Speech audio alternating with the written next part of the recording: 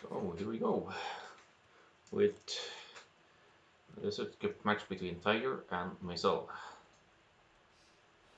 Tiger playing in the blue as students and Myzel in the green as Mayans. And looks like quite an open-ish map for Myzel here. It's far between the woodlines, but not impossible to hold, obviously.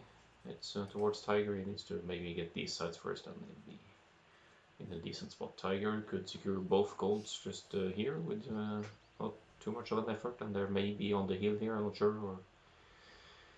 And he even has a back gold here, so Tiger wins the map hacks contest here. Fast forward a bit, catch up.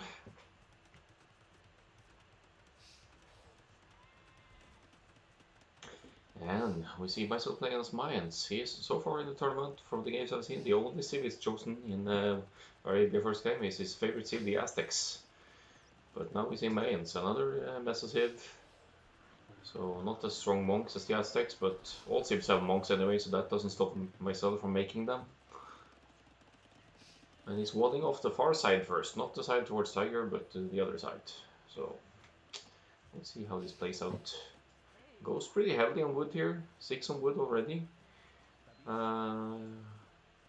So it's not always so easy to tell what Myzel plan is, because he always plays his games differently. And we have a pause. It's too late to call a re, so there must be some other adjustments to be made here. Let me just check the sound volume a bit. Meanwhile, I think it's slightly low. Hey, unicorn! So this is not my match, obviously. This is the Group B, which is like the 1300 and 1400 ELO range.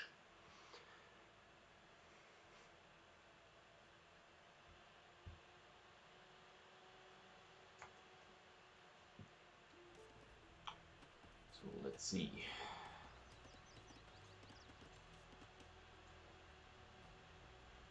So Myzel goes for the radio wall. Maybe he wants to do the fast castle mines. We'll see. And Tiger also a bit of house walling here, but he doesn't stress it just yet. So they got 2 on wood, and I would not be surprised to see him going for the stone tomb as he clicks up for the next stage. So, but Myzel has a back stone here, so should, unless Tiger denies it, he should be able to build some defensive towers against the potential tower share.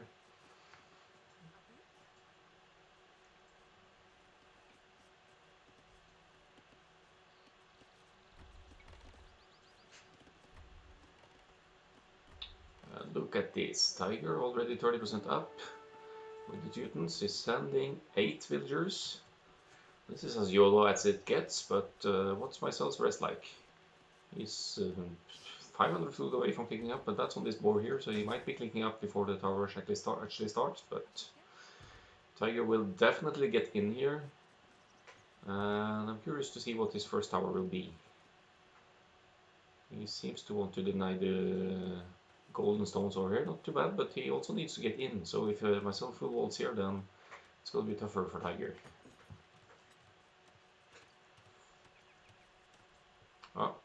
No, Tiger's move, okay. That's the pathing kicking in here. I don't know where exactly it's going right now. Are the winds going on, trying to go, oh, there he turns around, okay.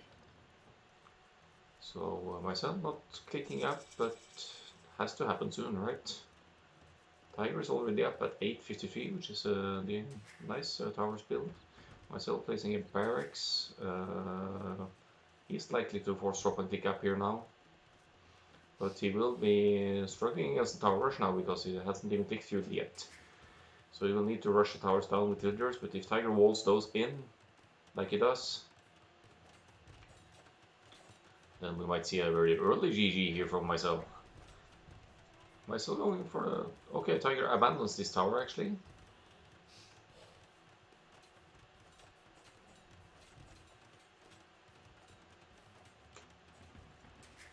He's also staying in Dark Age, Myzel. So he might be caught in a pickle here. So 1 tower up. Teutons can garrison twice as many buildings and towers. But it's already taken damage from hits from villagers and stuff. But of course this idling myself a lot more than Tiger, who is untouched at home and can keep producing villagers.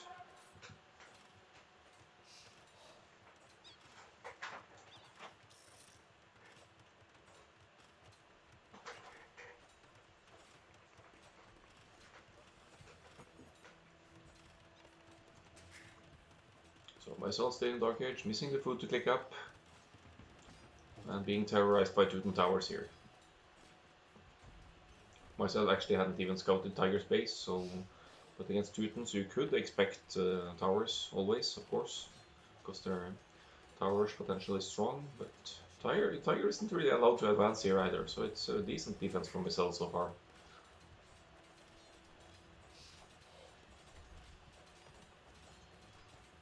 Let's move on to where you can see the villager count here. Tiger must have some idle time, I think, because he's been going up to feudal, and myself now at 29 villagers. Just keeps adding to his Dark Age economy, and well, he can afford to add farms soon, so he will be able to dig up to feudal and maybe go straight to castle. Tasha.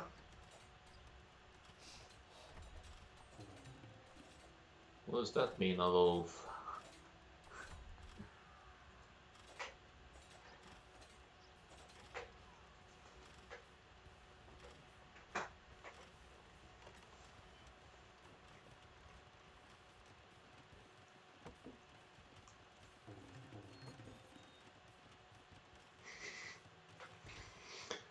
Nei.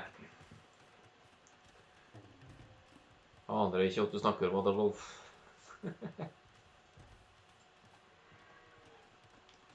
So myself finally going up. So he certainly won't be affording Castle Age right away, but he's taking the gold, which should be easy for Tiger to deny actually with a tower up here, but we'll see. Tiger sends more villagers forward as well.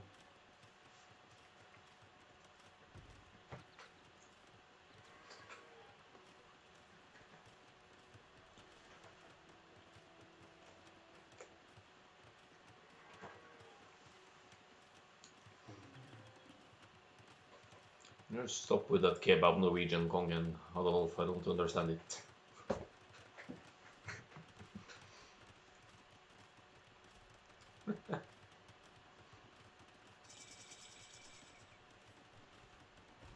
So it's fuel age for myself.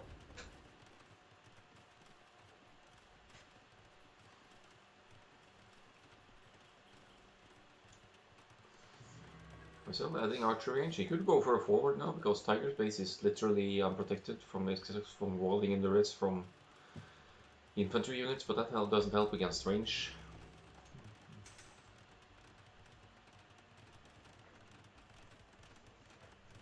So defensive towers from myself here. Did he? He must have bought the stone.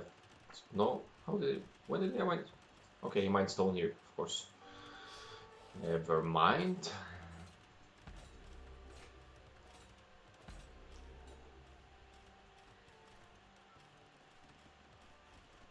And villager count closing in as well, since Myzel is going up. Yeah, very good defense from Myzel. He's up and he's protecting his economy. As I hasn't lost much. You can tell it from the villager count.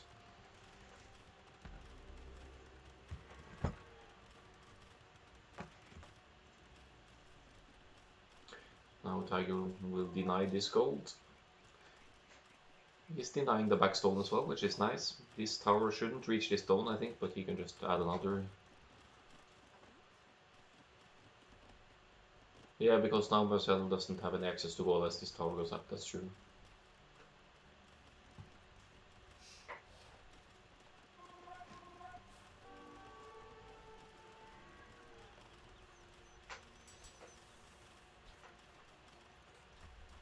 Tiger garrison, man. Okay, he wants the walls up, but...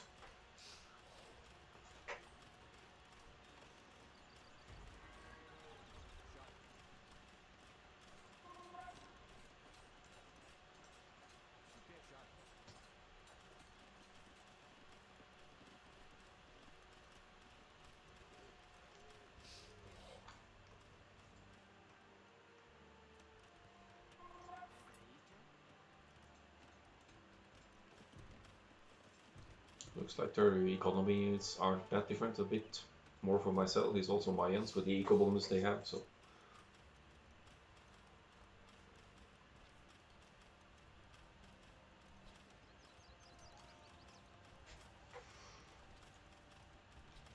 I mean, this Tower Kong, that's true. I think myself will catch him in his on this. Yeah, myself didn't play and pick Aztecs. It's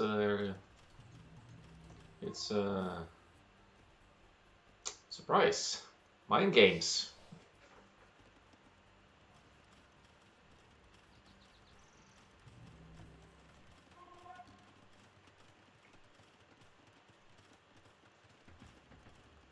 Mind games. Mayan games.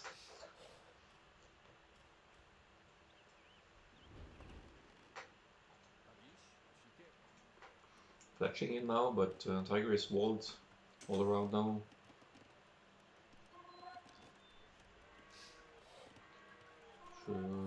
Should be tough to range anything here. Maybe this woodline. When he finds it, myself doesn't know much about scouting.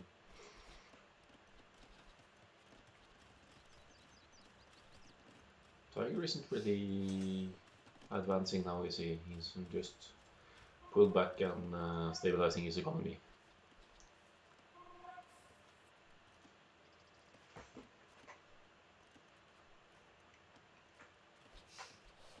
Chinese walls, only you do that, Kong. And that was later in the game, right?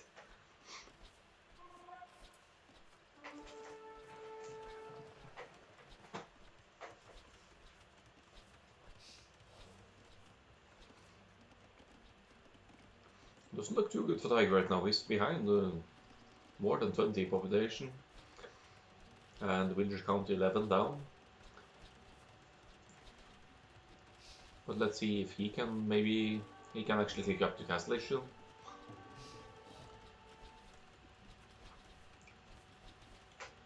You should try the Arena Bombard Tower wall, Kong. Or maybe Arabia Tower Bombard Tower wall, that would be something to see.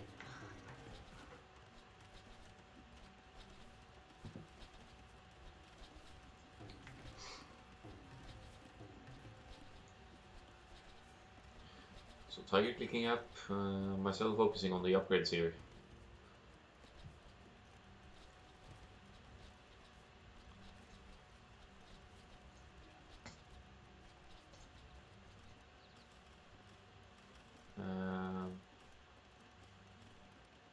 What?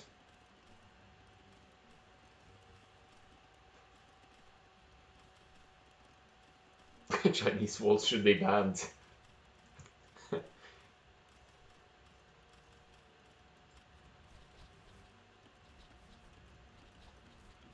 Well, if you don't use the stone for castles, you could Chinese wall.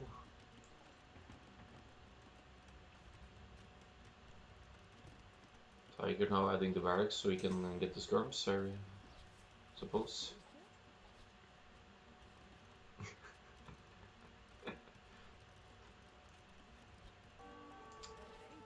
Thanks for keeping the chat racism free, Adolf.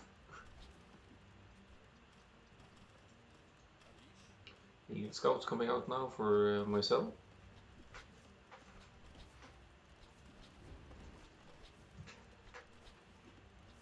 And he's clicked up. But what will Tiger do now as he reaches Castle H? Will he drop some siege maybe? He's dropping a stable, okay. Teuton Knights.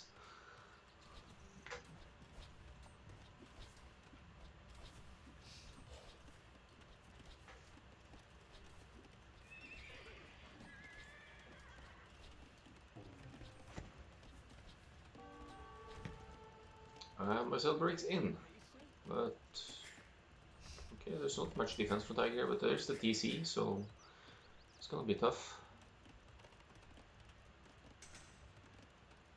Ah, the monks, the resistance. Good point, Alcolner. But that still wouldn't stop myself, right? Tiger adding knights now. Being a little bit harassed here, and there will be Castle H kicking in for myself soon, so let's see who gets the better push. Tiger's eco is like centered in one place here, so that's not ideal for him. He doesn't have an escape now right now. He's very heavily on gold here now. He's probably using the market a bit to balance. And the garrison here, yeah, don't let those guys just run in here. Wow. Did he get the armor already? Yeah, good. And quick walls failed here. But now the knights are raiding in Myzel's home base. So this could be devastating because all of Myzel's army is forward now. There's something in here. Yeah, one tower denies everything, right? But then again, he's been taking gold and stuff forward, so... But this is sloppy. This knight... oh, villagers fighting off a Knutan knight. I don't think Tiger has the armor yet, right? Or does he? Maybe they even got the +1.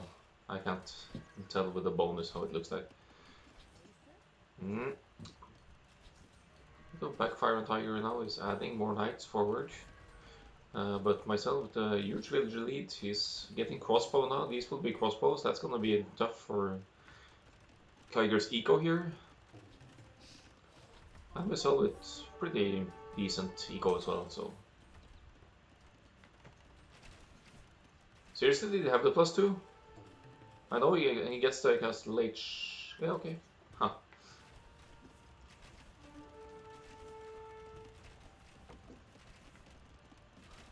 Well, it's not often you see villagers fighting down knights.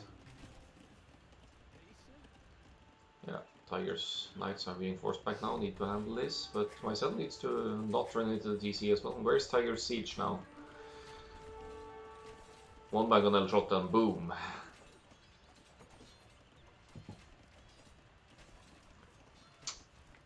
Looks like he was trashing the wrong guy here. Nice defense from Myzel, from the other towers, even in Dark Age.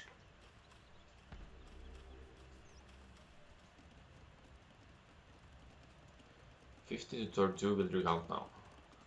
There's Tiger adding a siege workshop.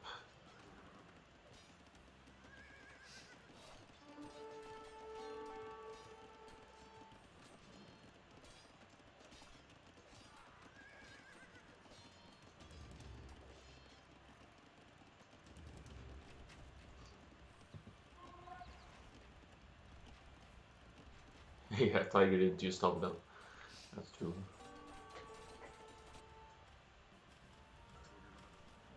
Still... You just can't really keep up production in the forward to be annoying. He needs to pull back home to defend. And Myzel is even going to the neutral gold now, so he has gold access. Tiger probably hasn't scouted that, no? So, Myzel, when is the monster gonna come up, huh? There are knights on the field and you're not converting.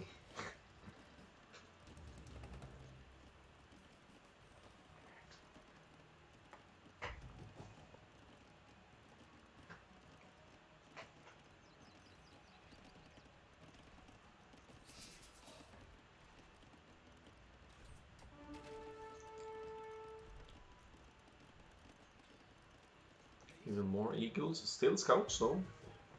Oh, no eagle warrior upgrade. I think Myzel is going for the numbers rather than the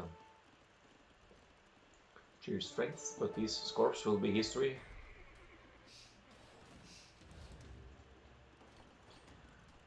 It's looking bad for Tiger. And as the monastery goes up, Tiger calls the GG.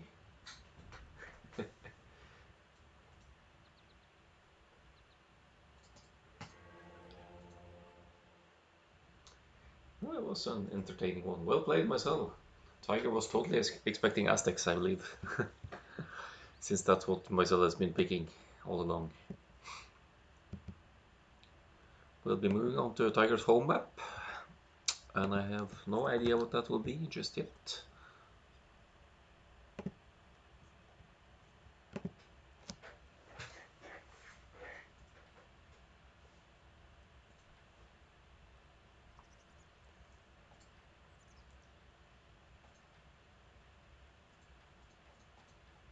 Zero units converted. Yeah.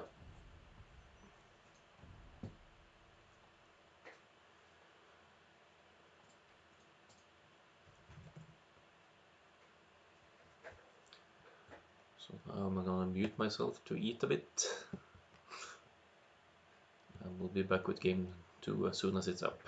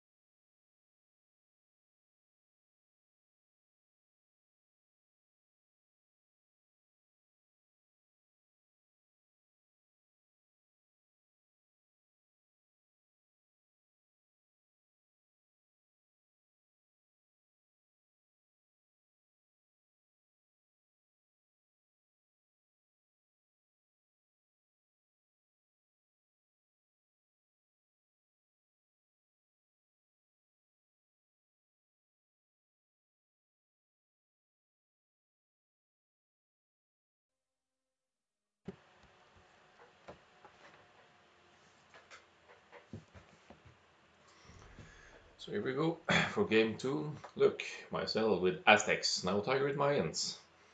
And the map is Dust.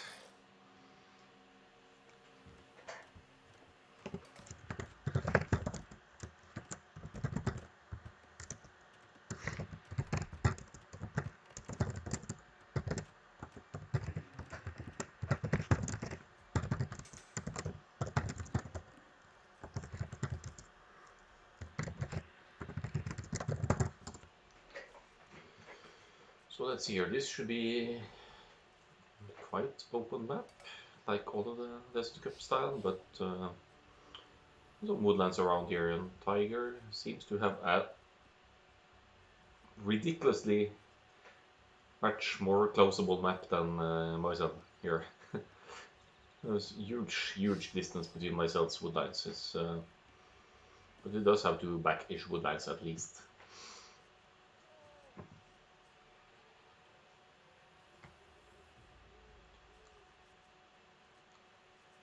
So the only thing, gold access for Tiger could be the issue, but he could even wall out here and he should be okay. So.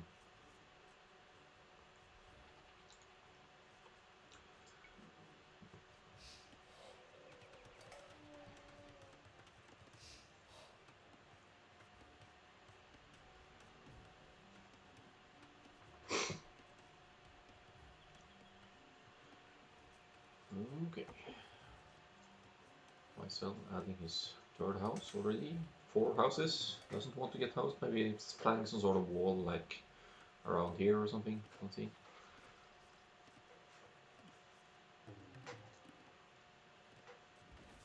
Tiger keeps stability though. He does start with the extra vigorous mines. And, it's actually only got 5 on food at the moment, does he?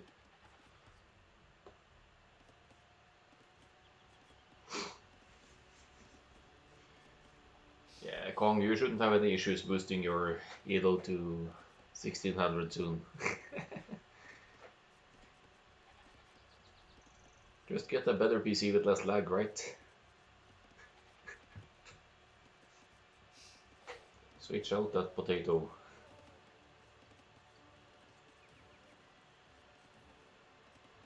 Oh, the map pool right now is just a joke.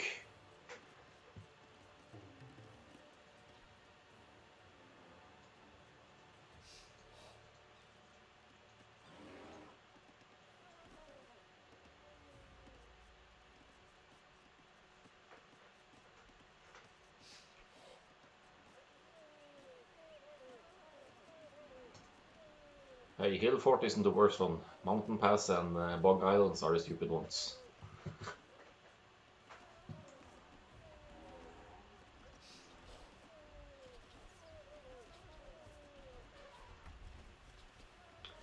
So Tiger had a little bit of idle time here because myself is catching up in will count.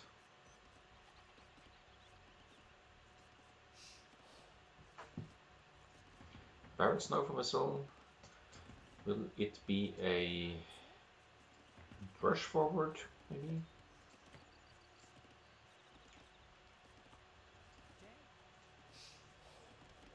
And Tiger also has the barracks up. And he's already producing militia, so he's going for the rush as well.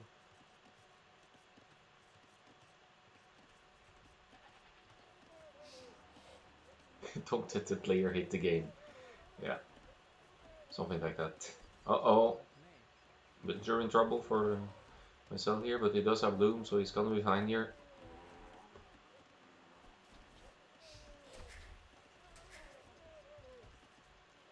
Why is not Elephant running back? Okay, good. And Tiger is taking hits on his eagle here. But he dodges, so he won't be losing it. Myself is scouting for his opponent now. He will find pick off skilled builds. Yeah. Yeah, but Alwolf, where's the fun in that? I don't want 2-minute games.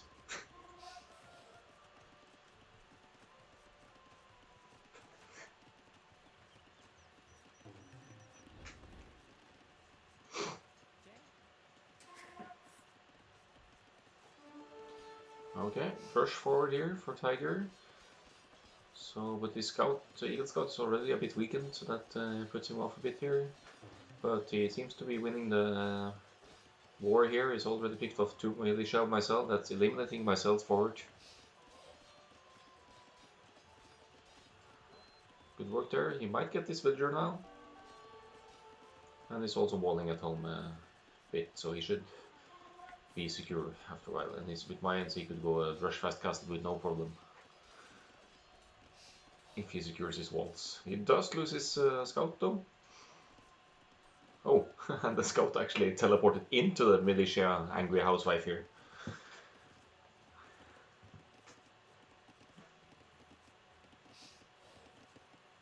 Myself still hasn't found Tiger because he forced his eagle back to help out in the fight, I guess.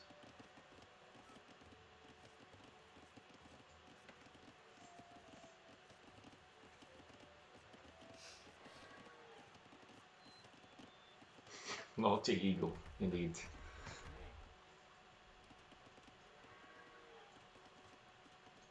So Tiger going feudal now. Yes, yeah, he's going to gold now, so it's looks like there will be a rush into archers or something then, since this isn't doesn't have the eco set up for a straight fast castle or rush fast castle.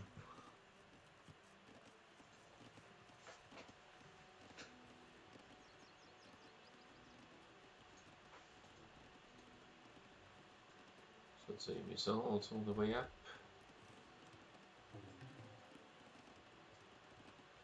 Going pretty heavily on gold right away.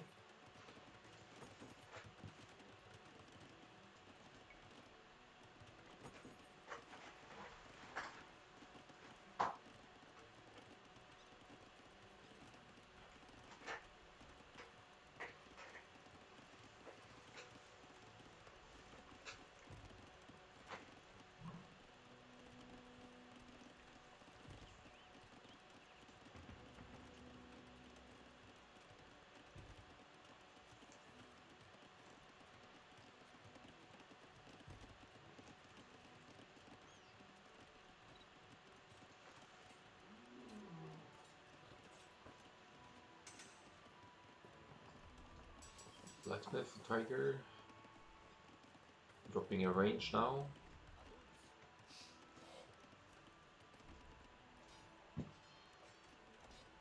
Quite greedy walling from myself here, but also why not just secure more area. If he has the time, of course you should go for it. Tiger's militia still being slightly annoying in his base zone. Village Scout then even. A few more KD for Tiger as he clean up Myzel's militia at the beginning.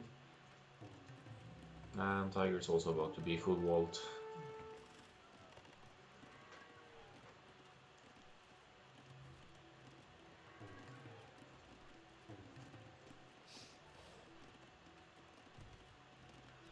Archers in production for Tiger, but Myzel going straight for the Eagles. So that should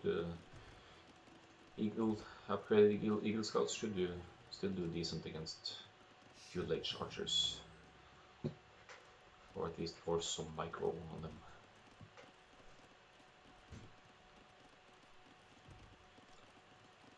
Tiger does know about it though, because he had his militia in the base here, so maybe he needs to think about adding some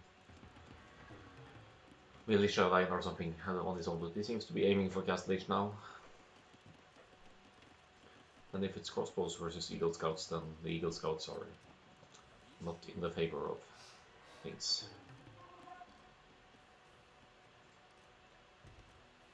Yeah, the villagers and populations are just dead even now. So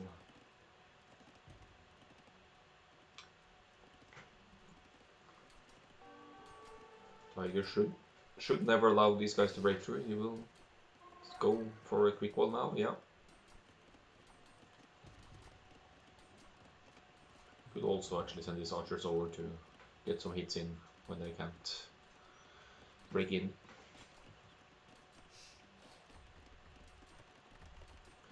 I don't think Myzel knows a lot about Tiger's base because he's been walled completely in. So it's a bit of a gamble to break in just somewhere when you don't know what's behind.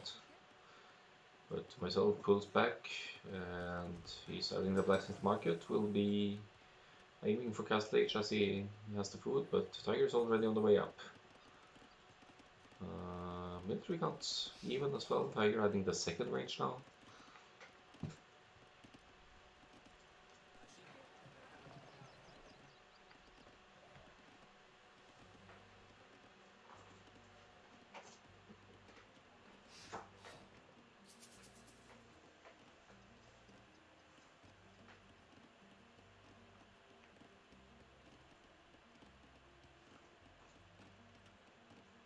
The score is wrong, what do you mean?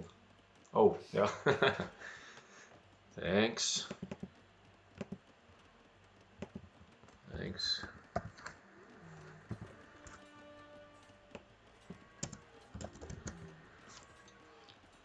You know I cheered for Norway, right? So in my eyes, Tiger was a winner, of course.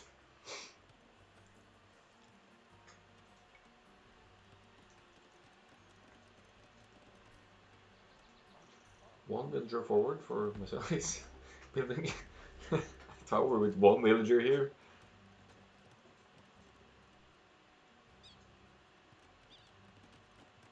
Fascinating. It would have been very, very easy for Tiger to deny that with the archers from behind his walls. So I don't quite see why he would allow that tower on this wood line.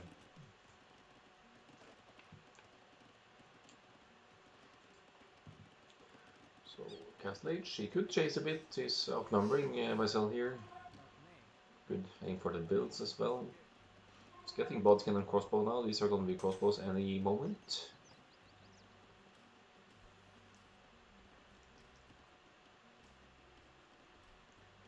Or will Tiger just go straight forward? He'll pick off the villain here, so let's see. Adding the second TC on the stone, so maybe plumed archers will be the play after a little while here. Or obsidian arrows, maybe.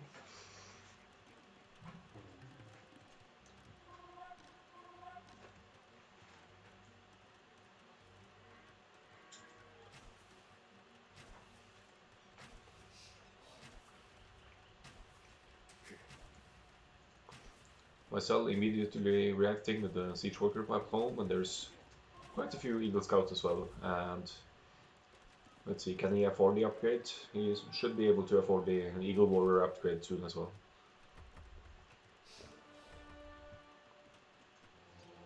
Tiger will get one kill here alone. Or, yeah, there we go.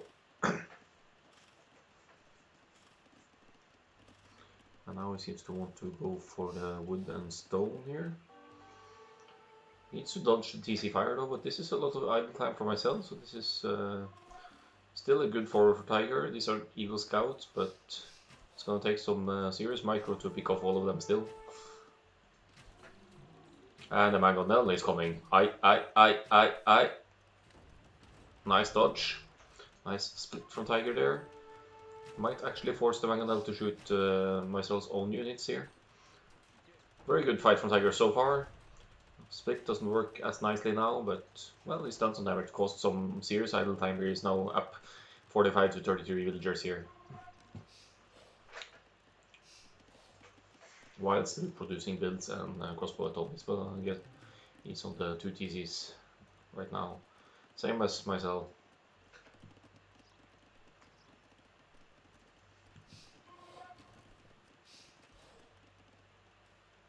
So now Myzel tuning forward is also adding monk. Or a monk for now.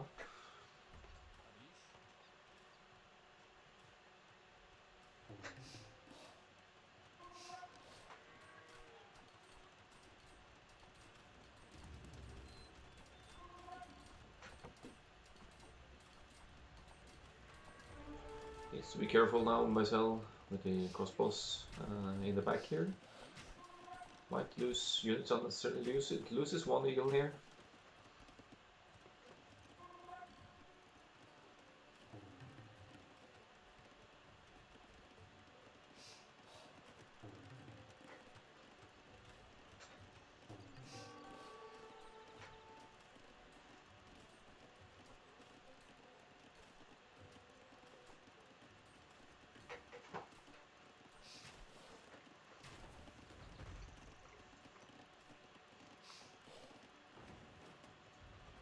So Tiger ahead, very ahead in villagers. Also ahead in army at the moment. But his archers won't really do much against eagle warriors in the equal-ish numbers. But nice Mangonel hit there, he weakens the eagles. And he is also able to defend against Myzel's forward Mangonel. Here comes a monk. Oh, nice Mangonel hit there. Weakens some villagers and kills one. Almost hit some crossbows as well. But now Tiger has 2 Mangonels out. 1 for 1 here, but Tiger has a new one out already.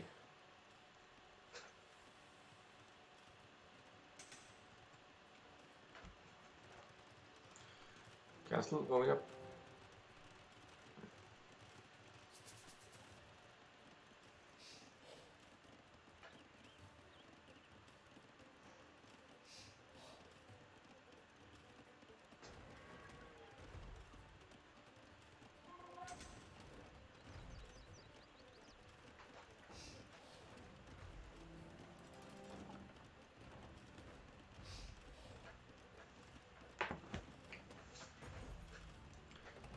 Tiger wants to get his woodland back here. He probably wants to place a TC here or something on the woodline, but then the tower needs to be dealt with.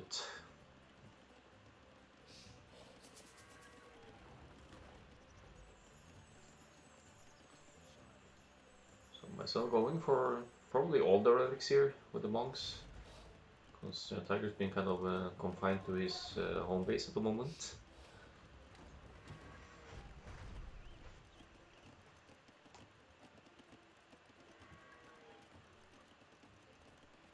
So look at the ecos. So Tiger with stronger eco, it does have more villagers overall, but myself is also in 2 TCs, is he? So that's a huge lead for Tiger, considering that he also has the military numbers. Score's pretty even though.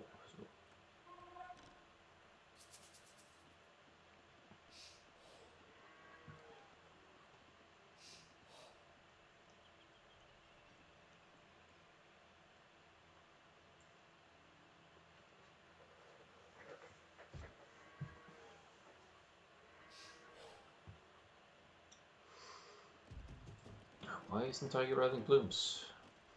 Good question.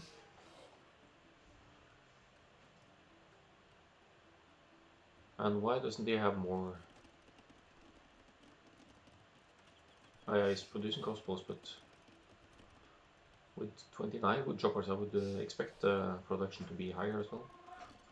Oh, but this could be bad for myself if Tiger intercepts it, because he should be able to snipe. So monks here with crossbows. Or mangonel for that matter. Okay, one monk. Just focus the monks down, I think that's the play. And the mangonel. 2, 3, 4. Yeah, all monks down. That's like 500 gold down drain for myself here. It's gonna struggle a bit more against the Eagle Warriors here, but some micro and he can make the best of it.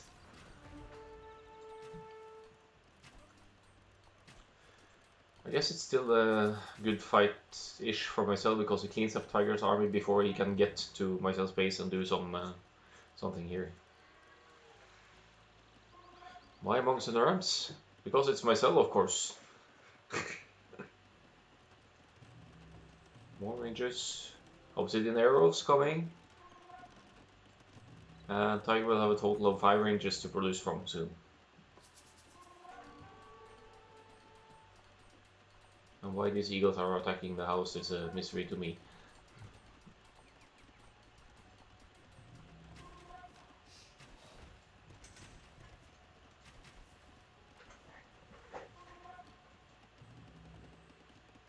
So myself with a 13 town center on the woodland on the side here. Tiger still on 2. But then again he's mine, so he's got the eco bonus to back it.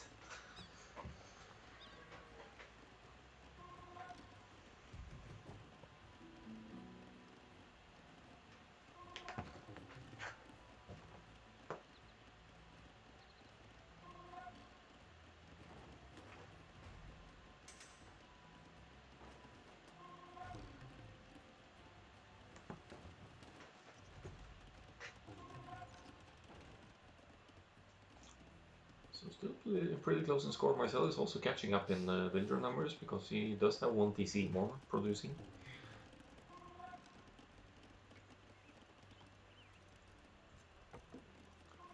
But Tiger reaching Imp quite much earlier than myself, even though myself is also on the way up.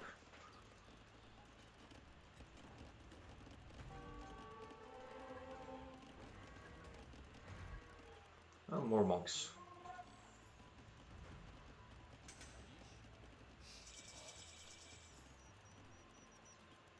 And yeah, plumes in production. No, is it plumes? No, it's monks. Looking at the wrong. So Tiger is heavy on stone, but this hasn't been making any use of the castle other than obsidian arrows.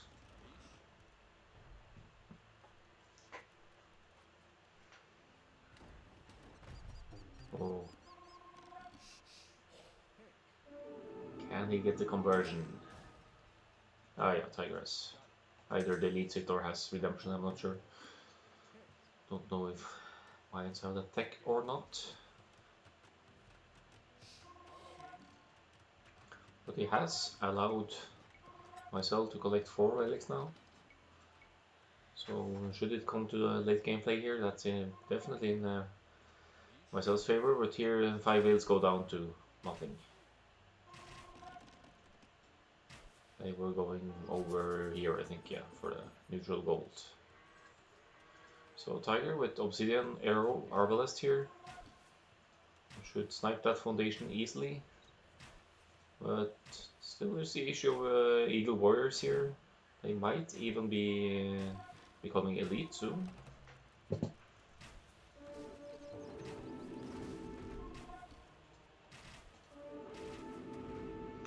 Well, he's got the numbers to one shot. That's very good.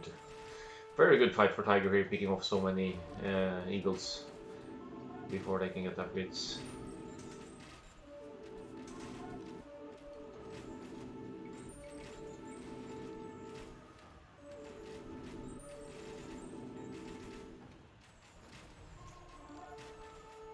But Myzel losing monks is just throwing away gold here.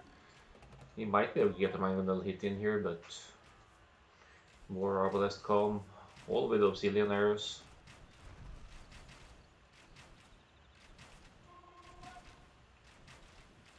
Forward siege for Tiger now. This is beginning to look like Tiger's game indeed.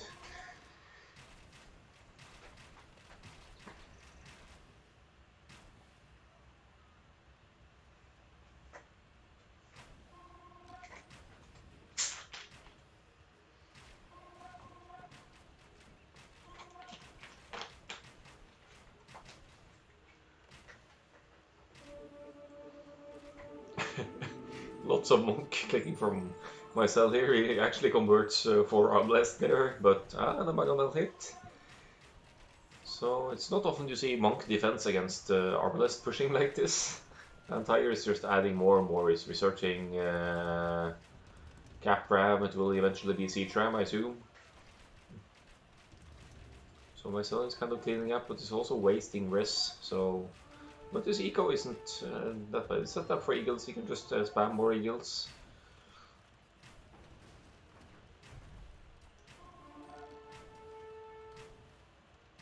But the Tiger with 36 military now, Myzel with only 8. Also the massive population need 20 more builds for Tiger, and that's even with the Mayan eco. And Obsidian Arrow means they can even take contest siege like this. So I think once the ramps come into the push, this is GG.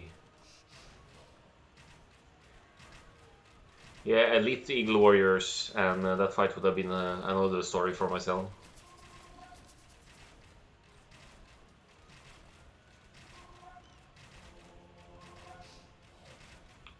Yeah, that's cute. Ram attacking the arms. So see, Ram is it now? I think.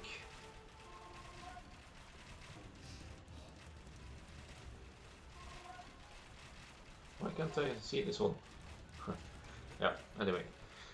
TC going down to Archer Fire now. Myzel at 68 with German, Tiger at 88. Myzel adding more monks and siege, but that's not really gonna do much, is it? Cap trams here.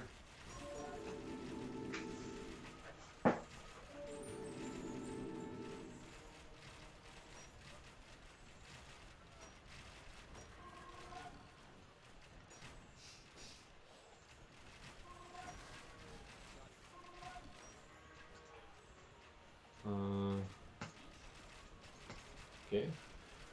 Seems to be something bugged with spectation here, so I can't really click units and see stuff, but GG.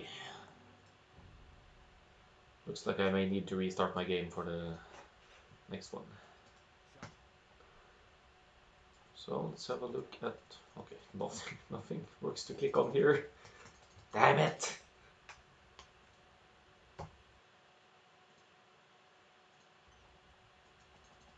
Oh. Sorry about this. I won't get to see the stats, I will need to restart the game. But it brings it to 1-1 for Tiger and Myzel.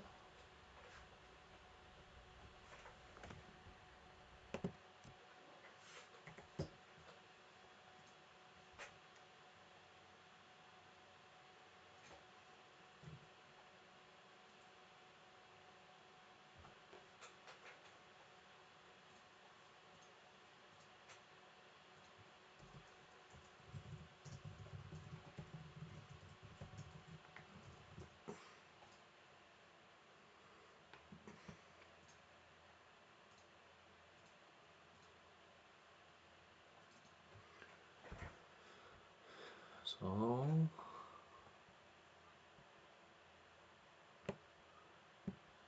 let's get the score updated. Now it's at least it's impossible to get his wrong Akkal-Knutan because it's 1-1. It's not impossible, but I'm not gonna get it wrong.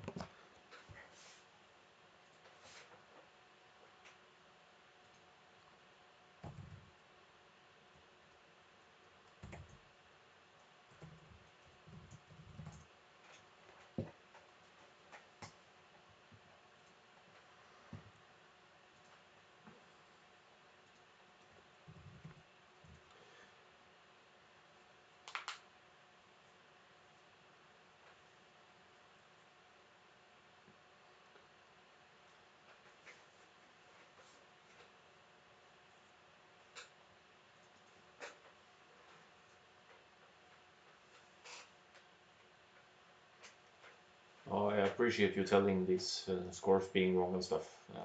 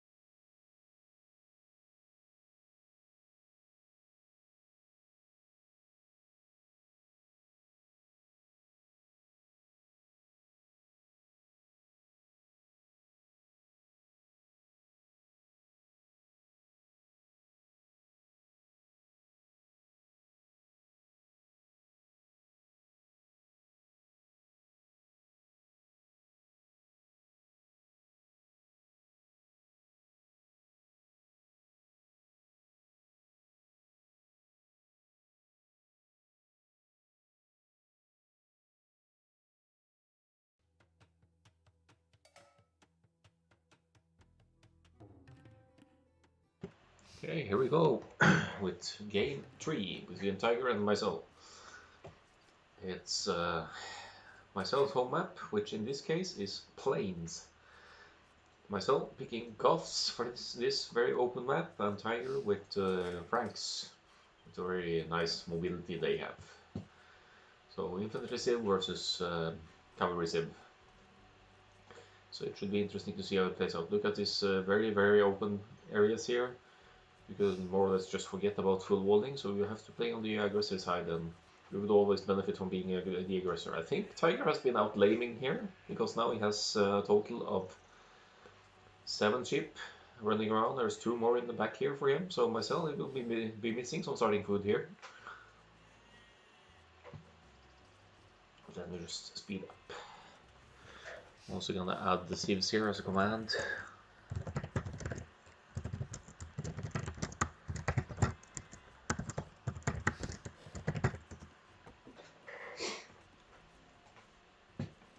Let's have a little bit of a look at scouting. Okay, I think Tiger just got lucky here since they spawned so close together. He actually got 2 of myself's sheep. I don't actually think for once he wasn't really intentionally laming. He just really got lucky with the spawns. He hasn't found this one, or yeah, he hasn't found this one yet. So, but still, that's 2 extra sheep for Tiger at least.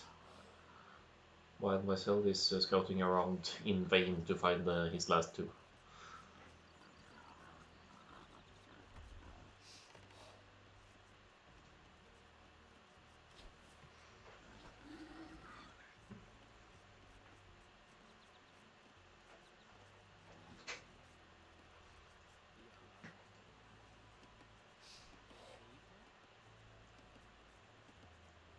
So only 2 on wood for myself for now. My Tiger is with 4 actually, so it's probably... Could be, of course, going for something else than scouts, but scouts is what you would be expecting from Franks, I think, especially on an open map like this.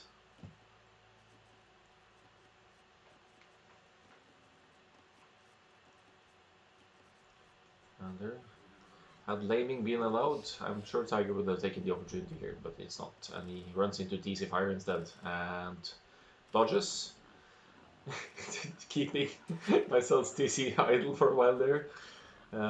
So nice little sneaky move there, disturbing a bit, and for sure causing some idle time for myself here.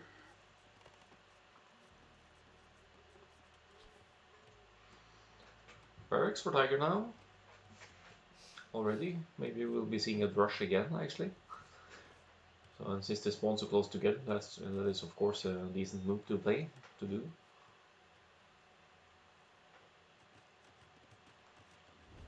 Then again, the damage will be limited considering that Goss get free bloom. But with the rush, of course, you're not aiming for kills, you're aiming to disturb, so we'll see how it plays out.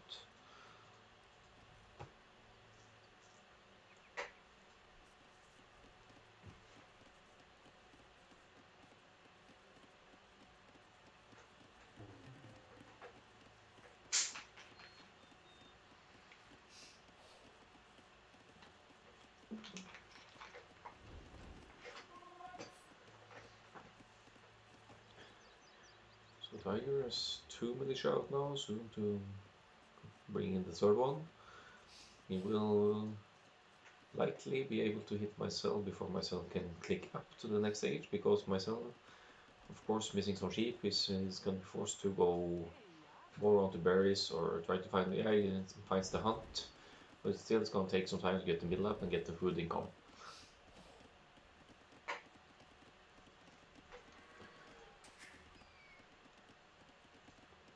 So here come Tiger's militia. I will be going straight for myself's food income, I think.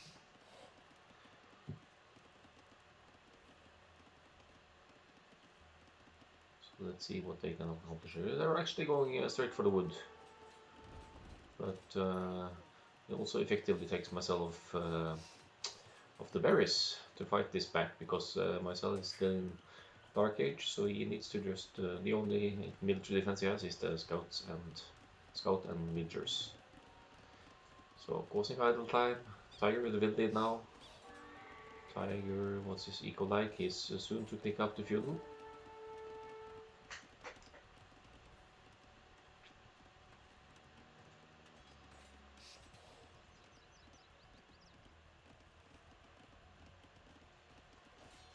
So very annoying play here from Tiger. Causing idle time and idle time. Now he's 1 villager ahead, but he will also be clicking up very soon.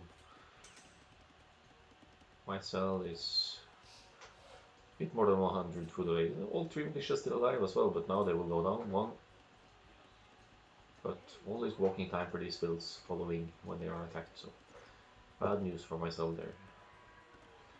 Should be clicking up soon as well, as long when these, he could even force drop from here and get the click up. But he seems to be aiming for even more villagers in Dark Age, which worked out very nicely for him in the first game. Oh, Tiger gets actually kind of unlucky there. There's only 1 HP left on Myzel Scout.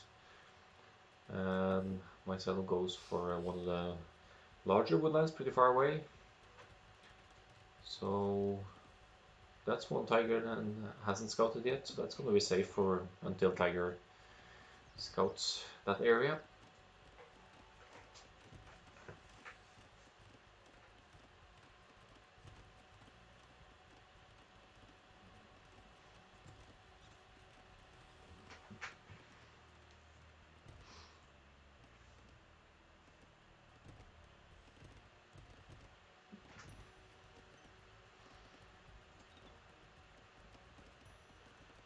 Tiger already pre-walling his core resources.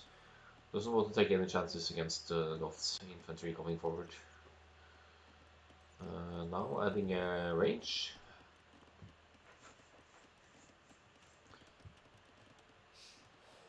Which is always a reasonable move against Goths if in feudal age.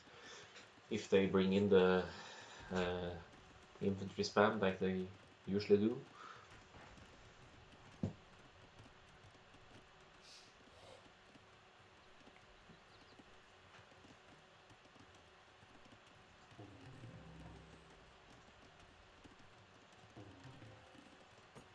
And Tiger with 5 on gold for that was actually going double range. And militia coming out for Myzel, they will of course likely become men-at-arms as well. But Tiger is already prepared. So.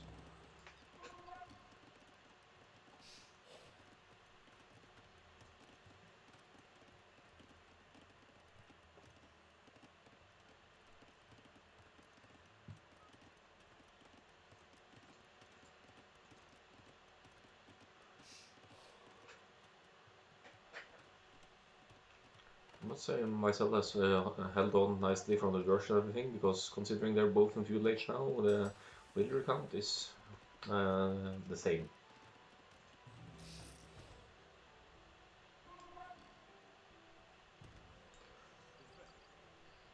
Tiger now with a few archers for him, probably maybe wants to... Seems to be looking for the woodlines on Myzel's sides or something. No fletching, just 3 archers going forward. Myzel maybe actually expecting scouts since he's added a spear here.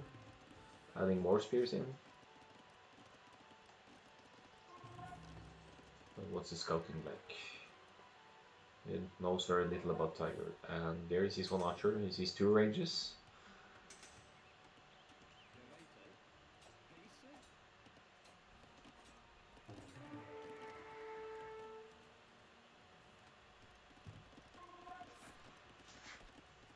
And it's gonna be difficult for Myzel to do any damage with only infantry units here. He does see that Tiger's units don't have fletching yet though, but now he will run into TC fire and have his infantry weakened here, but that's at least it's idle time for Tiger. And Tiger's archers cleaning up nicely here now.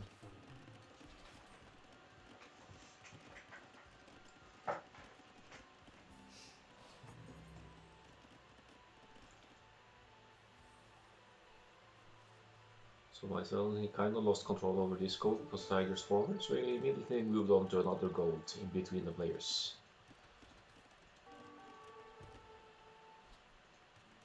A gold that Tiger actually hasn't scouted yet. But Tiger being pretty annoying here now, sending archers here and there and playing a bit unpredictably, I would say, as Franks, because from Franks you would expect mounted units like scouts or something, but instead he went to rush into archers.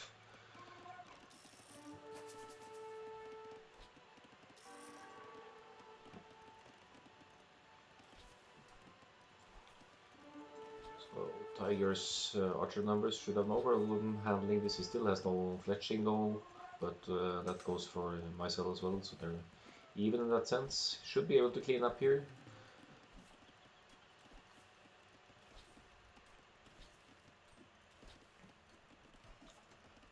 Good micro from Tiger there. Cleaning up his opponent's units without losing his own. Now if he might get lucky now, he sees the gold of course. Yeah. So there's 3 more wills down for Myzel if nothing spectacular happens here. Maybe he's able to save 1. Okay. Tiger. There we go. Gets all 3 villagers from gold. That takes Myzel off gold temporarily, but now he's back on the gold in the back here. But Tiger has some archers here as well, so they could go back here and be annoying. And even being behind the villager count, Tiger is the one doing most damage, and he does have a military lead, so let's say Tiger is in the lead here now. He's now adding a stable. So he will have scouts out to handle potential skirmishers coming out. Myself is sneaking kind of to the side here though. I don't know why they're walking in this direction. Maybe it's for scouting purposes, trying to find more neutral resources. He will find this gold.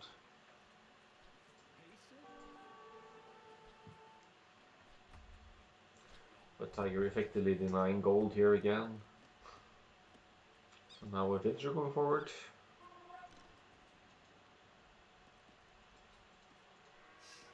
Myself sneaking a long way around here. Maybe you can get some hits on Tiger's woodland here.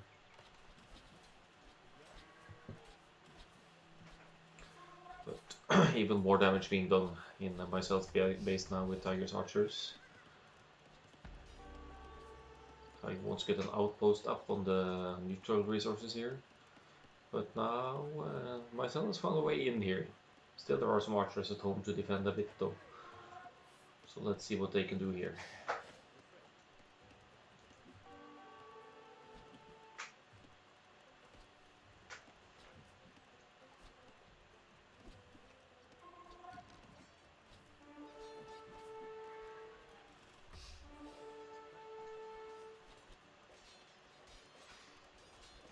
KD a little bit in favor of Tiger with populations quite the same. Myself and keeping villager production, and he's staying ahead in that sense.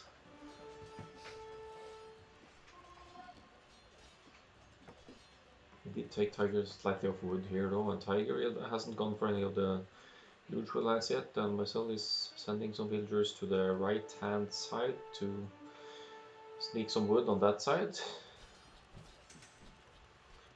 And it's also doing some damage in Tiger's base now on the Tiger's gold.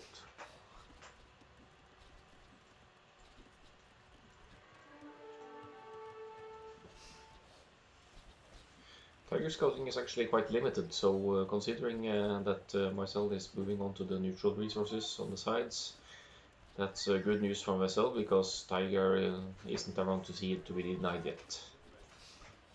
But once he gets to Castle Edge and gets the knights out, which he will do soon, he's up to Castle Edge now, then he will have the mobility to run around and scout out these expansions. Okay, they're literally identical here now, but that's quite a few men-at-arms lost for Myself, so I think his gold investment, or at least especially his food investment, has been much higher, so he's nowhere near clicking up to Castle Edge at this point. He will be staying in feudal for a while longer, but he keeps selling farms, keeps selling villagers. Also adds more barracks, so once Tiger gets to Castle Edge with the knights, it should be easier for Myself to add massed spears to counter the early Castle Edge rush.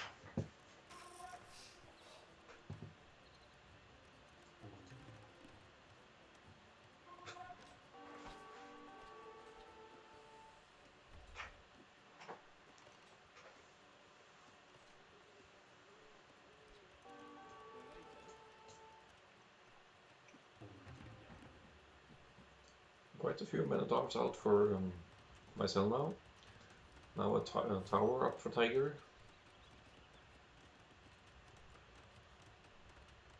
He might want to... Okay, he's going for the resources, but he's being quick walled out here.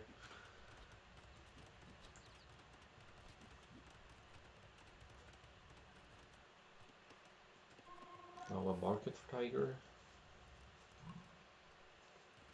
He could sell food to get more gold for his knight's production.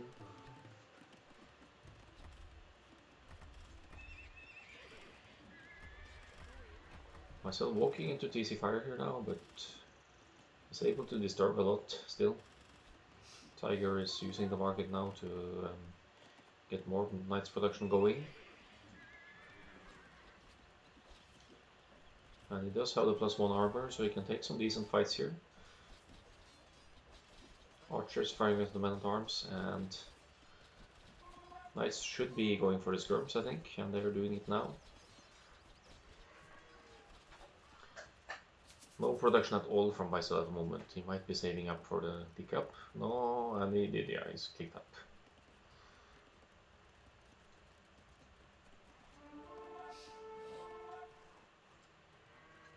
So military counts are dead even, but myself producing spears from 2 barracks now, so he should be able to take these, but I think he has the +1 defense as well, so... Tiger getting crossbow, which I think he... yeah, the crossbow is in. So crossbows against spears, it's very good counter using crossbows there.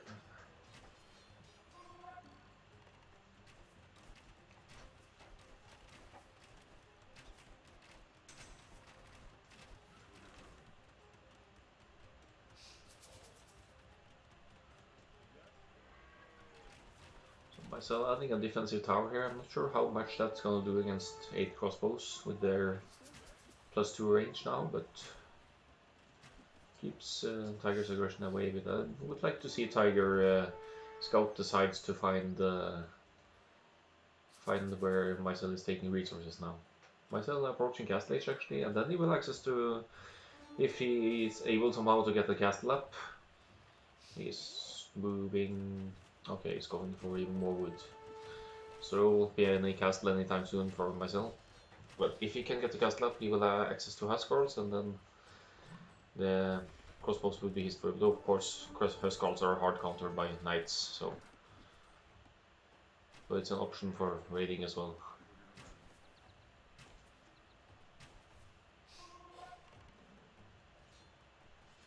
Pikeman coming in for Myzel now. Tiger keeps adding knights. And Myzel extends to the sides again. Is he adding a TC maybe now? I think so. He can. No, he's missing stone for a TC, okay.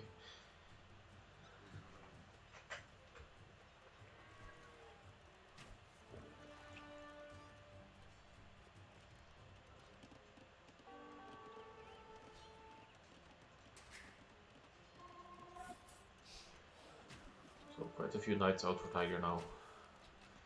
Even with just a few pikes out, it should be Tiger's fight to take this one. And he still has crossbows in the mix to target the pikes as well, so he could get away with a minimum of losses here. It's a military count 16 to 5 now. If Tiger somehow can get some siege forward to clear out production here now, then I think the GG is very close. But Myzel is rebooming. He's adding farms to the mill rather than around the TC here. And he's pretty much given up on his gold at home with the Knights raid coming in. He's just using the map's neutral resources instead, and seems to be a good move because Tiger hasn't scouted anything of it. Tiger is focusing on Myzel's main base.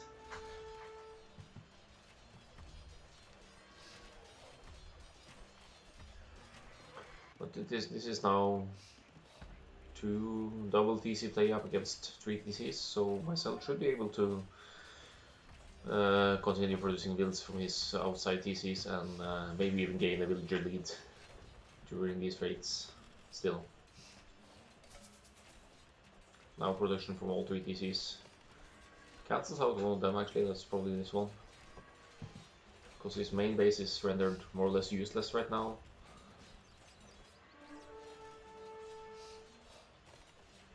He's making only pikes for now, but Tiger could still add more crossbows, and here's the forward siege.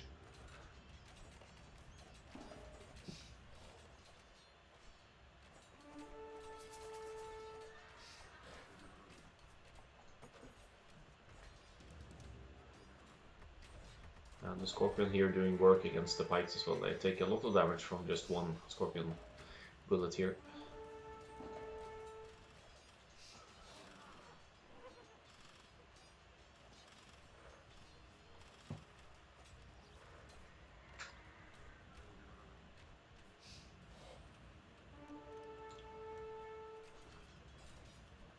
Myzel successfully cleans up Tiger's military again.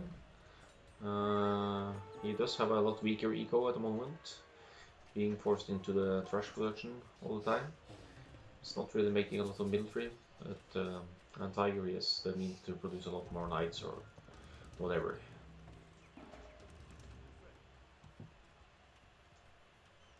Now I think Tiger may he's expanding to the sides to try and find where Myzel has gone. So you will find this side base here. There's the monastery again. Goth monastery.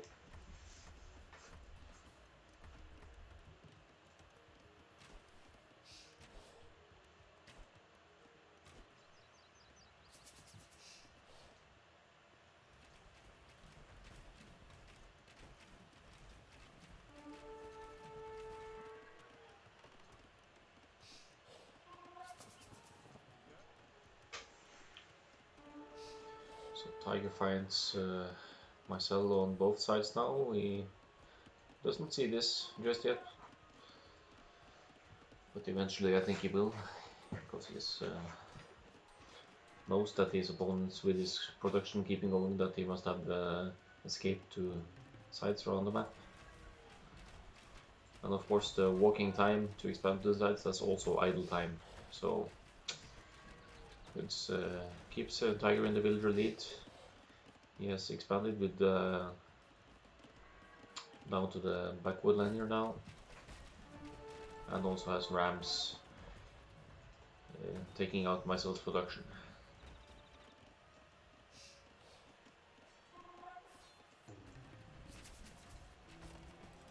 Wants to place a forward castle now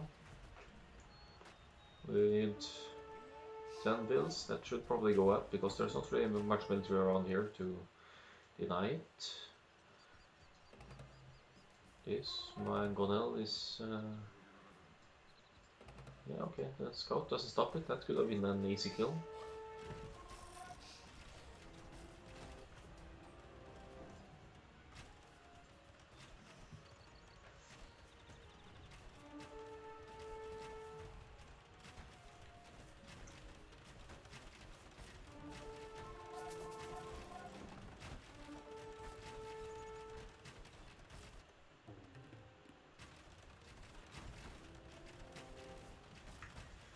Looks like Tiger is taking full control of his enemy's main base now. That means, well, he could rush down this gold as well, but that's inevitable to come. He takes out the TC very soon. Should Myzel add more pikes from anywhere now, if he has some production at all? I don't think he has any barracks right now. But with the castle, Tiger has access to throwing X-Men as well, which is a counter to pikes. So this looks bad for Myzel. He's adding a Goth cavalry archers now. Okay.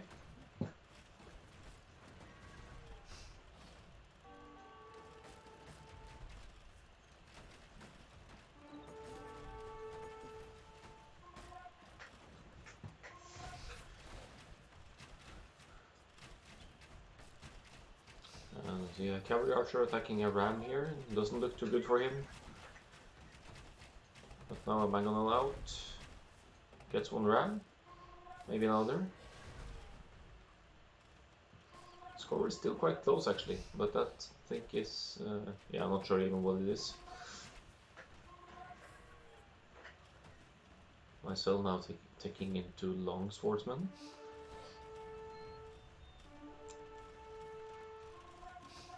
And adding a TC on his main gold now.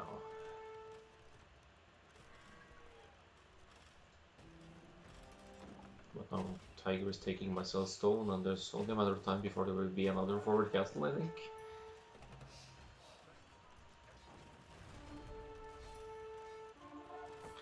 And there's a castle on one of Myzel's side expansions, and he's forced to move away again. So more walking time, it's more idle time, even though it doesn't show.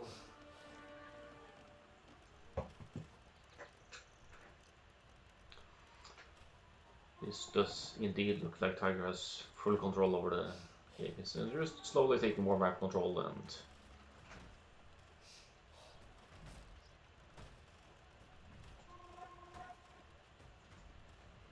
yeah, even X-Men out now. So should there be any pikemen, yes.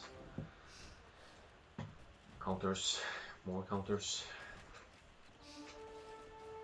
I think Tiger will move over to this side base now.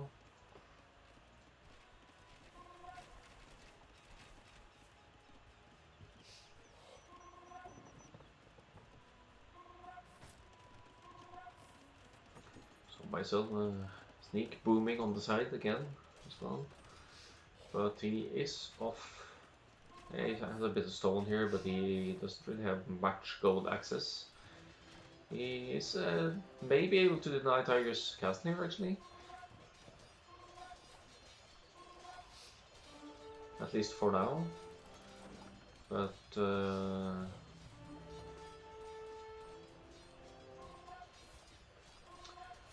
Tiger should be able to redispose his army, and I think he may be putting his crossbows over here now, but they break in. They could do some bad damage to Tiger's main base here now.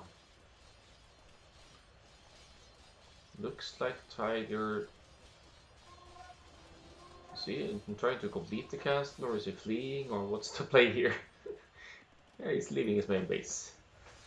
So he's taking huge losses here.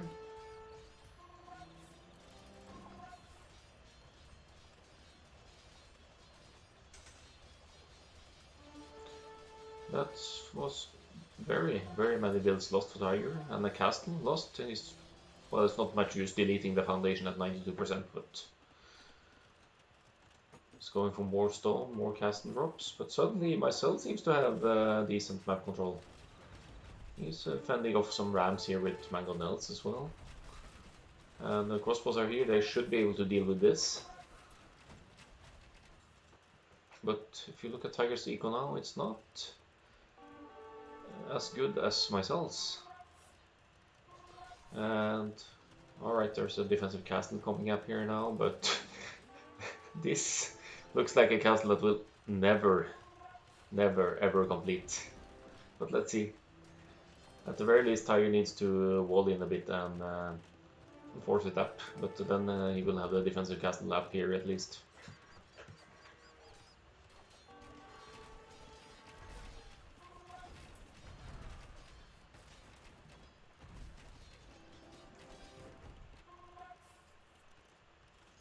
Yeah, it's pretty much becoming a base trade here. Tiger is taking over Myzel's res, but Myzel is taking Tiger's former home base, at least to some extent here. Throwing X-Men doing work here against the pikes at least, but at least no Aztec monks. True.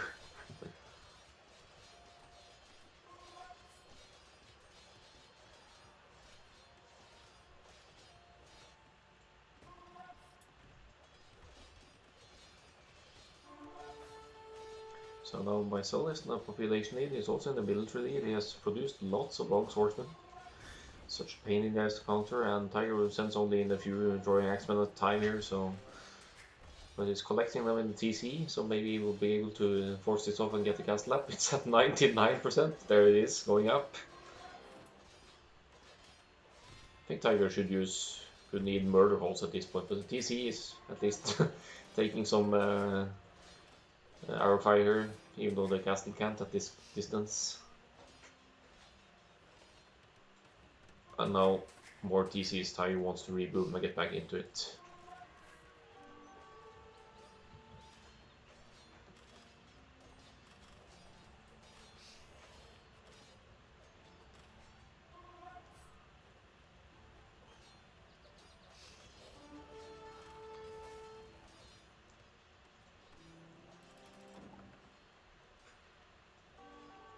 Look at this spam. It's actually only four barracks, some rams here, a monk somewhere.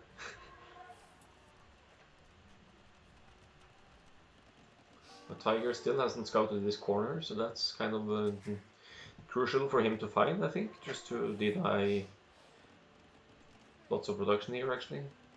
Monastery for Myzel, if he takes the relics he will have gold income. So it's literally taking every corner of the map here, and it's really playing the map as it should, I think, to take the neutral resources as you don't start with that much around your base.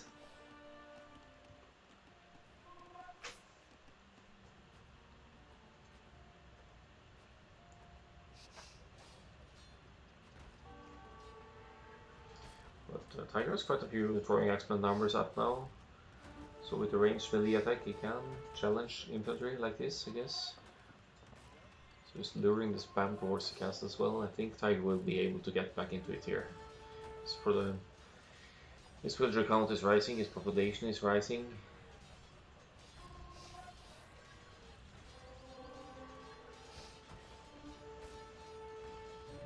So the ranges go down, but that's no big deal at this point actually. KD is very similar here, it's like 200 to 200 now.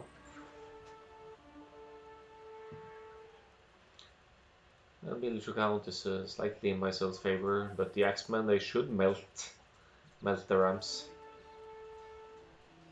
Let's see.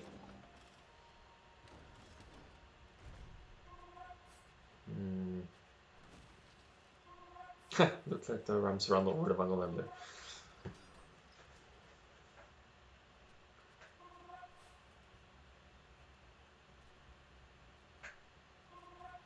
Myzel actually giving up a bit on the push here.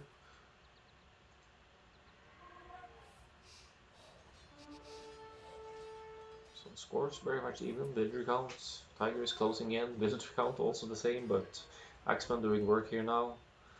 So if Myzel doesn't add any more Mangonels, he will have a little bit of trouble fighting this back.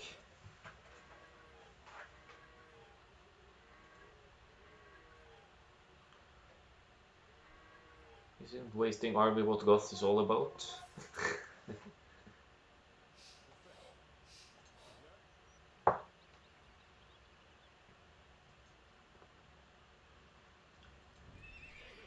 So Tiger taking into Lightcørbo now. Maybe he will finally find the other expansions. So he's scouted this side now.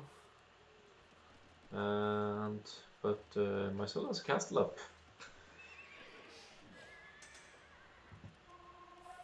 And Myzel still has safe gold in his old home base as well, so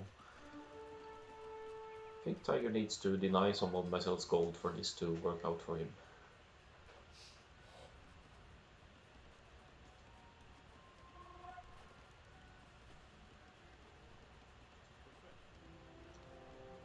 Which battle?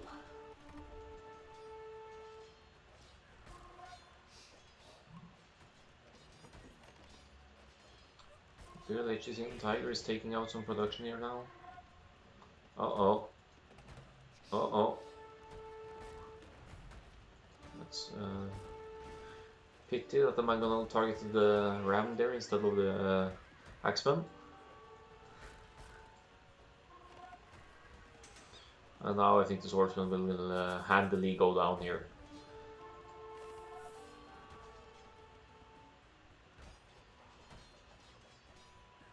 Oh. Oh, nice dodge from Tiger.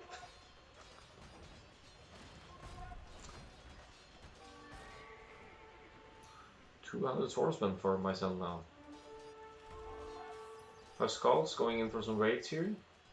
On both sides actually. Tiger should take some losses here. He does have some castles to protect, but there's Pascal's and they can tank a lot of fire, so seem to be taking out the 200 swordsmen here though.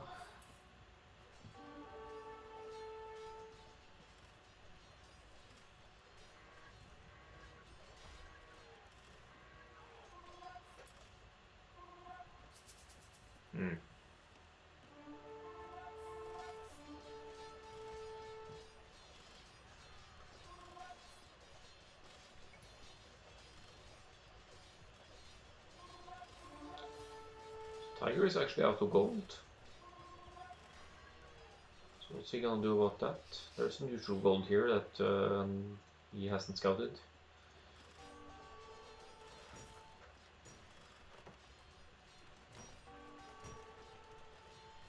Yeah, I think it has to be Myzel's game now, because Tiger is running out of gold, and what can you do then against this endless spam of Huskarls and Swordsmen and Rams and...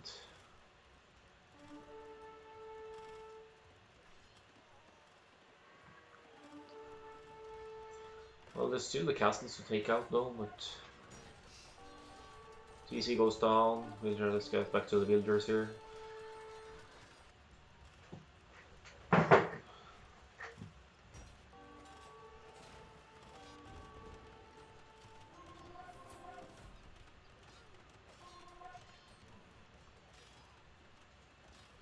63, 61 to 101 here now. Tiger is forcing up castles. So, but there's a limit to how much castle defense can do when Tiger's in Castle Age and is behind against a Gulf player in Imperial Age. One castle gets denied here. Tiger should be able to clean up though.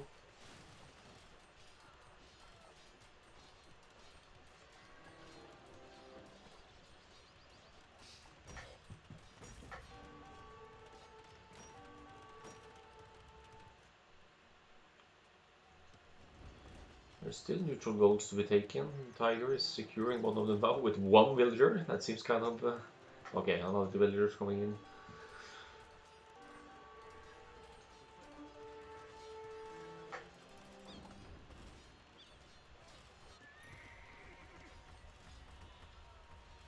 But myself with a huge military lead now and just keeping up the production. Double the villagers now. Let's see at his resources. It's also nice, he still has gold income. And of course the extra pop in Imperial Age has gold as well.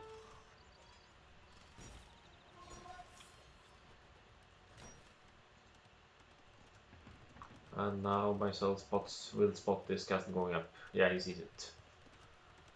Let's see what he does about it. So just send the Huskarls in and deal with these builds, and this castle will be denied.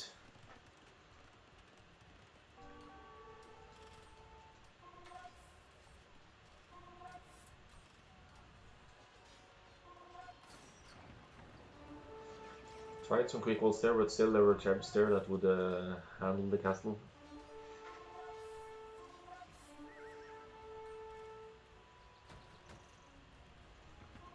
Tiger still tries to push on some sides where Myzel doesn't, but Myzel has control of the corners and the sides. He's really, you have to hit him at all these points to have a chance now, I think. Tiger's isn't in a position to do that at the moment.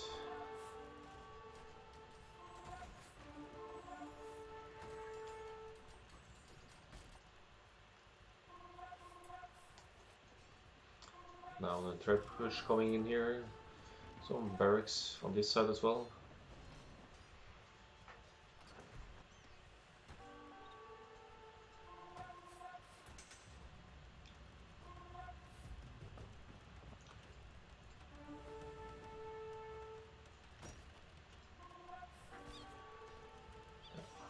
The Tiger's eco is in shambles, and I think he will have to call the GG soon because he doesn't have the means to produce a lot. He's producing Axemen, of course, but he's being out militarized by Myzel here.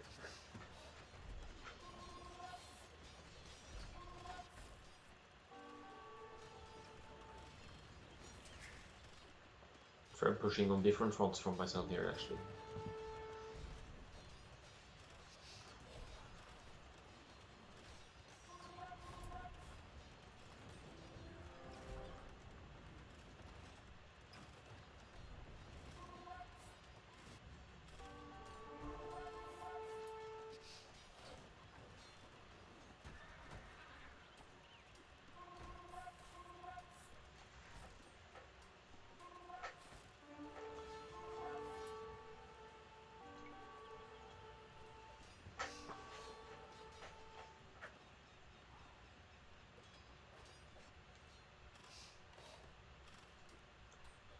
Now only one castle producing for Tiger. He is essentially out of resources, and his opponent just keeps spamming.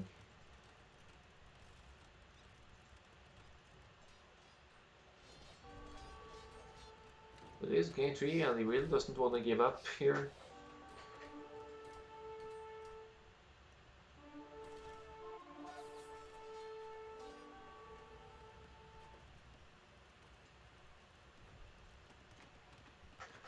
Now tries to secure the side gold again.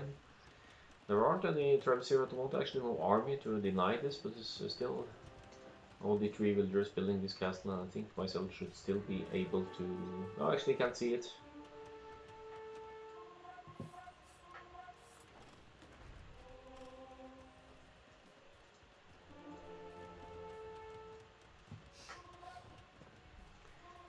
it's 117 to 42 builders now. Myself almost pop cap. Tiger at 60 pop. Even champions are into myself now.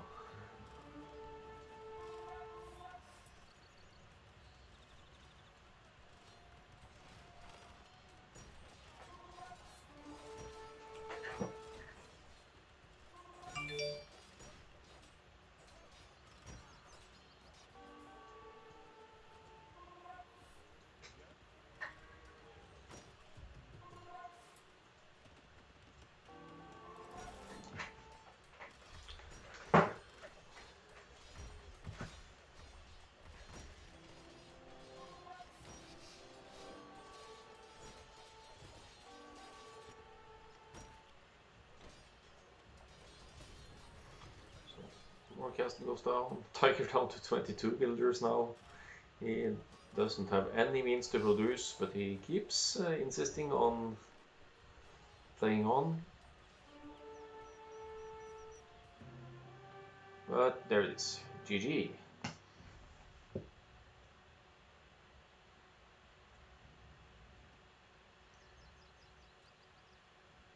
So I think the key moment here is that my son, when he was attacked at home, he expanded to the sides where Tiger didn't scout for a long while, so he was allowed to collect resources and keep his production, even though Tiger was pushing and thought he was gaining the lead, which he essentially was, but he wasn't obstructing everything. So very good map awareness of myself to scout neutral resources and make use of them and turn the game around. And Goths in Imperial Age, that's a tough one to match. So KD 500 to 400-ish. More kills for Tiger actually. But myself with more resources collected. Here are the uptimes and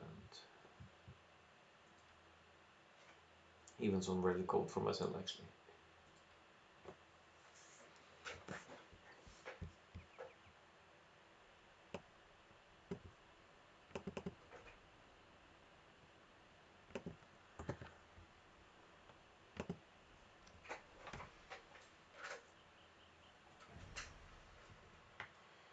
So let's update the brackets here.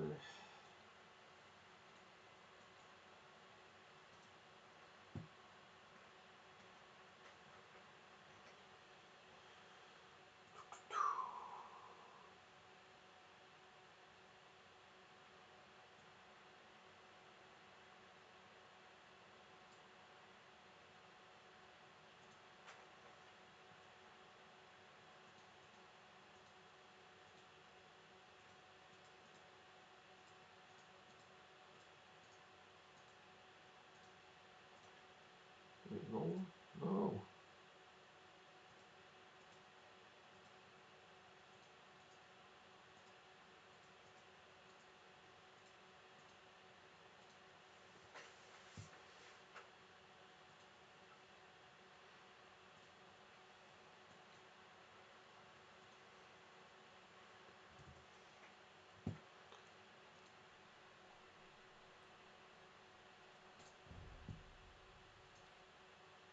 Oh hey, can you fix the numbers for that other guy?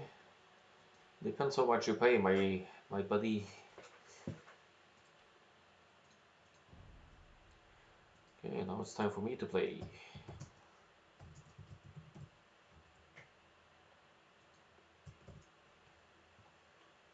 Yeah. I'm not sure if I can accept that. Oh, per point. Okay. Okay, okay. Is it hidden sieves? I need it to be hidden sieves. Hidden sieve.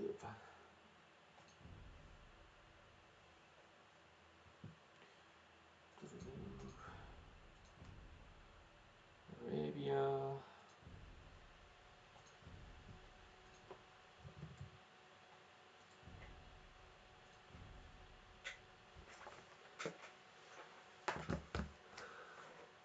An offer he can't refuse. Yeah, I don't know about that.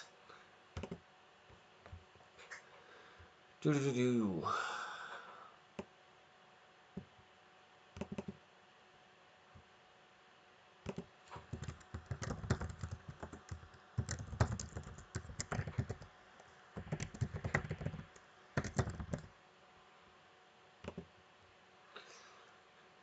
Where you fetch my fish. Yeah, that's true. True. Do I need to be scared now? I got one. No idea what it's called in English actually, but I got one abor in the end. So it was nice. Very, very small, but also tasty. The little food that was from it. Perch fish. Yeah. Okay. Cool.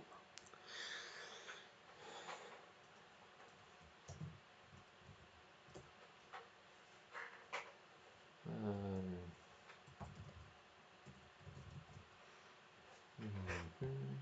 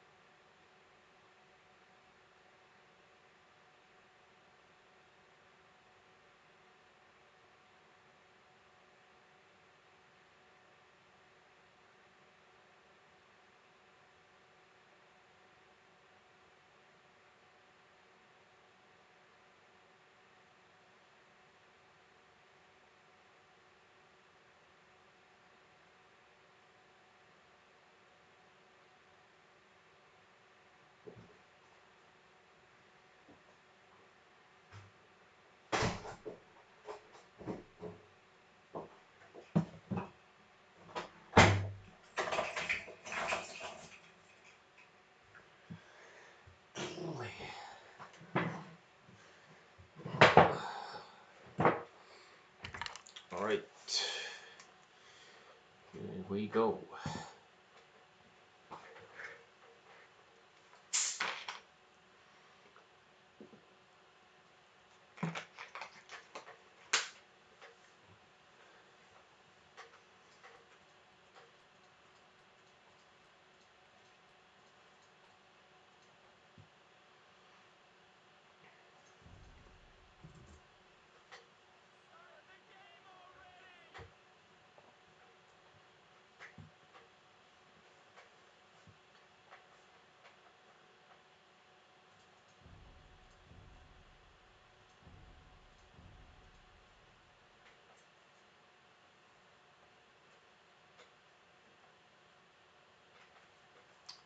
So it's my turn.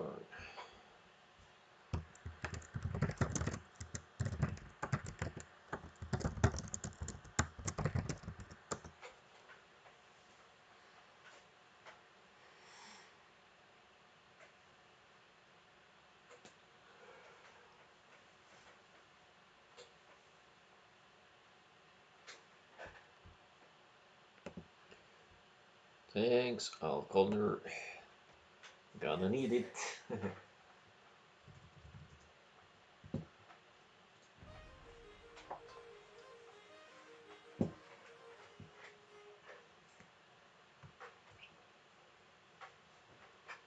Tiger-Myzel. Okay.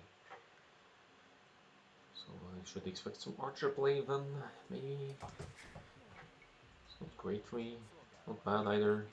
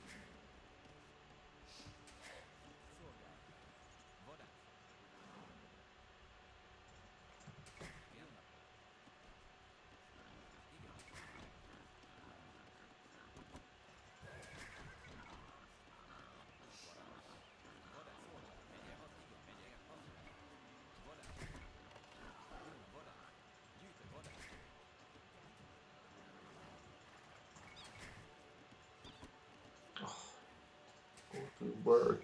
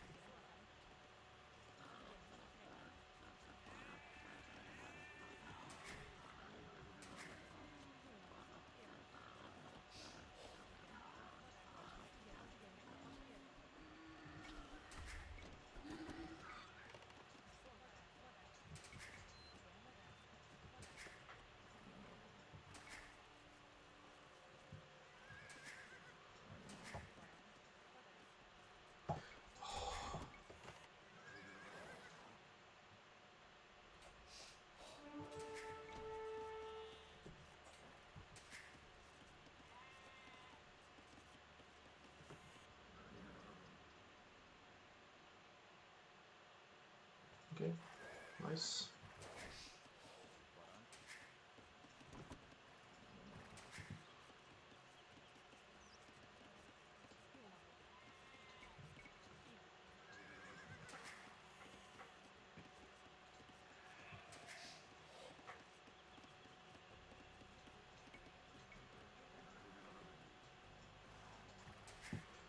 Thanks, guys.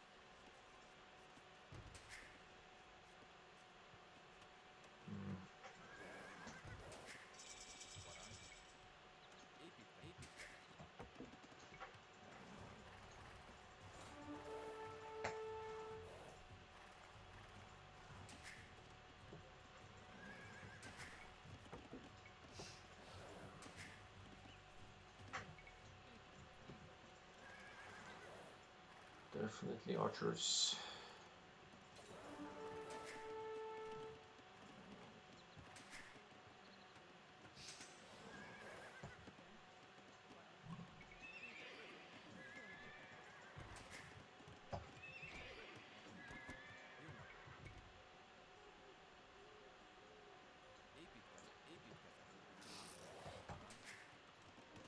Damn it.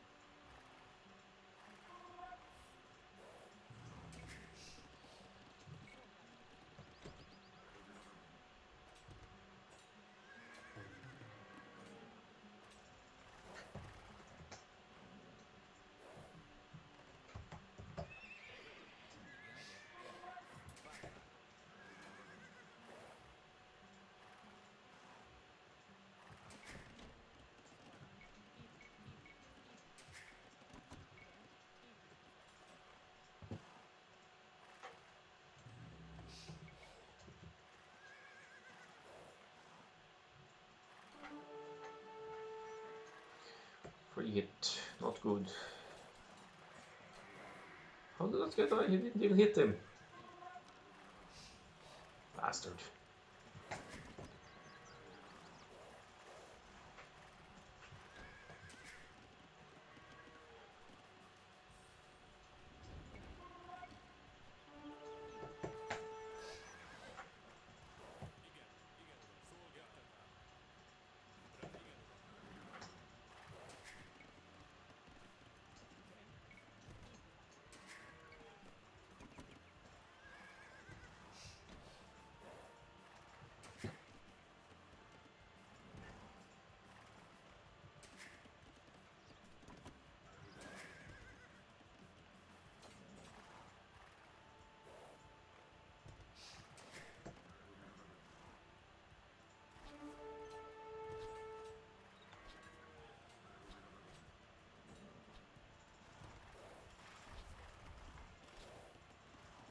Stupid spearman.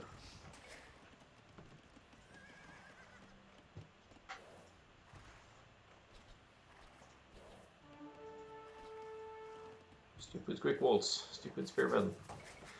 Grr. That's fine. It's an investment for him.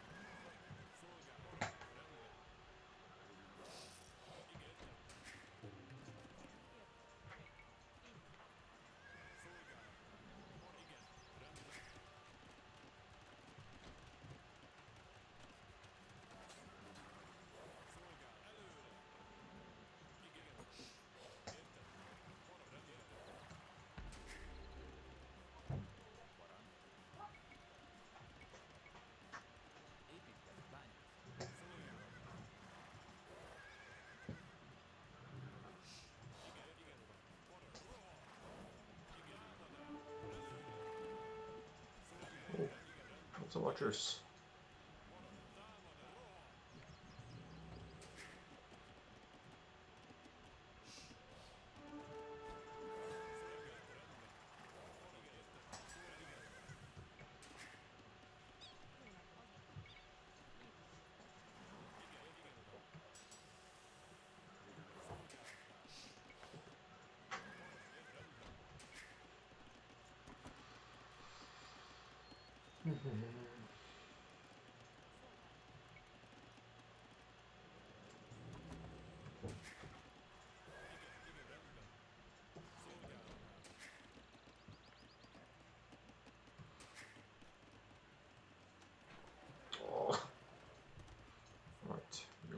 forward villager, I guess.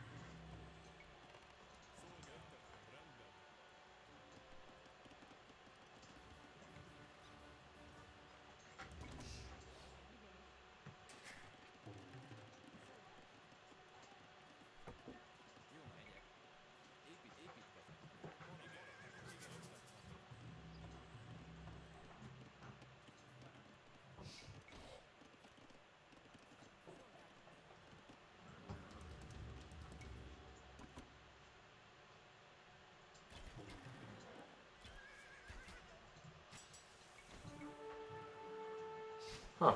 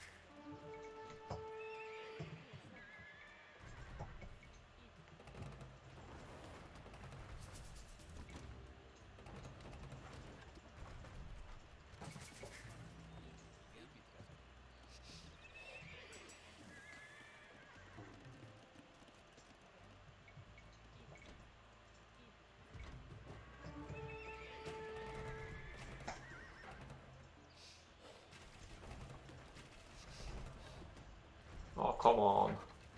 Yes.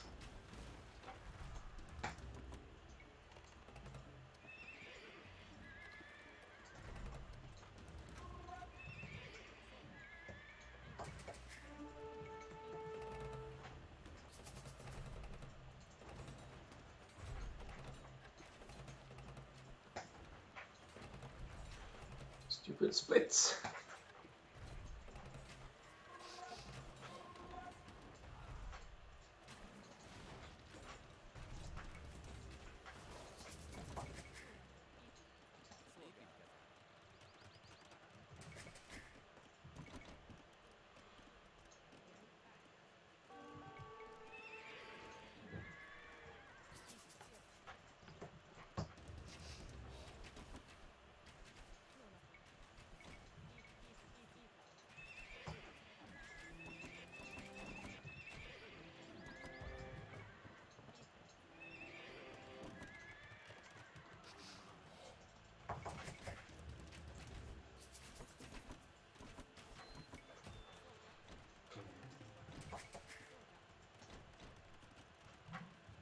Damn it.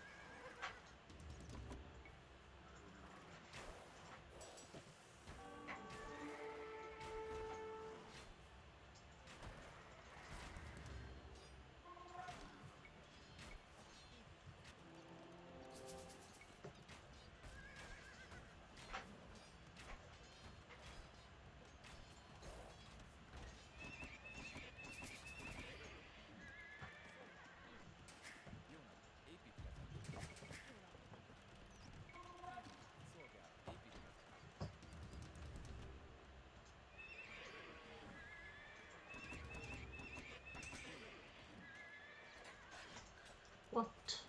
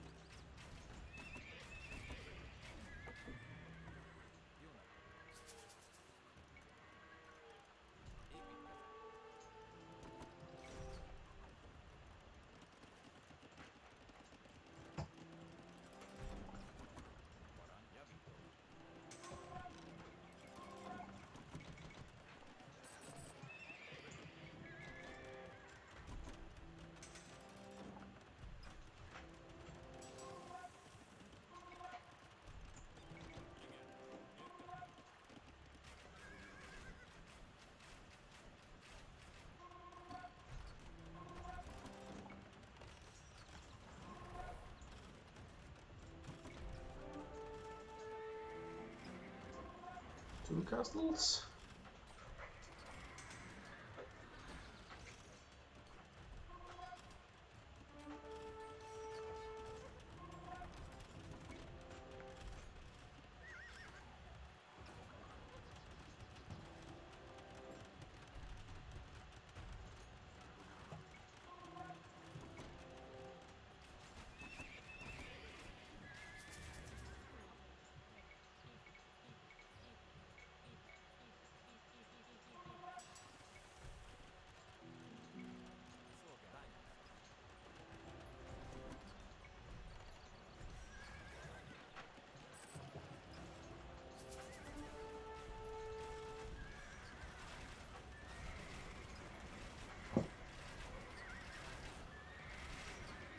Hmm.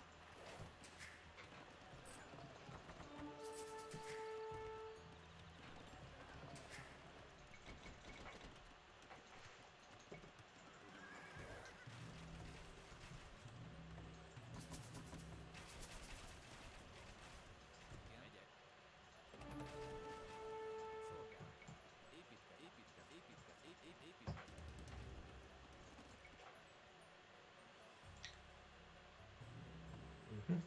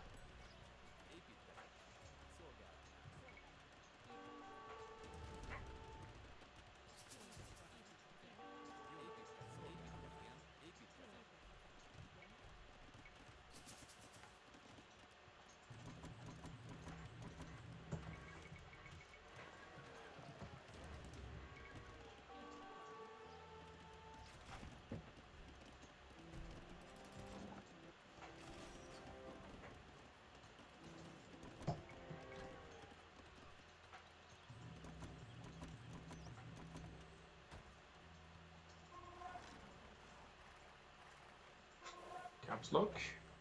Yeah.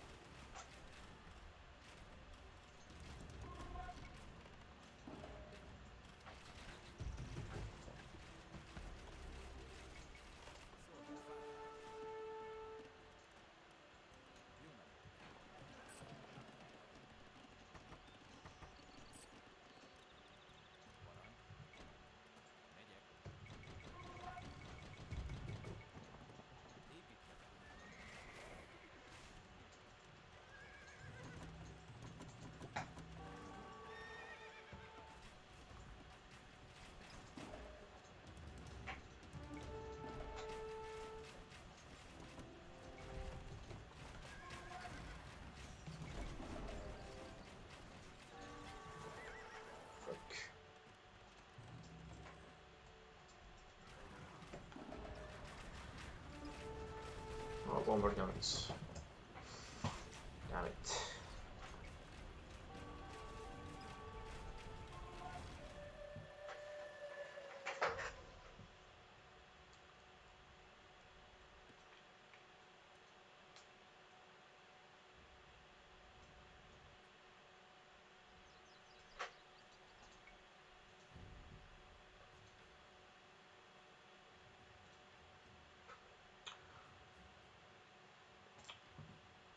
So I wonder what puppy did go up on, because his up was up at 11, that's not particularly quick, and we had the exact same castlage time. Interesting. Oh well.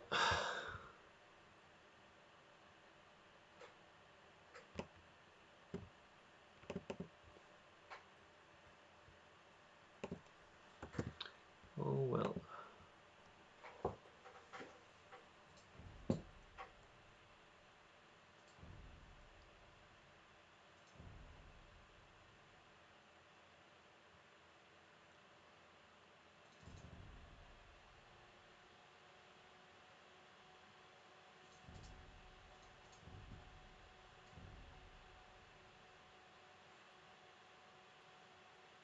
That's a best of 3, so it's probably just one more.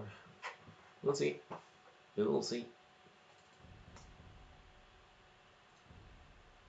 Okay, maybe I should invite him as well.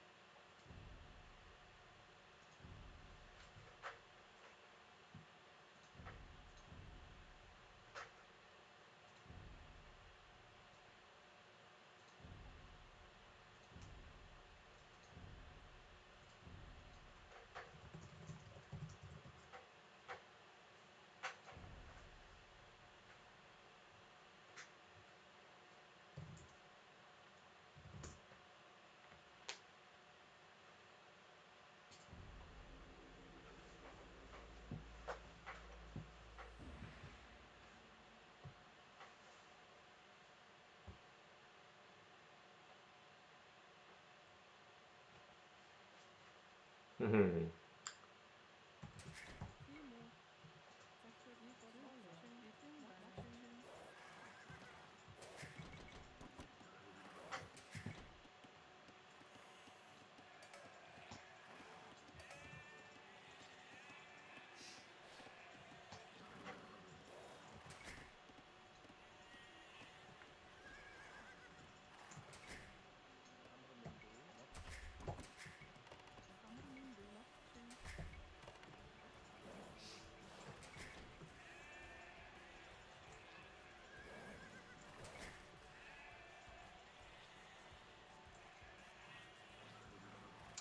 Indeed.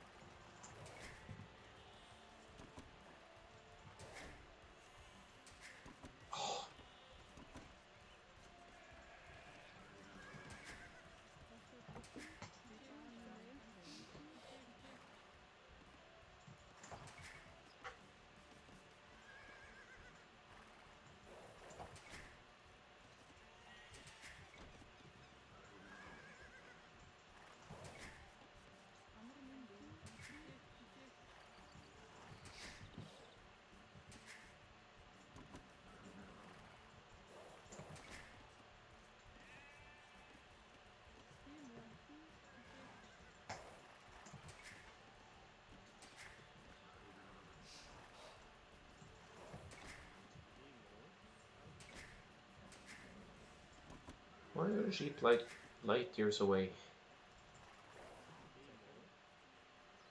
Not okay.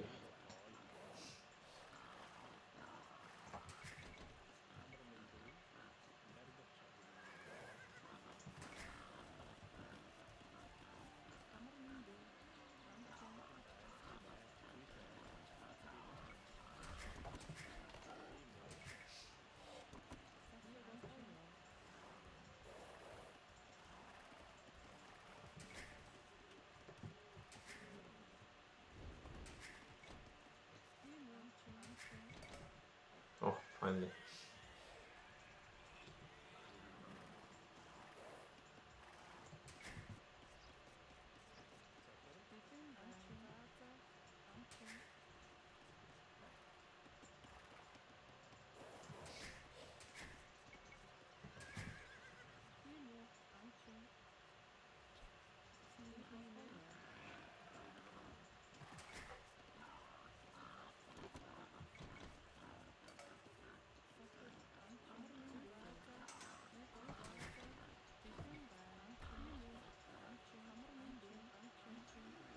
Shoot! Also annoying idle time.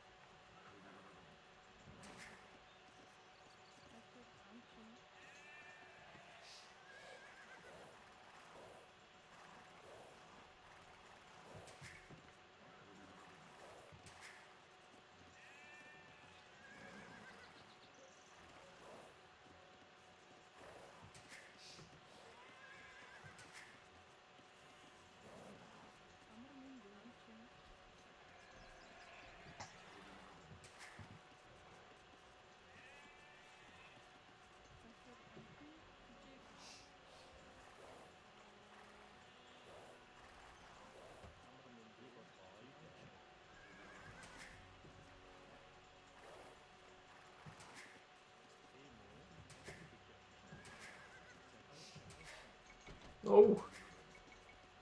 Fuck.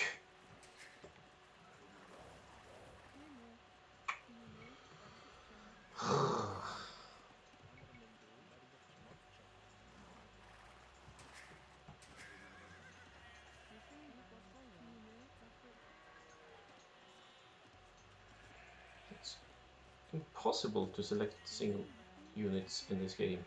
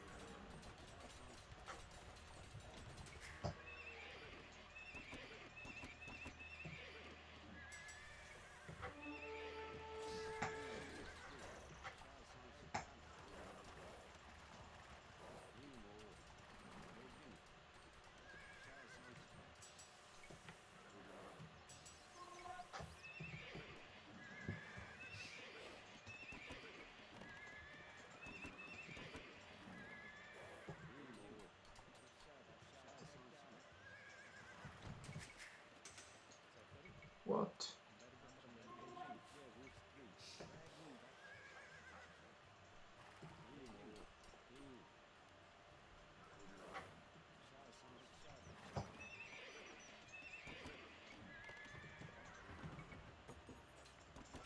No, no, no, no, no.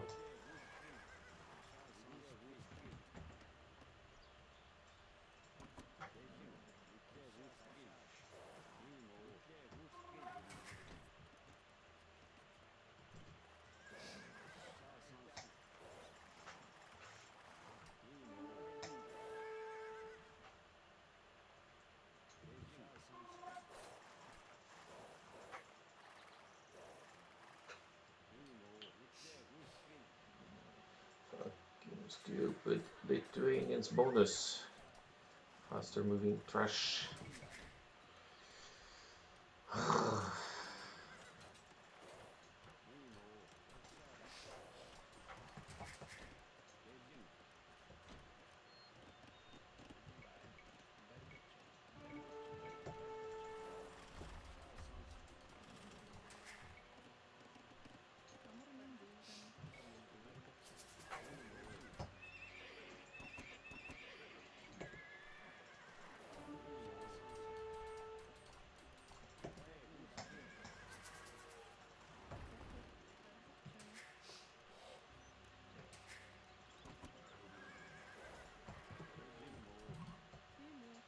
Damn it.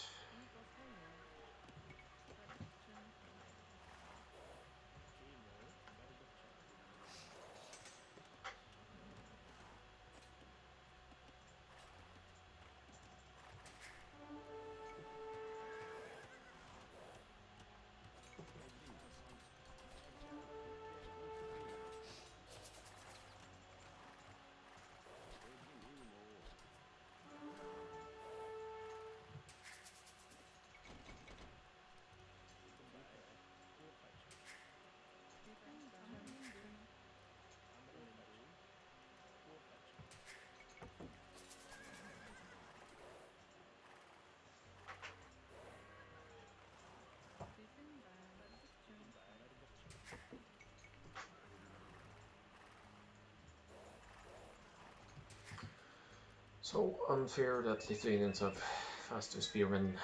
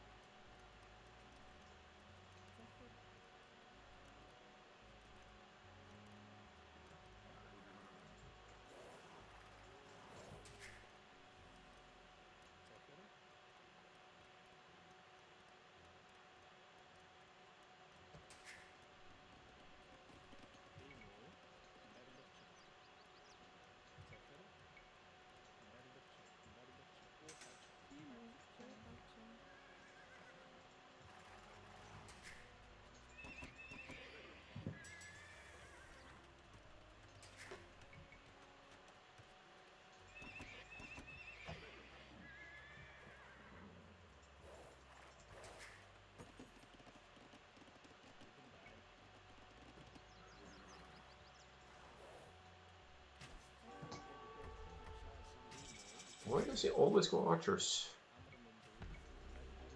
I don't get it.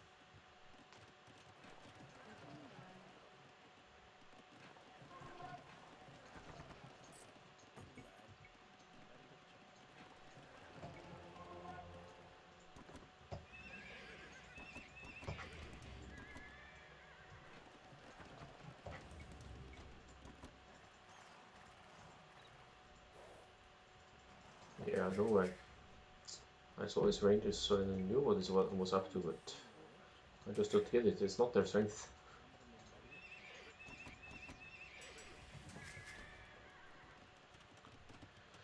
Seems to be working though.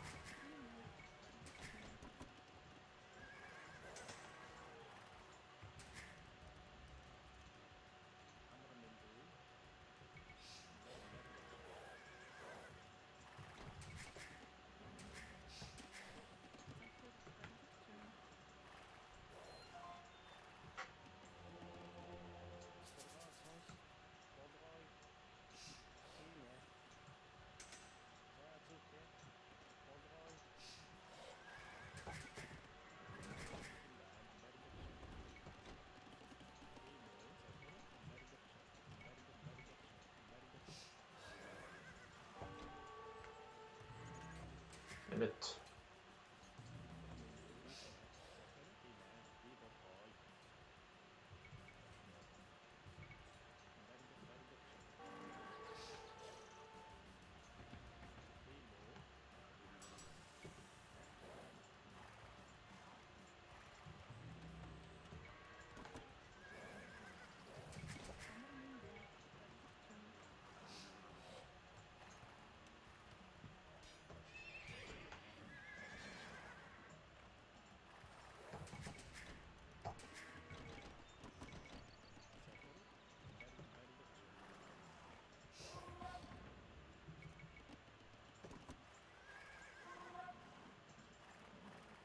Hmm?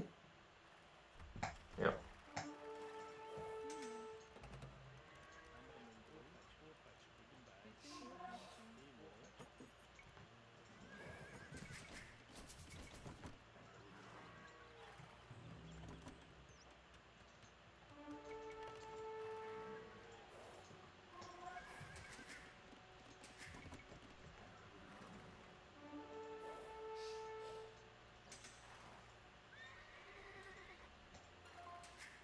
Doesn't fire. Bastard.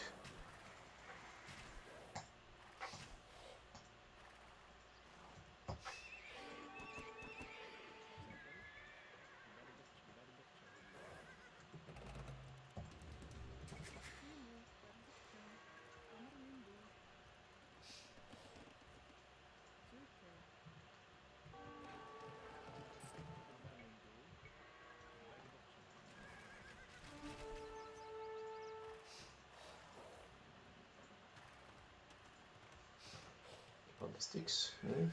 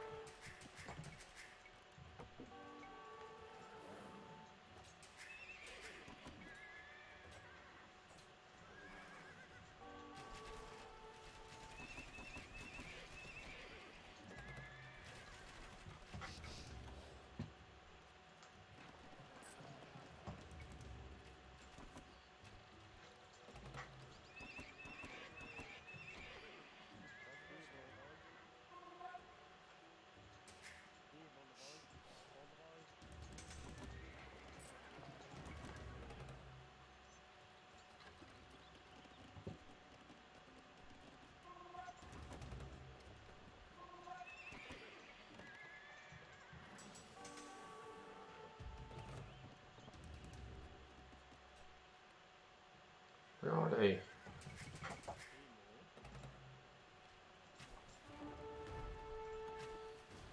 How did it even split there? That was a hit. That was he shot before. I don't get it.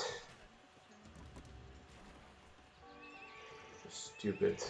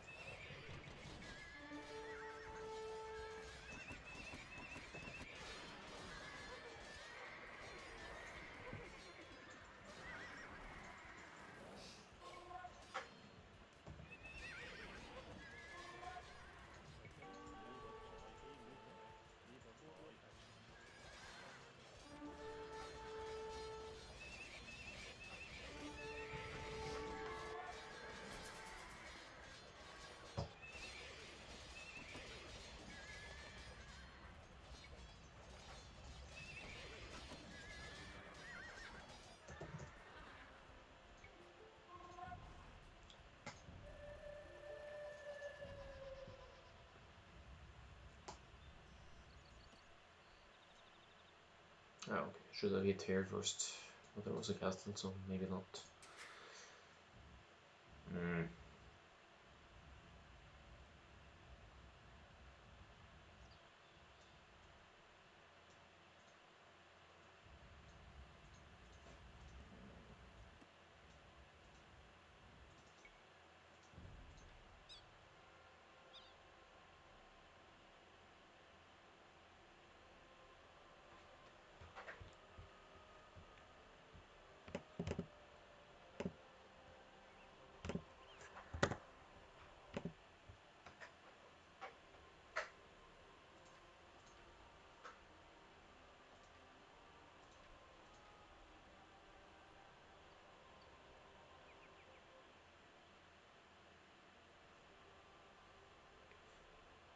Yeah, but we based it on elo and highest elo, and you never know if people didn't play that much 1-1. That's just the way it turns out in the end.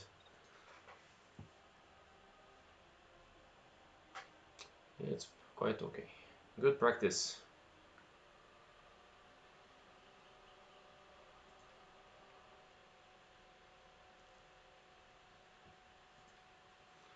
Thanks, man.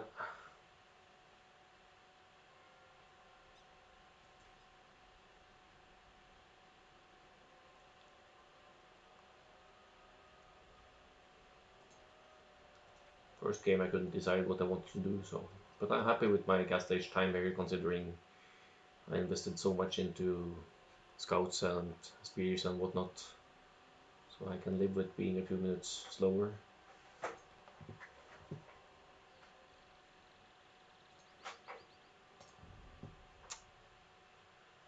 Alright, Mr. Teaspoon, let's move on to some casting if you're up for it.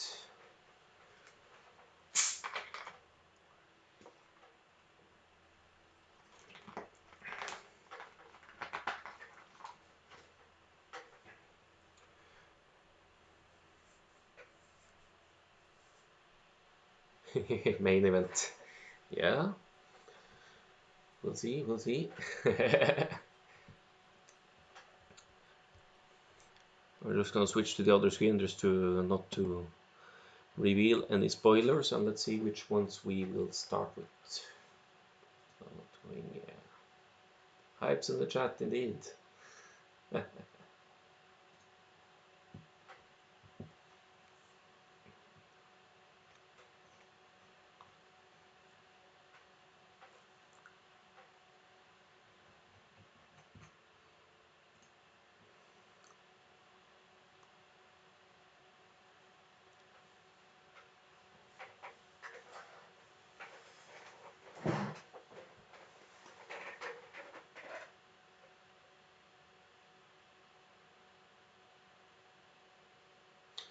Hey, hello, good evening. I can hear you, and I think stream can hear you as well. I think I was spamming some hype in the chat. The stream will have to say that. In that case, I'll just turn you down on Discord. But in my head, you sound okay. uh, can't hear him? What do you mean? I'll call her. Uh,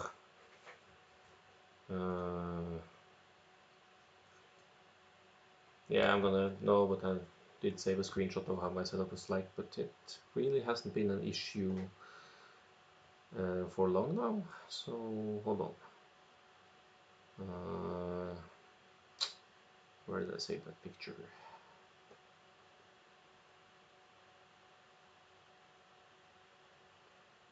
There it is.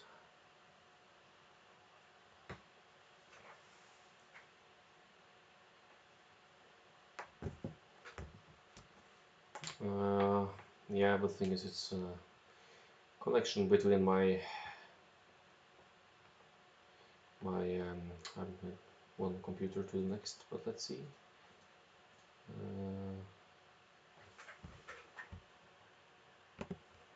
Could be between the. Just speak a little bit now to see if there's any sound. Just testing a little bit. I just want It really should. anybody. Chat, Can anybody hear me? I'm alone. because I see the. Okay, they can Okay, hear you. so It's it looks just like a. perfect. It's just a I'm friend. not alone. Okay, anyway, so then it's just a setup when I have the other screen up, it doesn't, for some reason, they can't hear you. I just don't want to spoil the results, that's why I'm pulling up the other screen for now. But we will start. I'm just going to write in this code. Let's start with the Andi versus Light-Körbo set. That's the oldest one. So yeah, I'm just going to tag the Regina.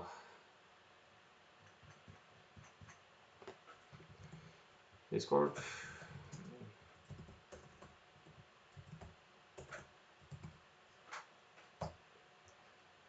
Yeah.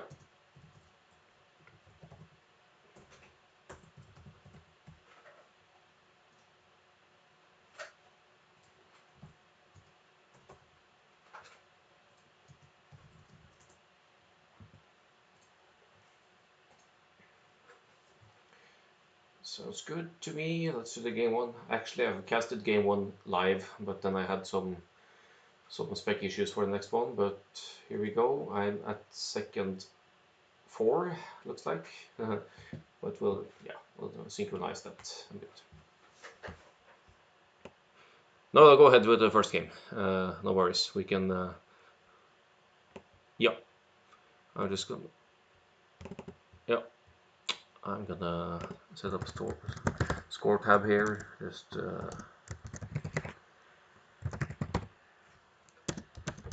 to have that right, and also add the SIDS command. Now I'm just adding the SIDS as a command, so if people ask, perfect.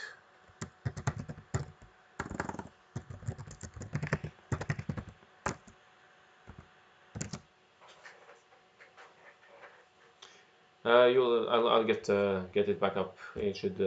Akkal, you should be able to hear him now. Testing. Can you hear me? Can you hear me, Alchem there? Yeah, I hear you. Perfect. Good. Right, now I'm good to go. Now, if you start around the same time you hear me say I'm gonna start, we should be synced up. I'm 2 seconds behind you, so yeah, very my close my here. screen shows 4 seconds, so that shouldn't be an issue, I think, unless we All need right. to fast forward for some reason. But we'll get back to that if that's the case. So I'll just introduce the players, and then you could talk a little bit about map gen after that. Okay. So here we go. It's Light-Körbo playing in the blue as Vikings against his opponent Andi, who plays as Spanish. So yeah, actually I've seen this game before, so so I shouldn't theorize so much about what's gonna have to happen. But you could talk a bit about the maps, because I didn't do that last time, I think. Yeah. Don't tease too much about the later game. I want to see this with my own 2 fresh eyes. Now, I'm not exactly sure which map this particular is, so I'll have to look at the generation itself. Now, it looks almost like it's the Dust or the Plains map in the Desert Cup. Yeah, I need to. That's certainly something you need to know. The first game is always Arabia. Sorry about that. Oh, okay. Yeah. Wonderful. Now, this is a strange Arabia generation, I have to say. Both maps are somewhat wallable. They've got almost a wall of trees. Blue player definitely has a stronger wall, almost a map side wall on his side, where the generation's been pretty generous with him on forward fronts and backward resources, with a backward berry bush, 2 backward gold piles, and a safe stone. Now his sheep over on the right side is a little far. It'll be interesting to see how long it'll take him to find. Moving over to the red player, I'm apologize. I'm moving so fast. Thing about colors, I think maybe it depends on the point of view. Do you have Andi in the red and Light-Körbo in the blue? I do. I have Okay. Andi in the red. Yeah, then we should be fine. I'll just stay on this point of view, and we have the same colors. Then you can refer to color. Okay. We just saw Andi get his first set of sheep up on the top left side where his deer patch is. Now he's got a pretty good map generation all the way around. But the problem is if he follows those wood lines all the way around, except for possibly a wall all the way to the map edge on the south side, it's going to be an issue for him because he can receive forwards from the opponent on all sides, and that basically just gives the Light-Körbo gives him an opportunity to choose where he wants to become aggressive from.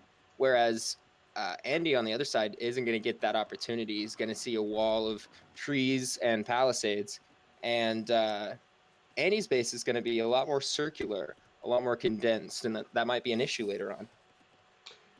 Yeah, that's the thing. That's good job. I'm thinking about when I saw this game before. I actually don't remember that much about it. The thing is, I'm thinking all the way that Lightcørbo, he needs to be the aggressor here, because you don't want to allow Spanish to perform their fast castle and get to the conquistadors, because then they have so many ways to take map control.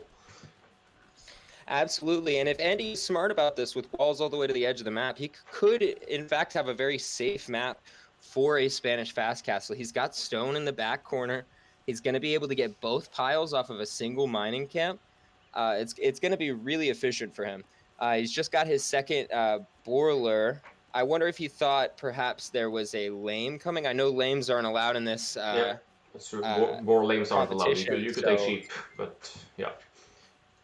I just wonder why he decided to take the second boar so early. He must have gotten a little bit scared there. Moving over to Lightcørbo's side, he's just taking his second boar. Now, that boar's coming in a lot better timed.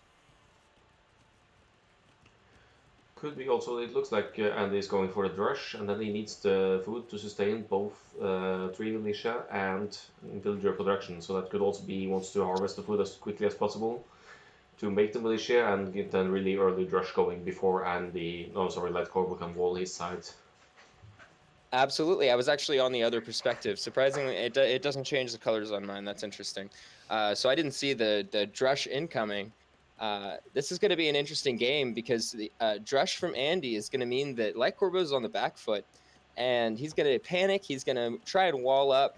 He's going to think that there's going to be either feudal aggression coming, or he's going to know he might anticipate the fast castle, but there might not be anything he can do depending on the damage these militia can deal to Lightcørbo. Yeah, we'll see. Yes, on this woodland, he should be fine with the quick walling. The barriers are kind of in the back, and they're close to the TC, so he could either quick wall or withdraw, depending.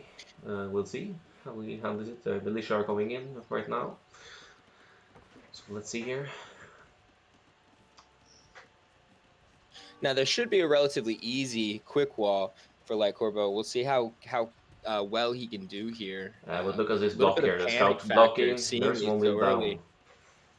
There we go. Yeah, that's absolutely going to be hopefully one build. It's a good quick wall from Lightcørbo. He's taking his losses. He's deciding, well, those guys are dead meat. We'll save these guys. We'll pick these up later. Yeah, obviously it's not harvesting wood effectively on this side now, but he has the lumber camper on the other side, and it's already on the way to the feudal. So he should be okay for now. He is behind in villagers, but that's of course because of one lost and also the fact that he's going up. Absolutely. Now, one lost villager here, just because he's going up to the feudal age, that's still going to be almost, I think it's around 200 lost resources, which is quite a bit of resources just over the age up time period, not to mention afterwards, where these villagers are supposed to be working for theoretically the rest of the game. Now he's coming down to the berry bushes. We're seeing some really nice quick walls from Lightcørbo here. We'll see if he can get the south side as well. It's kind of a fumble on the villager there. He decides to run. He decides, forget it, I'll save the villager instead. And he heads him back to the TC. Good quick walls preemptively on the gold mine, which is a good idea. You do not want to lose your gold so early into feudal age. You know, you get there. It looks like he's going to go for either a scouts into knights push, but with such an early gold mine, I think we might see an archer's play here. Yeah, I think so as well, and then it's so much easier to clean up the drush as well. I'm just gonna say I'm at 11:30 now, because if you're watching the stream time, the stream is slightly delayed, you know, if that's what you're timing after. So just a heads up. Okay. Yeah, I did have to fast forward just a tiny little bit. Yep. So I'll let you know when I reach 12. It's there. Okay. So, but now quick bolts again, of course, not the most efficient wood line, but he won't lose villagers, won't really have idle time on that side, I think, and then the archers will go out and either just go straight forward to obstruct Andi a bit, or clean up the brush first. We'll see what he decides to do.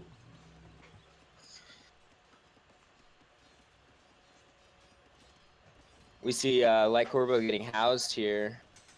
Actually, it looks like it's Andi that's getting housed. Yeah, Excuse me. it's Andi. That's right. And he's not producing anything at all. That's obviously because he's housed as well. But now he's got a really good wall over here. This aggression has paid off. His side is entirely safe in the back line here. So we can see that he's probably a little bit distracted, making sure everything is working how he wants it to be. Now, does that excuse the idle time? I don't really think so, but we know where it came from. Yeah, exactly. There's always two things happening at once or more in AOE II, so you need to be aware and do your best, but the builders need to always be working, and of course, when you're doing other stuff, that's not going to be the case. Absolutely. Moving back over to Lightcørbo's side, the Drush is essentially, he sees those archers come out, and he is essentially pulled back. He wants to keep them alive. He wants to see if maybe he can provide a little bit of pressure from the back end here later on. But if these guys can successfully surround or corner off the militia here, it's going to be easy game for these archers. Yeah, no, looks like he's moving straight forward instead, because why not? His economy is safe. He's deleted some quick walls around the gold again to mine gold freely because he's not under pressure there anymore. And already... another thing to... Yeah, go ahead. Sorry, go ahead. It's fine. Another thing to consider is the blacksmith just came out, which means he did not have fletching a moment ago, which means that scout would have been a lot more dangerous than in a moment when fletching comes out. Yeah. Moving forward definitely gives him the opportunity to get fletching out and keep these archers safe so that they can get to their maximum combat effectiveness for feudal age. Yep. Here we go. You see his scout, Lightcørbo scout is inside and his base, and the archers are pushing from the other side. So it's going to be tough to pick wall behind this. So the archers might just break in here if that's the... Oh, but the trap! Yeah, it's a really good trap coming here. Wow.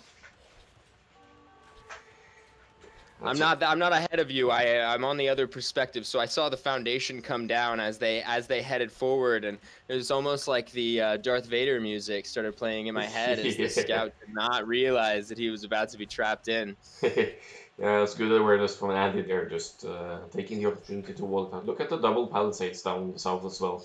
That's the side where the archers are pushing. So it's going to be just tougher for them to get through, because now they need to walk all the way around, and that buys time for more double walling or whatnot. Absolutely. Now Andi has some idle time on the bushes back here. He's quite distracted, and he's not yet preparing an answer for this. He's about to hit Castle Age, but he does not have a second stable out, so we might see some knights, but he won't have the production to deal with all of these archers at once. And we see an immediate castle come down from Andi. That's a really good play. It's a really good defensive play. It's going to get all those archers to back up. Well, it's protecting his wood line down south of it, and of course his main TC, and it also protects a potential break-in from the north of the castle. So that's a good one. Absolutely. Now, if he wants to break in, he's going to have to go all the way south or all the way north. Everything where in the center of his base is now safe. It's perfect placement. I almost want to say he had planned that from the very beginning. Yeah, might be right. So Lightcørbo just clicked up. I saw his resources reaching that point. So now I think he just wants to be annoying and makes his opponent think he wants to break in. It's just he can't really take a fight in here now anyway, not against conquistadors in numbers anyway. But as long as it's just the one here, it's not really an issue. Or two, because now he has 18 archers forward. Absolutely, and all it takes is a couple of shots to get those conquistadors down until... now, he won't be able to take care of them when they're in numbers, but he's got to be really careful with these, make sure that they don't get any fire under these archers. Andi is surely going to be trying for numbers, and with Lightcørbo going up to Castle Age, he wants to get that crossbow because that's going to make them last just a little bit longer, get these against these conquistadors, have a little bit more range, be able to focus these down.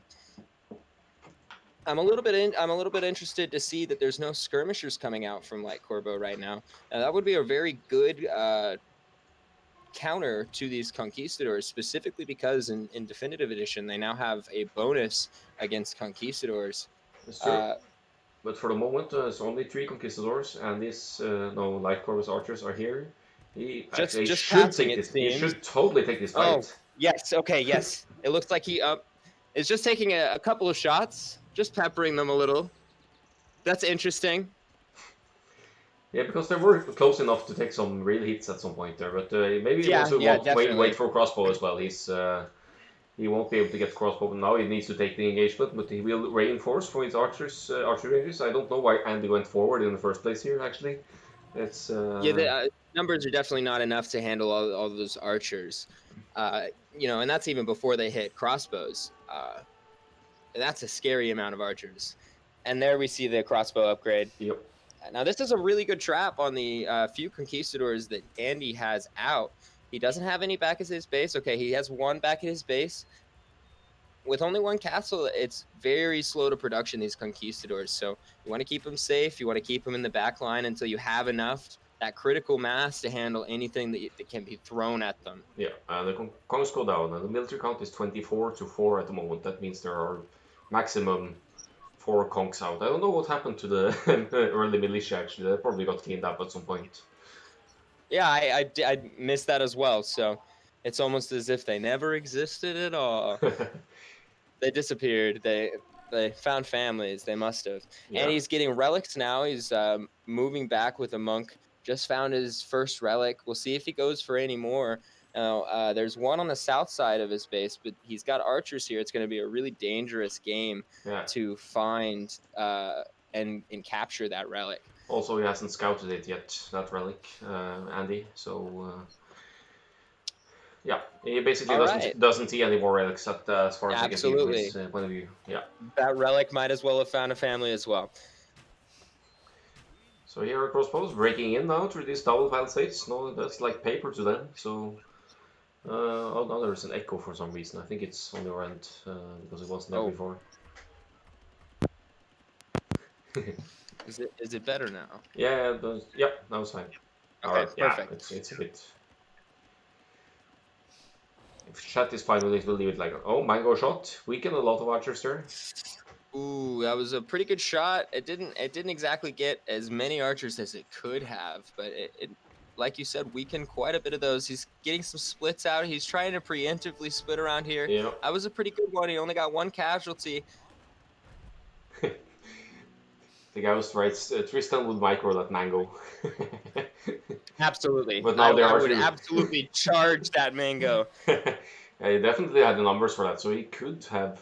But you know, why risk it? He's preserving his numbers. He's only lost 5 units total for now, Light-Qorbo. Absolutely. The problem with mangonels is, as an archer player, though, is these mangonels, once you get to a mass of them, there is so little you can do with archers because they can just, it turns from a weapon into almost a zone out, where this is a no archer zone, where there is anywhere more than 2 or 3 mangonels. So the reason that I think the charge into the mangonel might have been a little bit more paid off there is not only are you losing the resources, but you're also keeping them away from that critical mass of mangonels for just a little bit longer.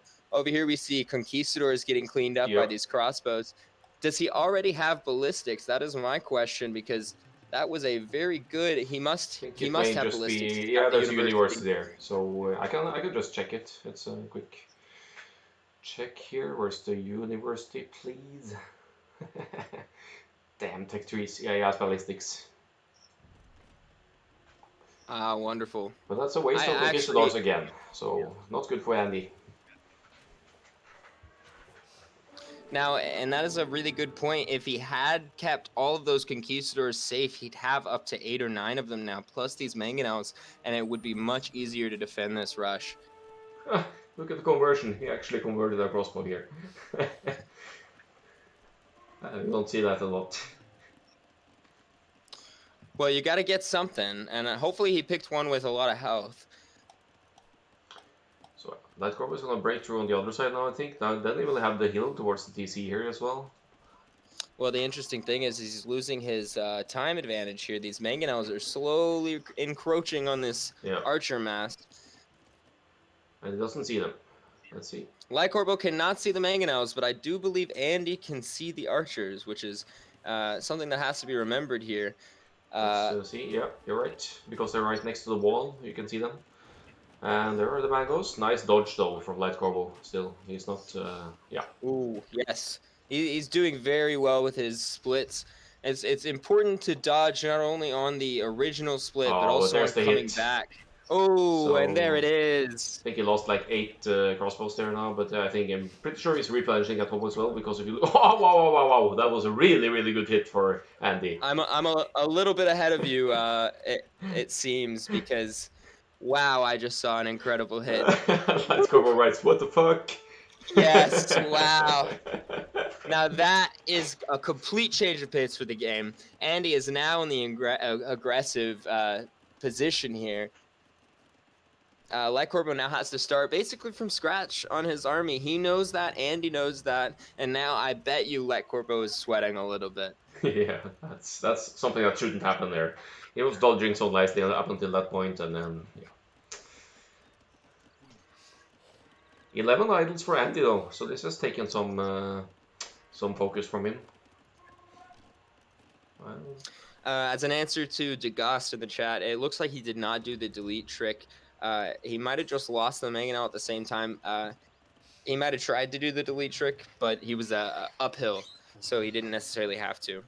Andi putting a castle down on that north side here. We see that coming down just to make sure this north side's protected. mm-hmm. Also protects 2 woodlands when he needs them, so that's good because he's actually running out of wood kind of in the back of his base at least, so that's good to secure those. Absolutely, just as that happened, if you look just to the south, he's about to deposit another that relic that he hadn't scouted earlier. He's about to have 4 relics now as the Spanish, which is a lot of gold coming in. It's going to be easy to finance those conquistadors on the field. So another 1 conquistador going forward here. Looks like he's almost just using it for scouting. Maybe looks for some build snipes, I don't know. But why only 1 though? Maybe it's just abandoned the whole idea. Personally, I think he's testing the waters. I think he's looking for a tech switch here. I think he's double checking to make sure, is he going still for archers? Should I be preparing spears? I don't necessarily think it's the best play, but he needed vision, and I see why he did it. Yeah, there we see he's been picked off by lots of crossbows there, so... And a forward siege workshop coming out from the Vikings player now. Yep.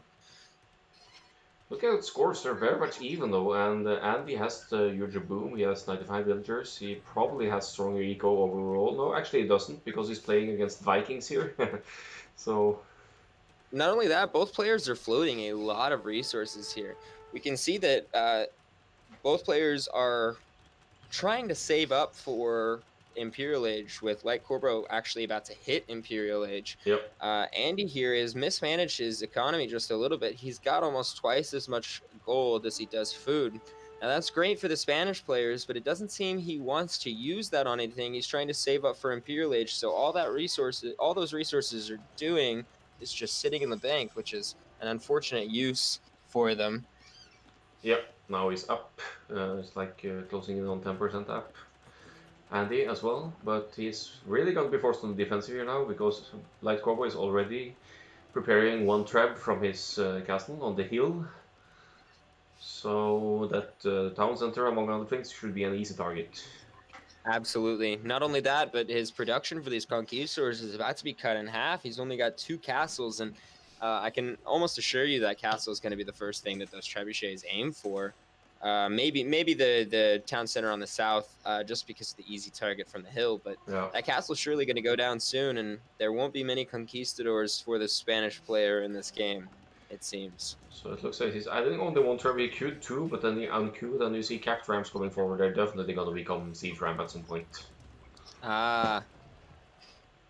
Now that's an interesting play. The Vikings player obviously is a good reason for the Rams, but if you've got the wood, you've got the gold, you've got the forward castle, I don't see necessarily why not pick the Trebs just for the ranged option, but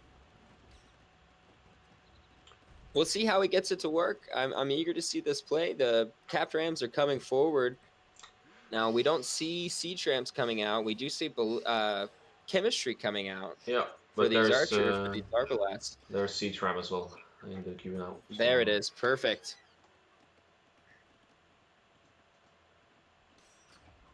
And the Treb targeting the castle now, the Rams just chilling behind it. I don't think Andi even sees the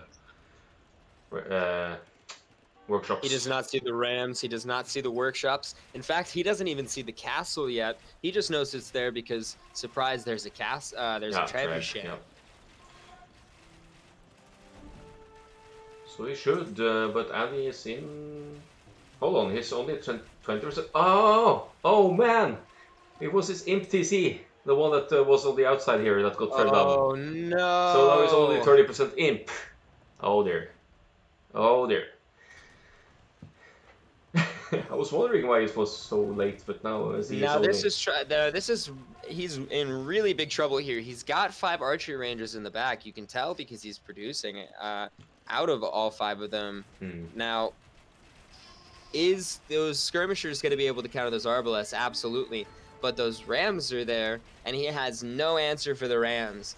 I don't even think that he has redemption researched, if he has it, to get those rams, even if he wanted to. So there is absolutely nothing that the skirmishers can do. We've got a forward castle coming out from Light-Købo. This is a really good play on the forward front here. He knows he has the resources, so why not sacrifice these villagers, get some forward range, continue the push into Andi's space. This is a great play. It's looking grim for Andi. He's just being pushed back more and more, and there's limited how much space he has to react, how much time he has to. He's running out of time, in fact, and his stables are going down now, so he won't be able to make any sort of cab either. Although they would just melt to arbalest fire, but...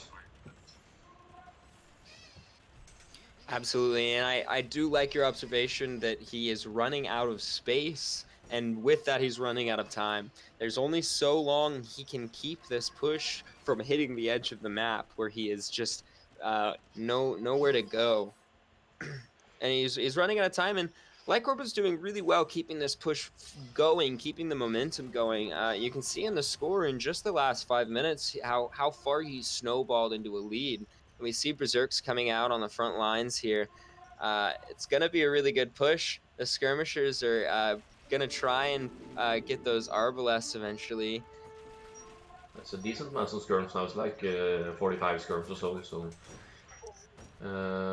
And also a good thing for Spanish is their blacksmith techs don't cost cold, so you could get the upgrades more easily. But now a little bit of raiding from Andi on the other side there. He's adding some stables up in the north. So he could be annoying, but it's not going to do too much, I think. Especially with those arbalests stationed in the back of Light-Købo's base, just to double check, make sure there's going to be nothing he can do. The GG gets called. There it is. And it is a really, really good game. Returning to the map, we can see that, I mean, this map generation truly was, I think, what decided the game on both ends. Not only that was the map generation, and I'd like to recant that a little bit. The map generation was a huge part of it, but not only did the map generation play to Light-Købo's favor, he also played the flow of the game correctly, where he completely took out, he had the archer rush in the beginning. He let it ebb and flow back forward. He killed those conquistadors as they were coming out forward. And then he used that momentum, taking out all of those gold units to push forward with siege rams and castles and close out the game. I really like the flow of that game.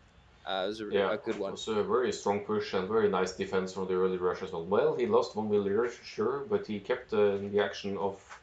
So he didn't lose anything else. He had some idle time, but that Andi had that as well because he was forwarding and being a bit busy with this kind of stuff. And I think the hugest loss for Andi was, first of all, losing the imp TC researching. on the outside of Absolutely. his base, but also the fact that he more or less threw away his conquistadors. So he was too impatient to wait for the masses, or maybe didn't I think so expect. too. Yeah, You know, and if he had just waited the 5 minutes, 10 conquistadors is a lot more dangerous than 3. You know, exactly. Yeah, I they think this could. is a really good example on Lightcorbo's side. Sorry for interrupting you once more. I just wanted to say that he was of recovering from a drush really really well, not panicking too much, and sealing the game out. Yeah, so some more conquistadors would have easily challenged Feudal Age archers that Lightcorbo in fact had, but you can never know for sure whether your opponent is on the way to Castle Age or not. So maybe it was also wise not to risk the fight. So Absolutely, you know, and we see from a different perspective, being able to see through the fog of war. But when you're in the game, then you know that these different things are coming together, and you'll never know if they're really going up to Castle Age, or maybe they have some counters preparing in the back end. Maybe they're preparing a complete and total tech switch into the next stage. You can't figure that out, especially on these really easily wallable maps. right, now I'm gonna switch to the other screen again, so they won't hear you. I just want to don't want to reveal any spoilers on how many games it is total, in case someone is curious. So let's see. Let's bring up game 2.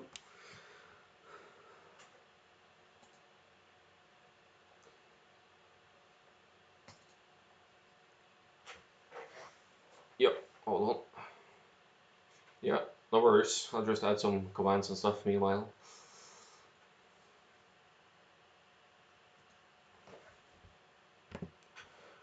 Right, so we'll just leave it on pause until our friend gets back. The map is Sahara.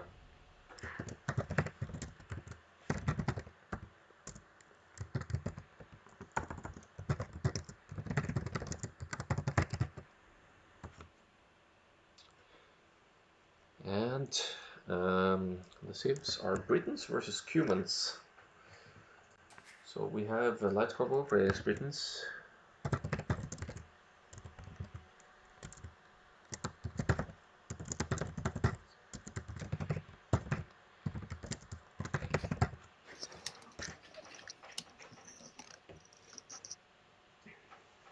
All right, I am back. Alright. Let's do game 2. Yeah, let's. Okay, I'll just click play then. I'm at 3 seconds as well, so here we go.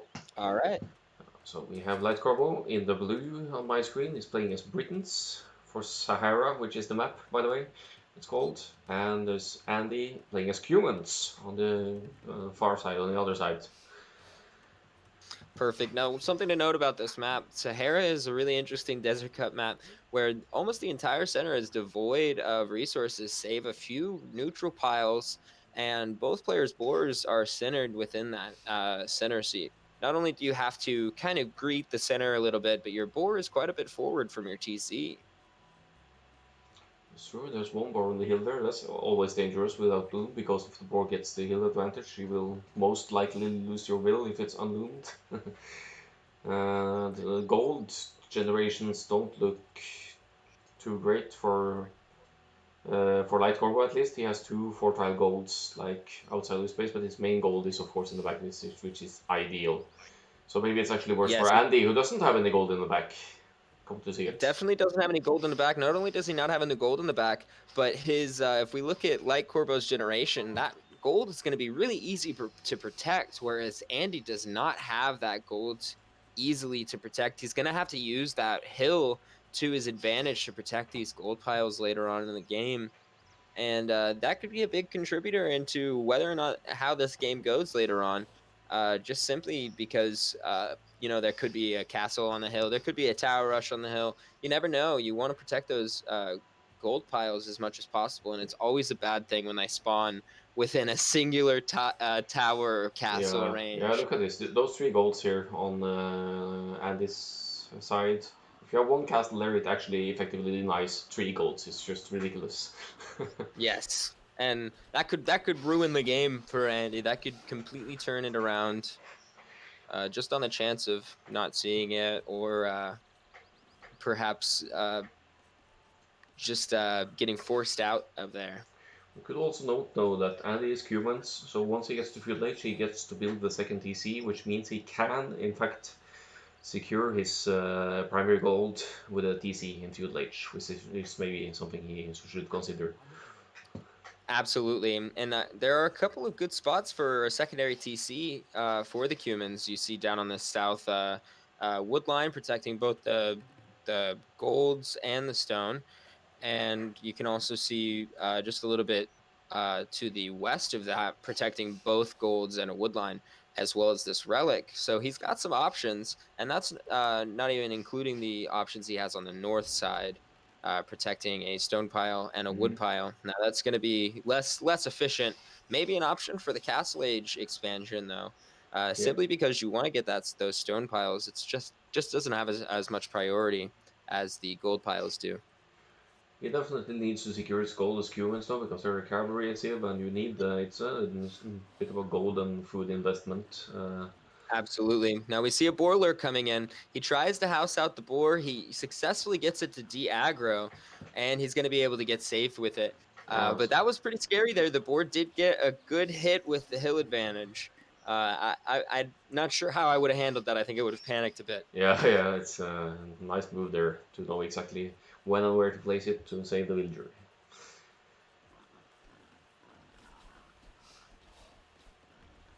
So Lightcørbo has a more tight map. I mean, if he walls off, he will be restricted a lot more than Andi on his side is, but he will have the option to secure his map more easily, even though it's a huge open area to the side towards Andi. Absolutely. There's another big difference between the players is their scouting currently. They've both correctly scouted their base almost entirely, a good semicircle around them. But Andi has spent a lot of time in the back end of his base, whereas Lightcørbo has gone forward. He started scouting out the terrain. He now knows that there's 2 gold piles down on the south side on Andi's base. So he's just gathering a little bit more information than Andi is currently. Which could be a lot more useful as they go into feudal age. Lightcørbo did not spot Andi's primary gold yet, though, so if he goes for the early archer regression, that's what he needs to focus on, I think.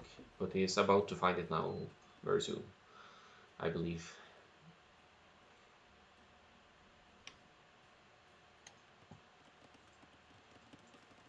And from the looks of it, what's the pop? It's 19 pop app for Andi, actually, so that suggests the scouts build. And the barracks being put down now. Absolutely. We've got a 22 pop coming from Lightcørbo, with a barracks coming down right at around the 35-36% mark. Now, that could be scouts. It could be a 22 pop scouts, but it could also be a 22 pop archers build. Now, that's a little unorthodox for archers. Most of the time, it's either 21, 23, or 26, but we could see it from a player who wants to transfer into scouts and knights for Castle Age. Let's see, I'm pretty sure Lightcørbo will go for the archers, and since in Britons they only need 5 on sheep, that saves you kind of one villager to dispose to some other resource, or just more to collect wood faster, so I think it's justified.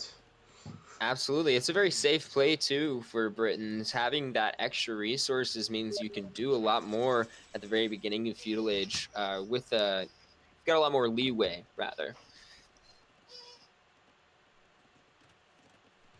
It's actually a double range for Lightcørbo, so he intends to do some feudal action here, even adding a wall all the way on towards his TC, so I don't know if he's suspecting, he's probably suspecting scouts for the uptime, I guess that's why he's rushing the walls here. Absolutely. Now, that is a very liberal, I guess maybe conservative is the best term here, but it's a very fast, very panicky wall we see. He really wants to make sure that all of his resources are absolutely safe. He can probably tell somehow on the uptime and the scouts that are patrolling that he knows there are scouts prowling the waters out here. He does not want to get his economy involved, though. And that's a good idea while he prepares his archers numbers here on the back line.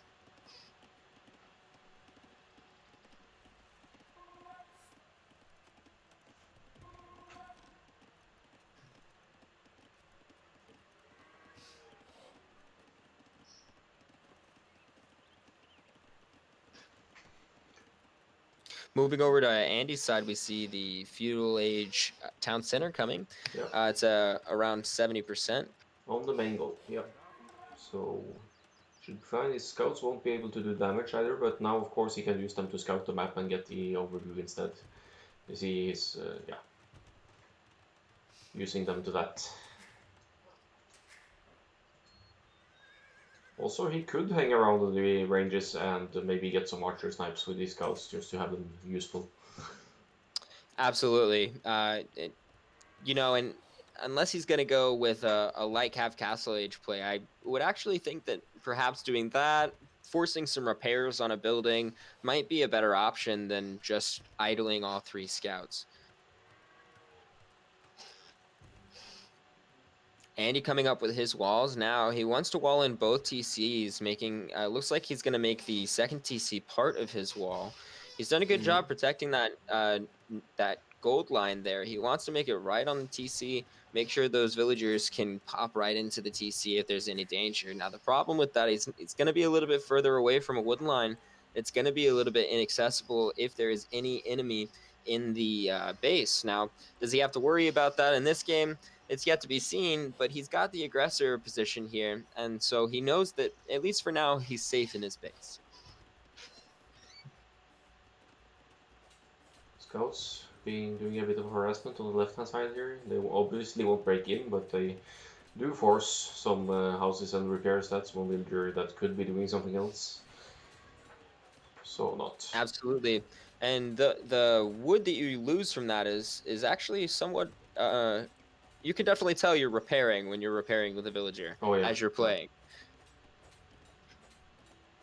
So in this case it was just a house drop by quick wall, but that's still 25 wood. It's could potentially affect archer production, but look at now. Now there's 13 archers and 2 spears out. Adding 2 spears because he knows there's scouts on the field, so that's a good move.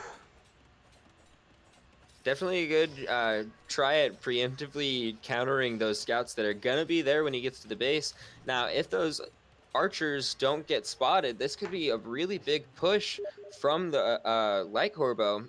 He's got some exposed gold. I think that he will have the range to range some of those miners over the wall. Now, he doesn't have fletching yet, which could be an issue.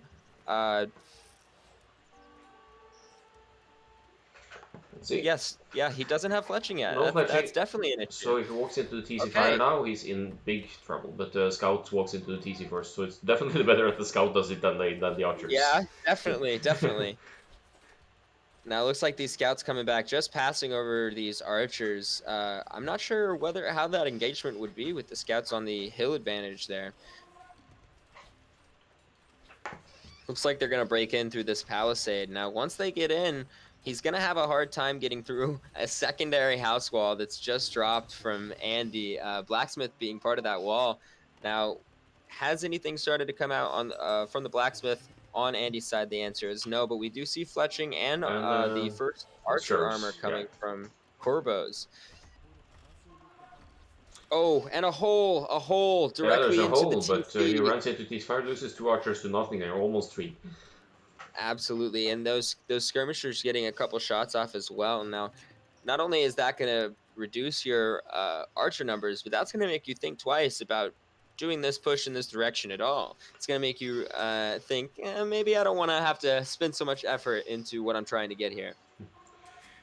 Has to be mentioned though, that cost some idle time for Andy. He had 7 idles at the point there. That means he had less villagers effectively working than Lightcørbo had at home with his 5 villagers less overall. So he did accomplish something, but not at any cost. Absolutely. Yeah. In fact, Andy still has 6 idols down here on the east side. Tried to secondary wall, and all these villagers that were building those houses just decided to sit around for a little bit. He's building a market now. He wants to get up into Castle Age, I'm sure. Castle Age, incredibly, it really improves the effectiveness of skirmishers, that E-Skirm upgrade. And if he wants to go with E-Skirm or Knights, he's got to get to Castle Age. Now, he doesn't have the food production at home, which means he's going to need to either buy his way up there with gold, or he's going to have to immediately place down a lot of farms. So Lightcørbo taking a decent fight here against Curse. I think he should just back off and try to. I definitely think so too. With the archers just not focus firing, there's not enough damage to reduce those skirmishers. I think he needs to split them around more to have any chance against equal number of skirps. But Absolutely, it is a distraction. If you see at the north side, there's 13 archers going to the non-TC side in the north here. So if he breaks 13 through... archers and a lion, actually. Oh, there's a We'll lion see as if well. that lion does it. Yeah, lion rush. Look at that. The lion has no meat on it when you select it. So you can't eat lion meat, guys. Okay. Ooh, and the lion dies a painful death. Now, forcing some idle time on the wood line here from Andi. Now, that is a lot of idle time. Yeah. 11 idles. And that's going to hurt later on. And he even relocates them. That means walking time is idle time as well. And he's lumbering camping the southeast side instead.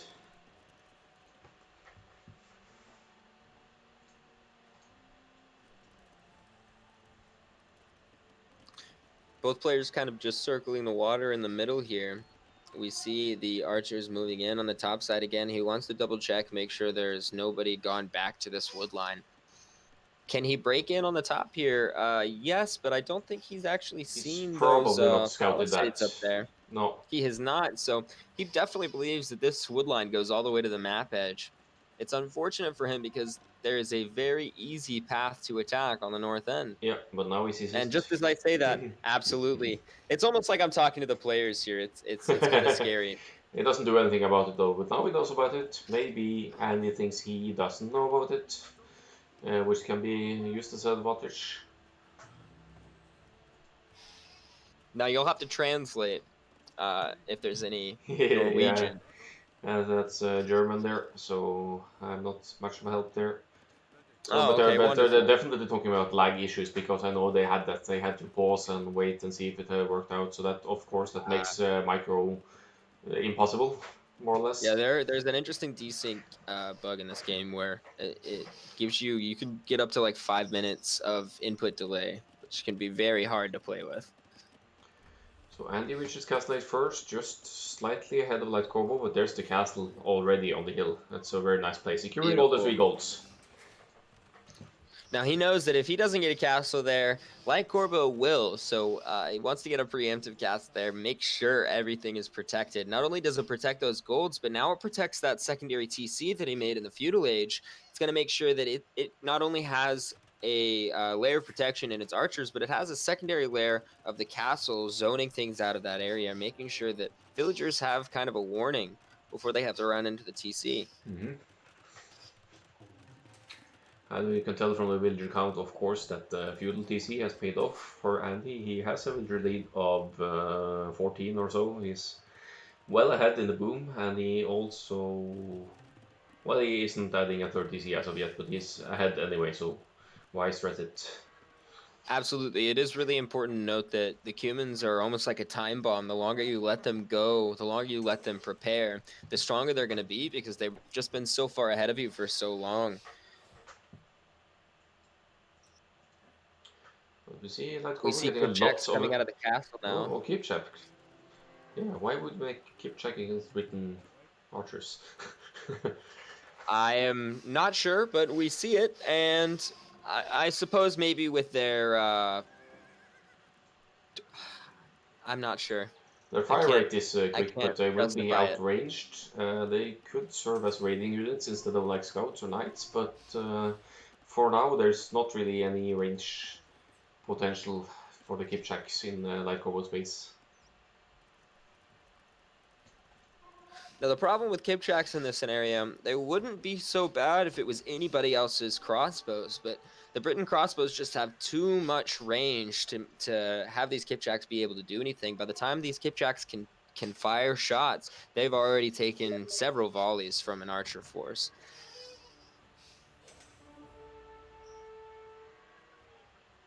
Now, what is going to be interesting is if you can get these skirmishers to engage and these archers to engage the skirmishers, these extra arrows on these archers might pay off, but I just don't think it's going to work in the way that Andi wants it to.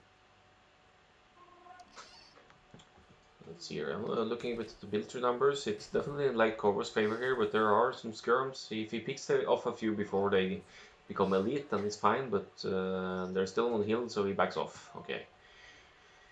So it looks like Andi feels in control now.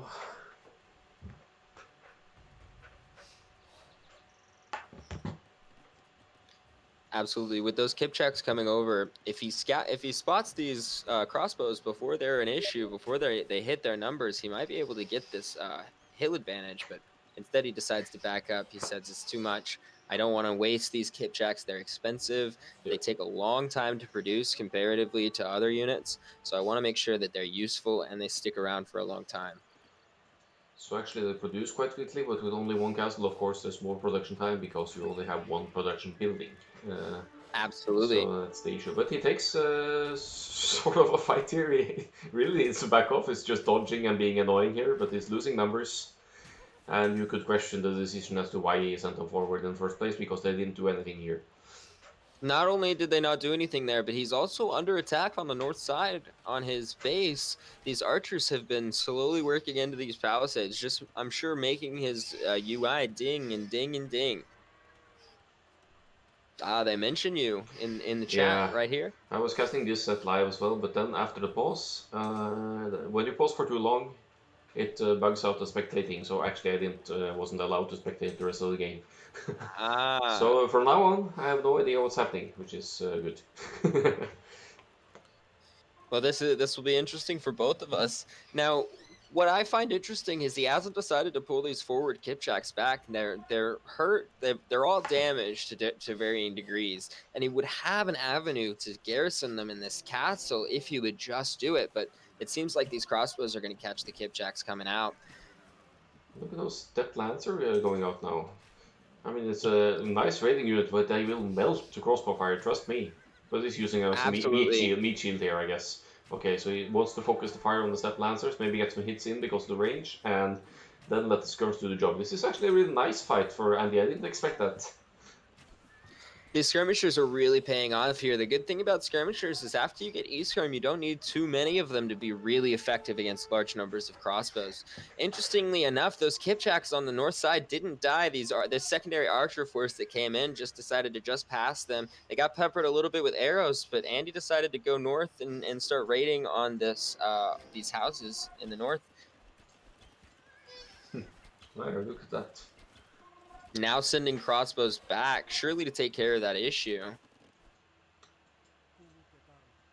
Yeah, but now look at the step lancer numbers. It's actually 20-ish step lancers, 18 step lancers now. No, 20 total actually.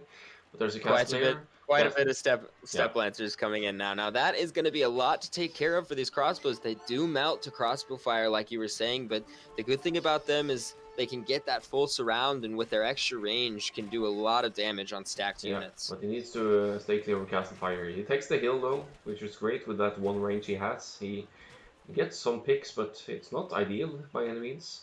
They should be able to break through the palisades and houses here though, because they have one range and they have high attack. So that shouldn't take long. They even stack on top of each other a bit. He might actually break through the house on the north side here. Looks like he wants to go there.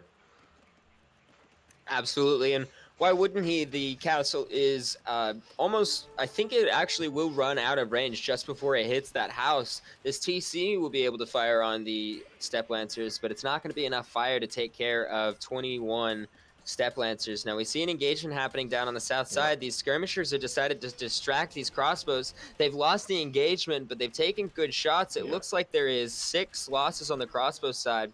Now, I believe those are all the skirmishers that Andi had just won with, and it seems like the forces have been equalized here. So it's not a great trade in that sense, but skirms only cost footwood, archers cost gold, so the more you kill, even if you pick only a few, you have still deleted some gold units from the game, so that's a decent trade. And the step lancers will get some serious raids in here now because they can one-shot villagers easily. Definitely, step lancers are a very scary raiding unit because of that extra range. They can stack up on villagers, and like you said, can one-shot extremely easily. It's very scary to watch them raid your farms. So he loses some to DC Fire here, but he doesn't care, because if you look at his eco, it's kind of ridiculous how much resources he has banked now as compared to Lightcørbo, who is running out of them. So he can afford another castle, Lightcørbo, so maybe we'll see a castle drop somewhere, but he's not in a great spot now. Absolutely. Now he's decided to take these step lancers back to the choke point, which is a really interesting choice for these crossbows. That's going to be where they're the most effective. And we see them deciding, it's too much for me, I want to get out of here. Yeah, So it's them back. outnumbered by arbalists here, and Andy is still in castle but it's 50% Imperial, as I mentioned that. So he is wise to back off and just not lose units unnecessarily. But here he could take the fight where he is now, because he is in roughly the same numbers.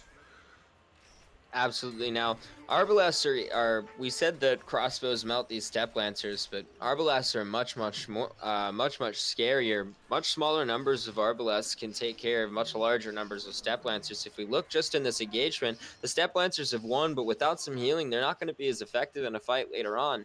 Almost every one of them is damaged at least to halfway. So we'll see what Andy can do with that group later on.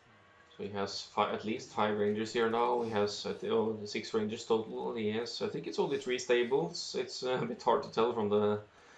Let's see, I'm gonna switch its point of view, so maybe I can select them. Yeah, I think it's 3 stables. So that's a good production actually from only 3 stables there.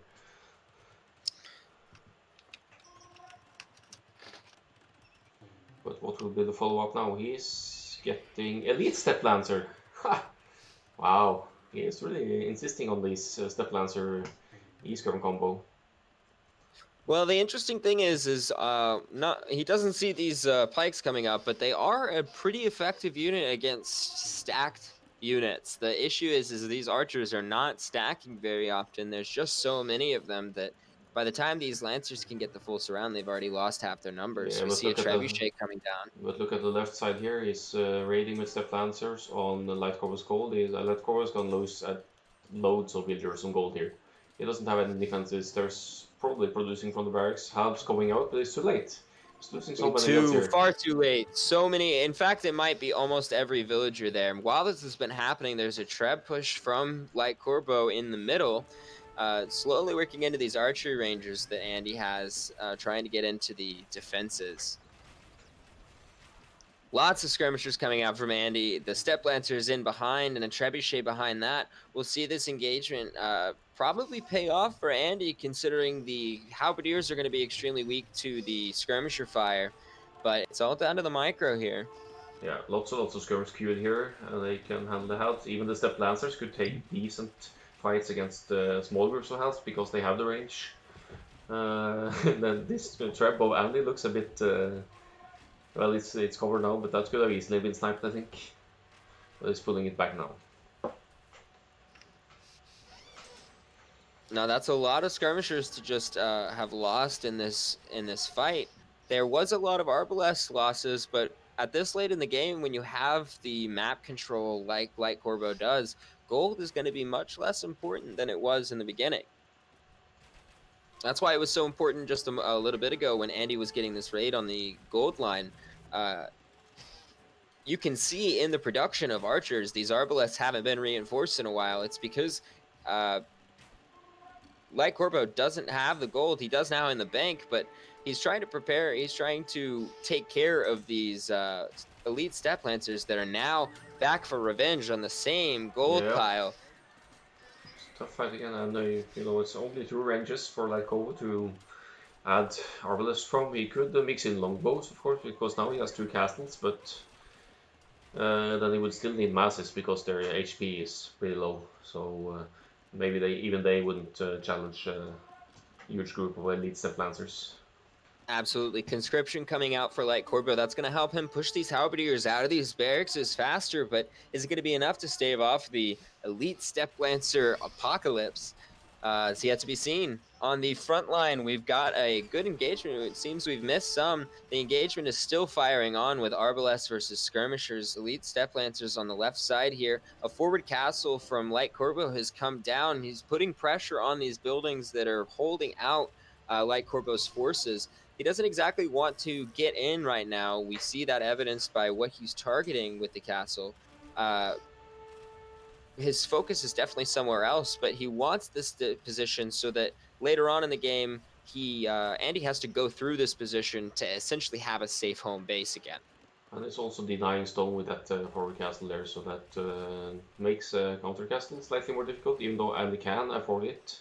He doesn't have access to stone in his base anyway right now. So, but military count is definitely in Andy's favor. Now a Treb out for Andy, it will handle this forward castle, and it looks much in Andy's favor now, the game. Absolutely. Now that engagement was really interesting. We saw the skirmishers pelting those arbalests really, really well, getting the focus fire, and with the elite step lancers came around on the left side on the flank and were able to get the full surround and clean that up. Now the trebuchets targeting that forward castle. We see exactly as what I was saying. Andi has to go through that castle. It's a little bit of a timer for Andy's aggression here.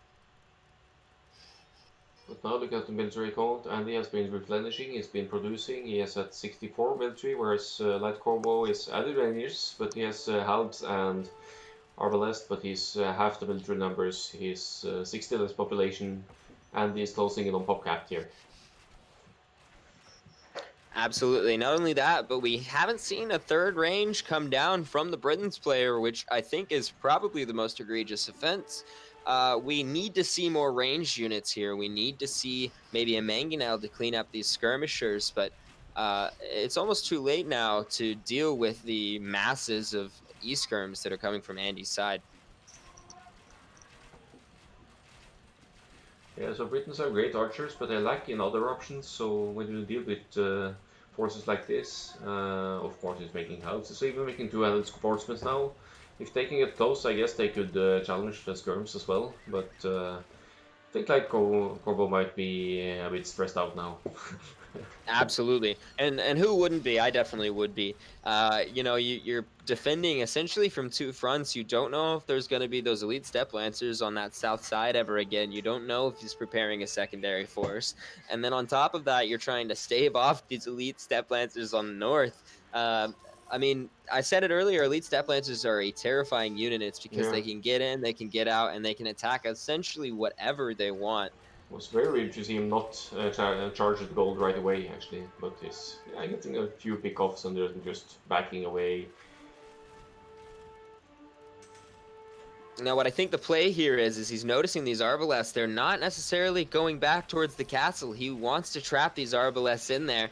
If we look now, he's getting this trap in right between the gold mine and the villagers. He's going to clean up all these villagers. We've got champions coming out from the Britain's player, but it's not going to be enough to clean up these elite step lancers. It's just a great play. Skirmishers continuing on the south line.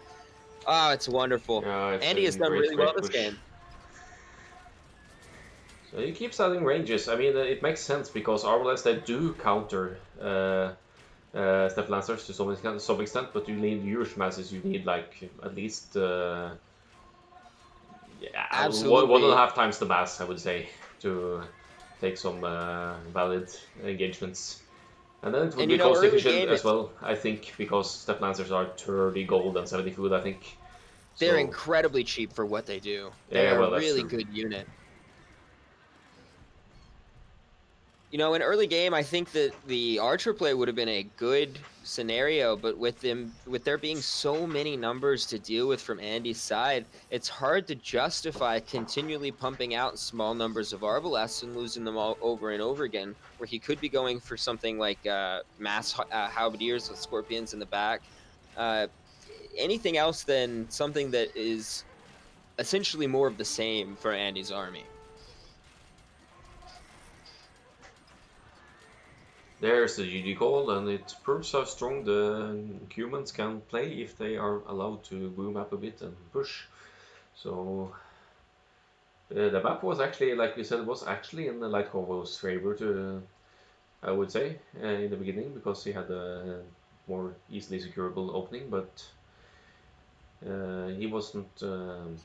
His aggression wasn't enough in the end. Absolutely. Now we saw, if you remember early in the middle game, there was a lot of time where there would be a group of crossbows sitting on this northern wood line where the stone was. if I were Light-Kørbø, I'd be digging into those palisades at every chance that I get, just to make him not only force repairs, but to start thinking about what if I get an attack from this direction, you know? And keeping up small things of the pressure like that can make a big difference. In fact, it can make or break somebody's psychology behind their defense.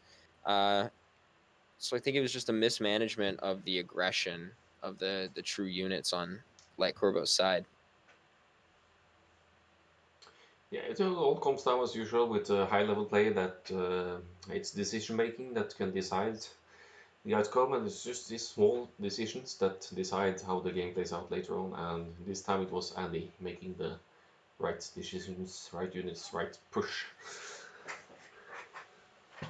Absolutely. That makes it 1-1 in this set. Andi 1, Light-Kørbø 1. We'll see what happens in the final of this set. I'm excited. So we'll have a third game, indeed. I'm gonna pull it up right now. Let's see. Replays. Game 3, I'll just add the sims and everything first. Score so we have it.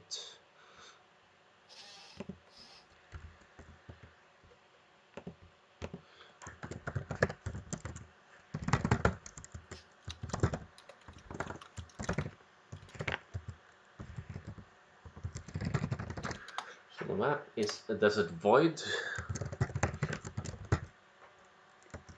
And a void it is.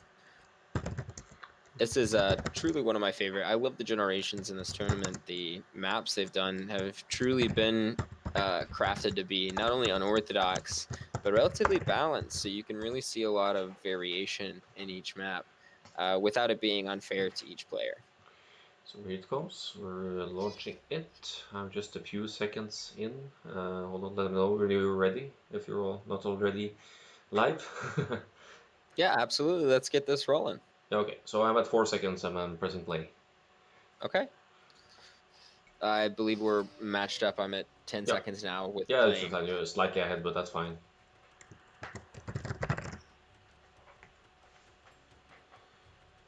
So Adolf wants to know who is co-casting. I just wrote the command, but let's just talk a bit about yourself. You could just introduce how you've been playing the game for much longer or much consistently active than me, I would say. So I wouldn't say it's more consistently active. There was a long time where I took a break from the game, and I'm actually in a hiatus from playing right now. But I've been playing AOE II since I was probably around 10 years old. I started on the very first Age of Empires, and of course back then you're not doing much other than building cities, but it grew into a really good, almost an obsession with strategy games. And I love RTSs across the whole thing. I love analyzing the strategy behind them. And that's why I'm here today with a good friend of mine. Yeah, thanks for sticking around. It's always nice to have another set of eyes to see the action. And yeah, it's been fun so far. Some good games. So let's see. You see Desert Void. We've seen this a lot in the tournament. It's a fixed spawn, so we will always see players spawning on the opposite side of each other like this, with woodlands around and virtually no resources across the map other than a few small stone piles. So I would say Andi has been really unlucky on his side here with the golds, but at least his main gold can be secured. Now those golds, you can wall them, but they're still going to be within range of archers on the other side of the wall. It's going to be an unlucky and a hard road to walk on that. If he's smart with the walling, that very back gold might be the safest one he has. But we'll see what happens. The interesting thing about this map generation is that it is quite the equalizer in terms of versus each other's play in the unluckiness of map gen. What I mean is that there is very little variation between map gens on both sides of the map, meaning that the skill is what really decides players here. We see exactly that they have just about the same wood lines, so we can see how they treat those types of wood lines. And a common type of wood line that you see in this game is the surrounded, broken up, almost 5-star wood lines that you see both sides of this map. So, but undeniably, Light-Kørbø has all 3 golds in the back. That's map hacks if I've ever seen any. So there's pretty much just 2 small sets of walls and he's fine. This front is slightly more open, so it's not. But these both maps should be fairly easily wallable, except Andy will have to wall out most likely his side golds to begin with. Absolutely. In fact, like Corbo wants to get those walls started early on that gold line. So, in fact, he's looks like he's doing his entire walls early. He wants to get good and defended early on in this game. Uh, we'll see how that pays off. Now, for a Mayans player, you might want to go Drush Fast Castle. So it might be what we see from this player. Yeah, it's Aztecs, just but it's Oh, also Mesosynth, but absolutely, it's. So it's against Huns. Of course, he wants to be walled because he's expecting scouts or some constant aggression. So he just needs to secure himself as well. Huns actually a peculiar save choice for this map because the way it's so easily walled off. It's you won't be able to do much in feudal, maybe with the exception of archers, but in general, no. absolutely. And that is definitely why we've seen these early walls. The Huns have a really strong early feudal age aggression with the scouts play. Almost as strong as Mongols, I'd say. Uh, you know, when I was first starting out the game, I've explained to people that Huns were the Mongols without the Hun bonus, and I still kind of stand by that today. Yeah, it's true. It's quite similar in many ways. It's like the cab archer options, and but then again, Huns in a sense they don't have stronger cab archers since Mongols have Mangulai, but they have better options to mass them as they are cheaper and you save wood from not building houses. So they are alike in the playstyle for sure. Invites aggressive early gameplay. Absolutely. Now the Huns definitely on this map is going to be a lot more effective than the Mongols. Not only due to uh, the lack of hunt on this map, but also due to the fact that the extra mass of those cav archers, if he decides to go that route, is going to allow him to break into walls faster. It's going to allow him to be a much scarier opponent later on in the game. Now, the problem with picking the Huns is we can see he's just now started to get his walls started. He doesn't have much in the way of walls because he doesn't have those houses to help start those walls. Whereas, like Corbo on his side, he's all walled up. Yep. And his eagle is, for that reason, like Corbo's eagle is harassing a bit on Andy's side. So he weakened the villager, forcing a villager back to his TC, and now sends a new villager into Wolof. And it's only going to be palisades, of course, like you said, because of no houses. But I don't see the foundations from Andy here on the right hand side because that's really close to the main gold. I mean, it's okay, maybe not within archer range, but when it comes to, for example, crossbows, that might be an issue, won't it? Yeah, it'll definitely be within range, and in fact, an offensive tower on the opposite side of that is going to completely deny that gold line. With it being the only gold line inside those walls, it could be an issue later on in the Yeah, game. it would certainly justify a tower, but on this map there's so little stone that you won't be tower rushing. But I would definitely consider using my starting stone for one tower to deny the opponent from gold completely in the early Definitely, stage. Yeah.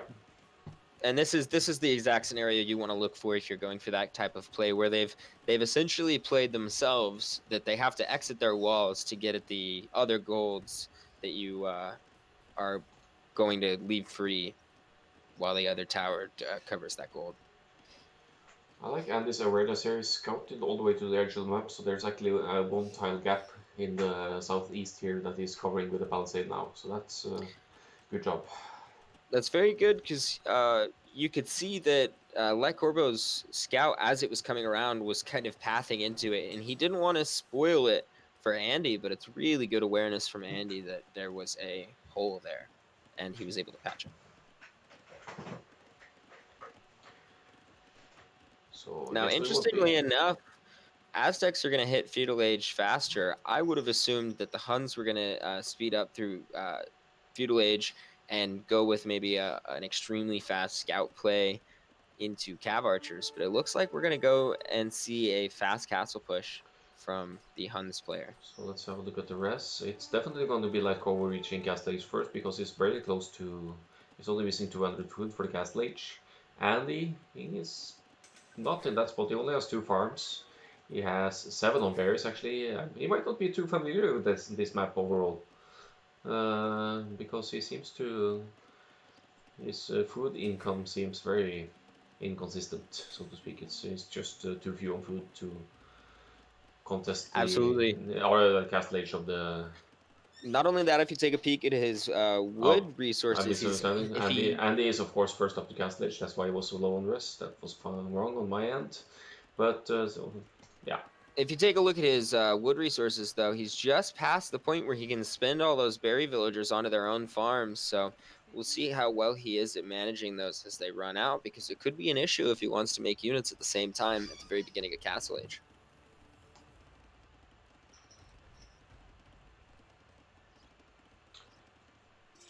Alright, so not so much action so far. He's the 1 barracks up for Light-Corbo.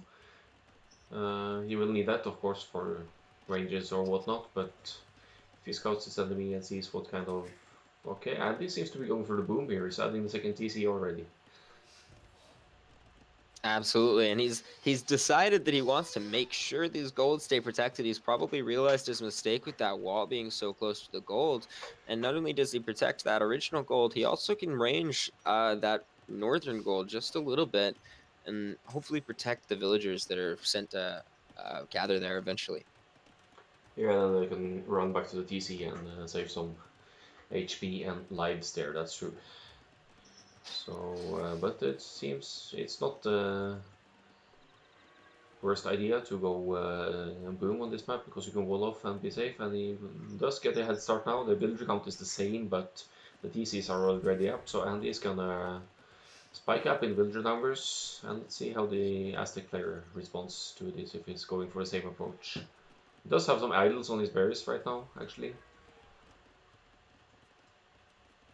Absolutely, and it is really interesting to note that for a boom play, there is only so many resources you can gather on this map, and that is kind of the point of it. So booming play is a really interesting play because it means that he wants to use up as many resources as fast as possible and try and use that to get the tactical advantage.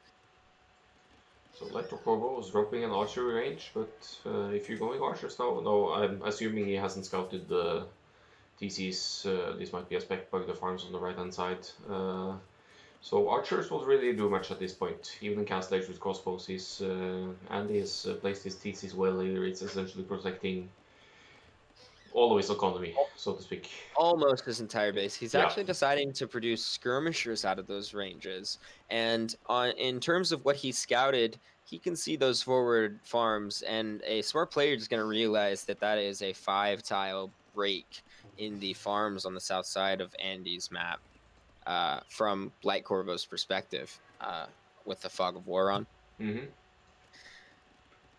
And you can see that he doesn't know there's a TC there, but he should know there's a TC there. Yeah, that's a good point.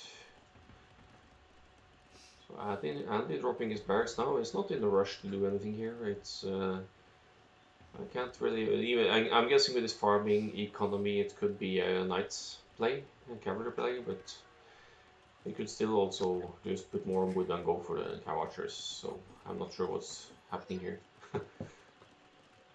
It is definitely scary to let the Aztecs player boom up freely without any aggression, because once they hit those eagle numbers, they can be really tough to deal with for almost any army. But you see, since he's producing skirms, he's expecting archers or cav archers from the Hun player, but Andy is in fact dropping a stable.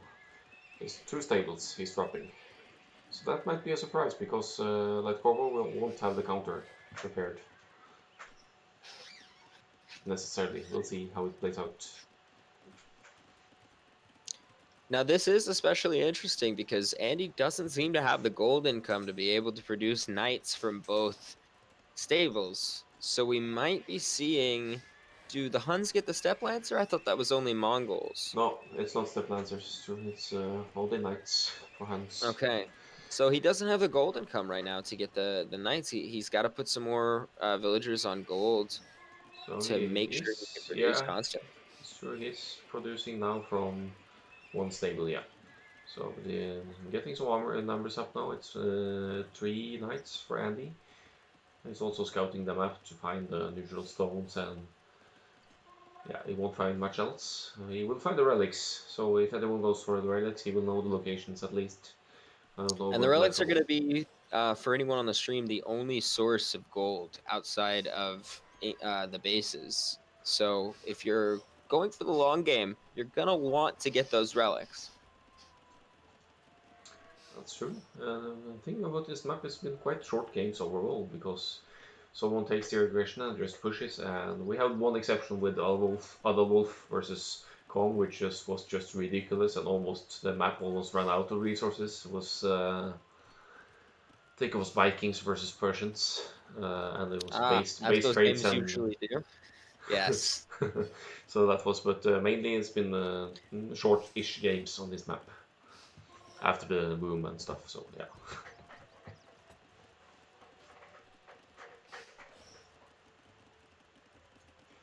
But it's still only no. That's the third TC. Okay, how's the winter count Both for? players now on 3 TCs. So it's 60 to 52, but we have to consider that Aztecs they do collect more resources at time, isn't it? So they have a stronger eco, even with fewer Absolutely. Really villagers. interesting choice from Light-Cørbo. He's sending a small group of skirmishers forward. It looks like he's decided bet against that and decided to put them back in the walls. Now, it would have been really interesting to see those skirmishers immediately get chewed up from Andi's knights, but Andi would have showed his cards there, so...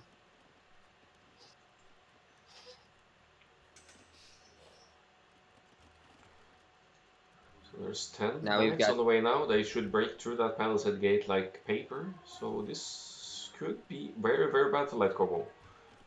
Absolutely, and I think that might be something that Light-Cørbo anticipated with this gate placement here. It only lets you hit the gate with one tile. Yeah. So you actually have to either break the palisades, or I think it's only four knights that can stack there. It's a really interesting strategy. Yeah, it looks like even only 2 knights were allowed to attack at the same time there, but there is a gap between the houses and the villagers here now, so he needs to close that. Okay, I think Andi won't break through just yet. I would love to see some forward siege added by Andi because he could afford a workshop and maybe a Mangonel or something now. Absolutely. Now there's a really nice quick wall. He's gonna get all of these knights almost trapped in there, and he keeps fighting them with these skirmishers. Of course, they're not doing much damage, but damage is damage on these knights. You don't want them to be later on damaged and easy to pick off by town centers, archers, etc. So let's see, but more knights adding 18 to 8 military now. Barracks obviously being dropped by that Corbo. He techs into, no, he has pikeman teched, so he will be able to add pikes now. 3 barracks producing, no, only 2 barracks producing actually, but he has 3 barracks total. The third barracks is currently getting squires. It is just finished. Thankfully, the pikemen will hopefully be able to catch up with these knights. So as long as Light-Cørbo can keep this knight aggression out, he's fine, but there's more and more knights coming, and it's... What just happened? My game froze. What? What is this? Oh, dear. Well, I can pause. I'm at the same time. Okay, this doesn't look too bright. Yep, that's a crash. Okay, never stay for too long inside Age of Empires doing stuff. So. Well, everyone, I hope you're enjoying this stream. Technical difficulties. We'll be back soon. Yeah. Yes. Thanks, DE. So I'll try to fast forward and catch up again though. We still have some viewers. Looks like we have 5 viewers. So that's nice to see. So. Absolutely. Let's get some Fs in the chat for Akkal's game. Anybody? No. Right. Yeah. Expected tough resistance. So that's fine. There's an F. There you go, Daniel. Yes, that's it. Replace. Where's the Light-Cørbo? So this fast forwarding is gonna take some time. Who wants it? Thanks, DE. Indeed. Oh, alright. We were at 27-ish minutes, I think. I am at 28:02. Cool. So just getting a replay of the booming stuff here. It definitely makes you want to. It makes you wish we had a 16 times fast forward, right? But you know, there's even a go to the next chapter feature, and I've never seen it be of any use. So. Me either. And it would be nice if maybe it was like the ages. Those are pretty good chapters. Oh yeah, that's true. Or maybe just have an interval like 5 minutes or 3 minutes or whatnot, just to make fast forwarding like this a bit easier. Okay, it's not that bad. I'm at 6 minutes now, so I'm gonna catch up in not too long. Both solutions would work pretty effectively, I think. Maybe having it maybe every 5 minutes or maybe every 8 minutes to be a little bit less chapter heavy. But most games don't last more than 30 minutes, 35 minutes, so you're not going to have more than 6 chapters ever. It's true.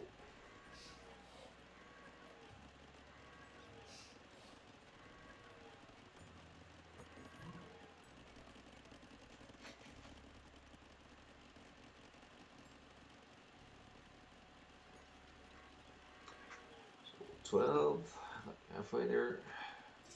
Making on it.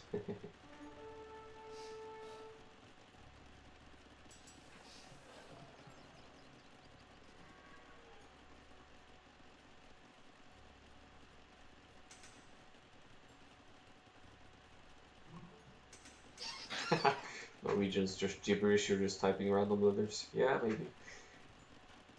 It definitely seems like it. Yeah, and some of the letters have symbols above them and below them I've never even seen before. So it's an interesting language.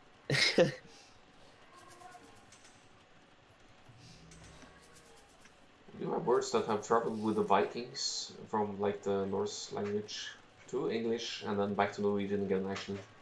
The word knife is one of them. It's kniv in Norwegian, but it's the same origin. So you took that from the Vikings and we took it back later, or it evolved. Huh. And there are lots more a lot examples. of interesting things like that are like from the French are really like we have a lot of conjugates from them. Something I've always found interesting is the German's Kaiser is descended from Caesar in Rome, linguistically. Huh, yeah. There's always going to be affection from one language to another. See, 24.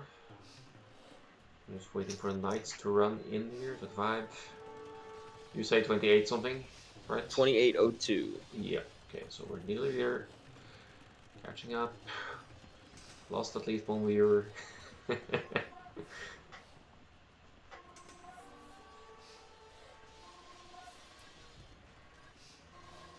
And we're back. 28-20 now, so I was slightly ahead again. Okay. I'll just fast forward a bit. Yeah, I'm just 5 seconds behind you. So the pikes are on waiting, but the pikes only have 1+1 defense from what I can tell. They're getting the attack upgrade as well. No, that's going to help him take care of these knights in one less hit than usual, but with there being so many knights, I think the defense upgrade might actually be a better option here. Yeah, let's see. I'm still would still love to see some. Alright, there's the Siege Workshop. It's back on like Andi's base actually. Why not forward? I wonder, like by the wood line here where the knights were trying to break in or something, because Light-Körbo is kind of closed in on his base. Is not going anywhere. Well, and without siege, there's very little that that Andi can do here in the front line because of just how well the walls have been placed, and now the pikemen are just going to be a little too high number to deal with at a choke point that those knights can create through the palisades or houses or whatever they destroy.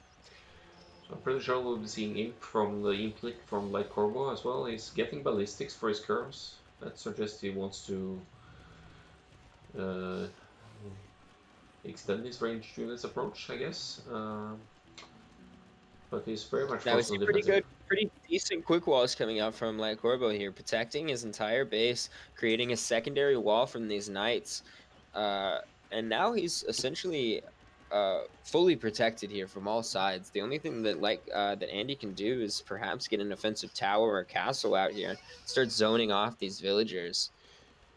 Yeah, castle is an issue because we only have the 200 starting stone, but there's always the opportunity of mining the sites here, which they haven't done.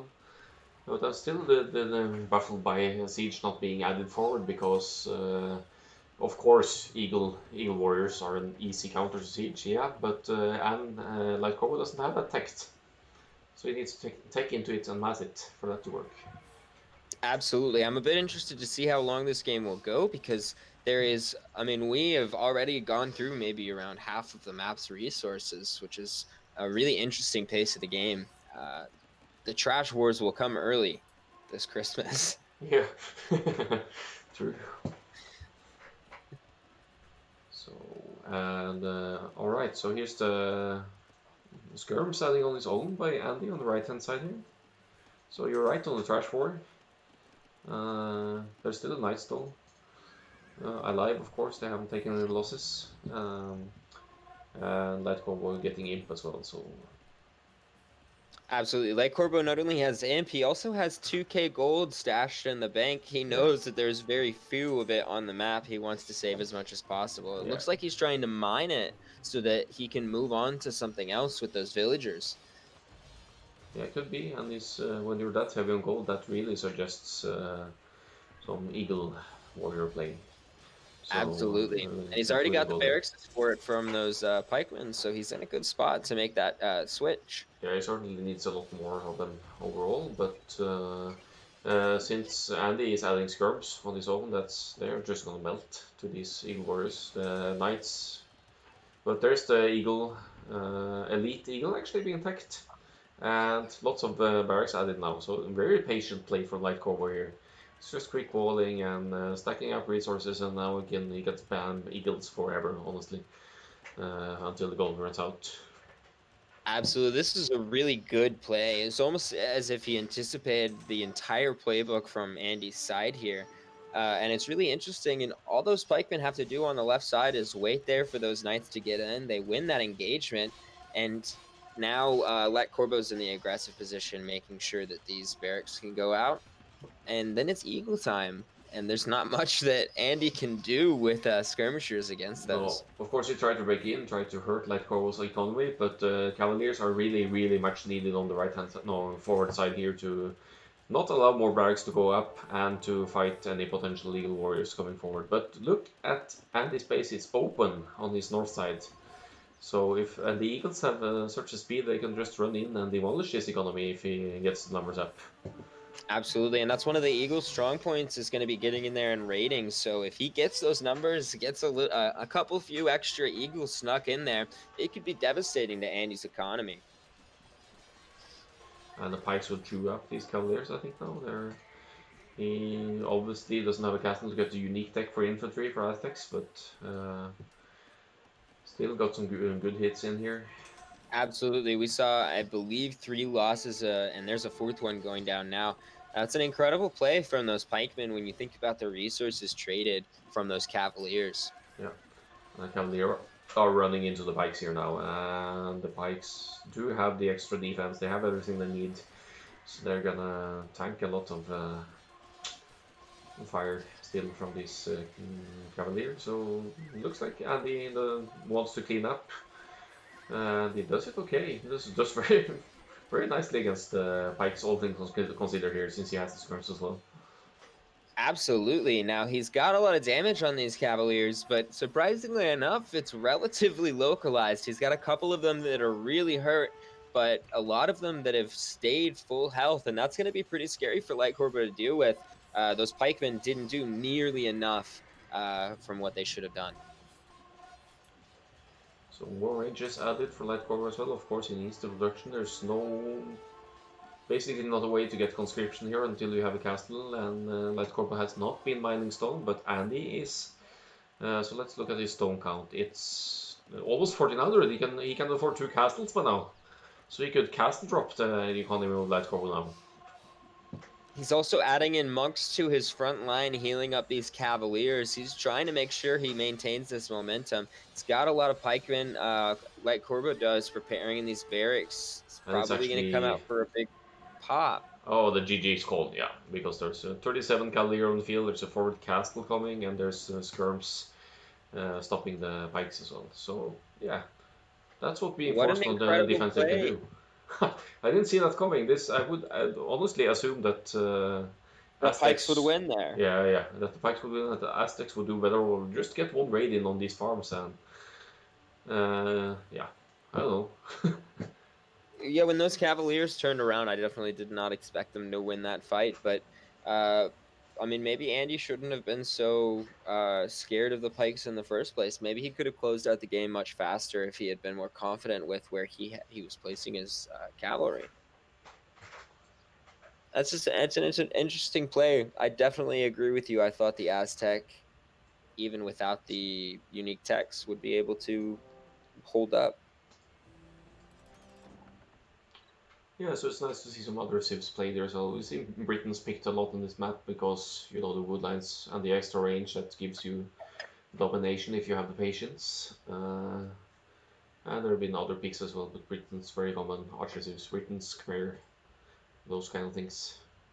But nice games, and it ends with 2-1 to Andy. So good job there. It was a Well, very good set. but well played from both. Nothing to say about that. Was Absolutely. I love the games that can go to a third game. Or I love the sets that can go to a third game because it really shows you just that these two players are relatively evenly matched. And I mean, just watching the uh, back and forth between two evenly matched players, it's much better than watching a lopsided game. it's true. It's lots of events underway, and you can't really tell who is winning when it's like this because these pikes, we both thought that they would take a much better engagement there, but then it's just turned around and the castle is dropped. So it seems that it's could be very useful to mine the side stones here and actually prioritize that as well, even how much exposed it actually is. Well, the interesting thing is, I believe the largest neutral stone pile was 2 piles, with half a pile, and so you might be able to mine those and then get back to safety before it becomes an issue.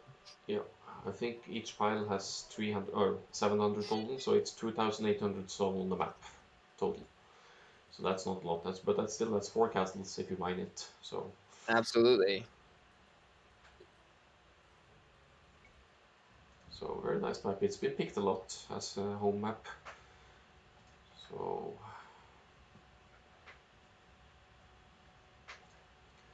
we still have 4 viewers in the chat. Do you want to see more?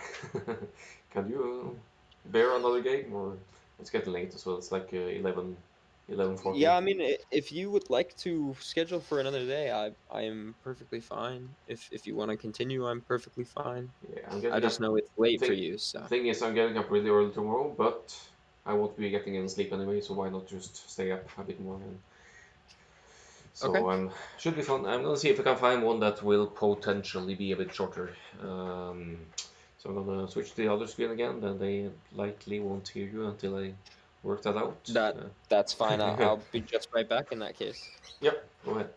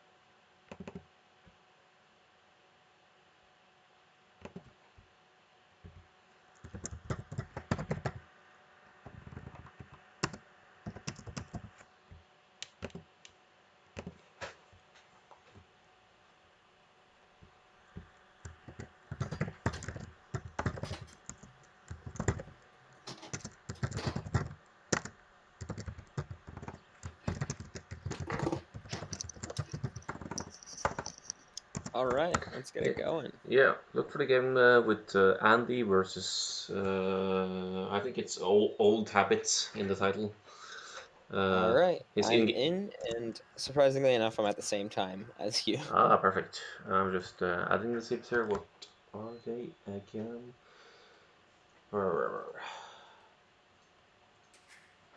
Ethiopians again. Right. Yeah. So let's just push play. Took a bit All right. of. So I don't think we're gonna stick with Blue's name here. It's just so we could say Nedemic or something, but he's also called Old Habits ALP in the Discord, I believe. So I might be calling him Old Habits, or we could just refer to colors or whatnot.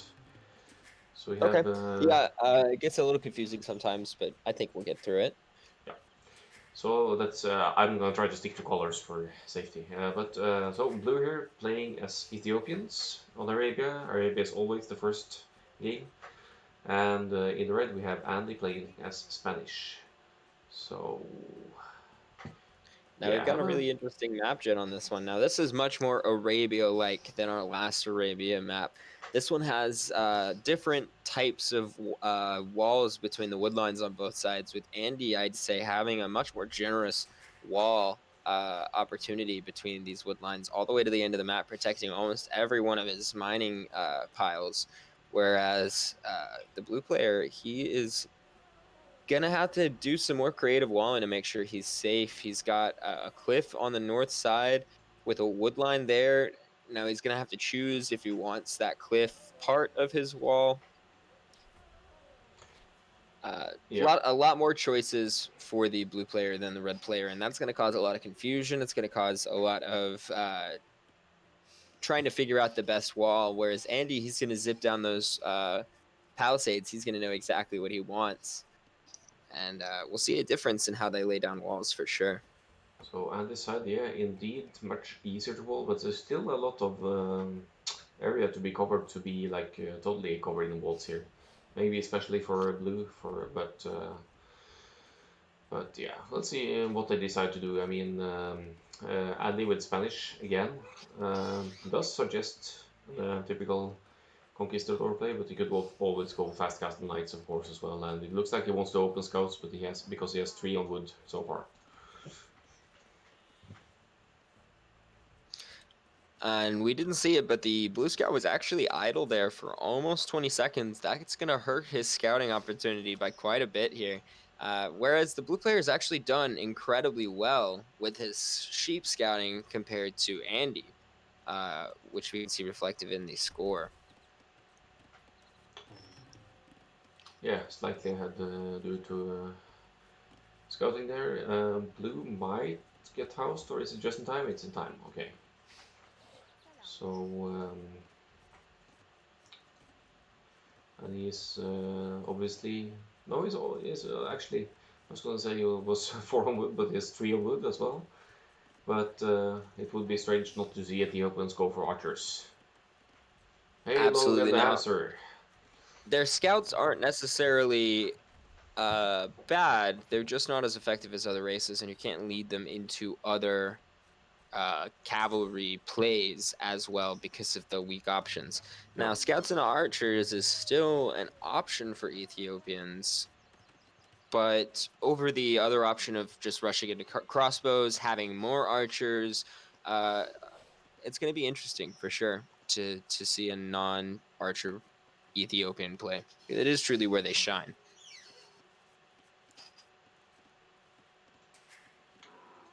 All right. Now we see boilers coming in on both sides. We've just finished up the secondary bore on blue and red. Have a look at the chat. Lame allowed. sheep laming is loud. Board aiming is not. The stream is low, he says Logan. I don't think there's. I'm thinking about. You can hear us. Our voice is fine, right? Logan, it's just the game sounds, or because I could adjust the game sound a bit.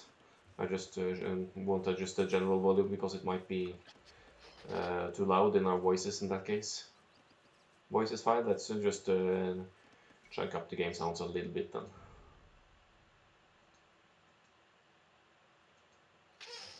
Yeah, I will say I don't have your stream on the. Obviously, I don't have it unmuted, so I can't really tell echo, but that could be an issue. A little bit more. Oh, it's probably too loud.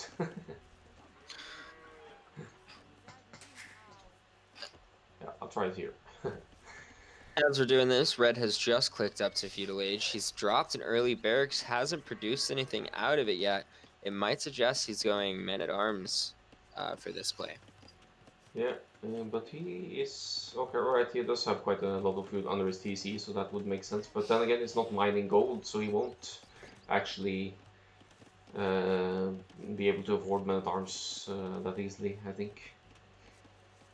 So Absolutely. Without the gold, and that's a good observation there, he's not going to have enough to go for men-at-arms. It's a really interesting play that he decided to place his barracks so early. Perhaps maybe to psych out the blue player had he scouted that early barracks. So he's redisposed his villagers from... He used to have 3 on wood, now he has 8 because he's aging up, so that suggests a scouts play here. We will see the stable being dropped at Feudal Age, I think, from Red, from Andi.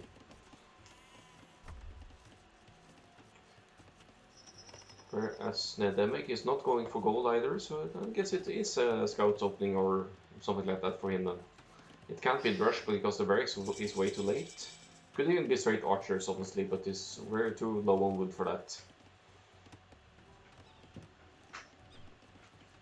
Absolutely, and with the blue player is still trying to push deer, so we'll see what happens in the Feudal Age.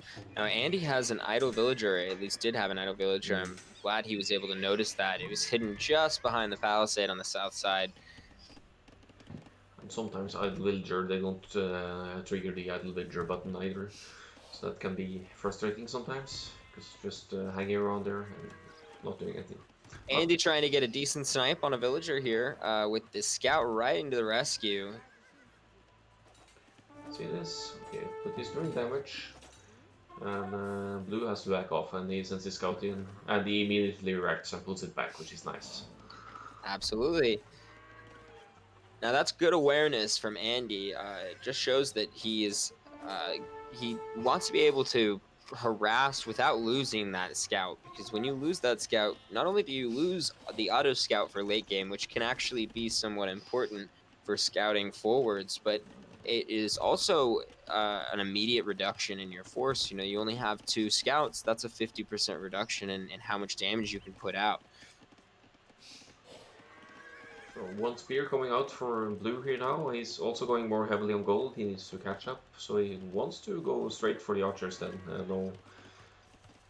Yeah, blacksmith first. Okay, blacksmith before range apparently.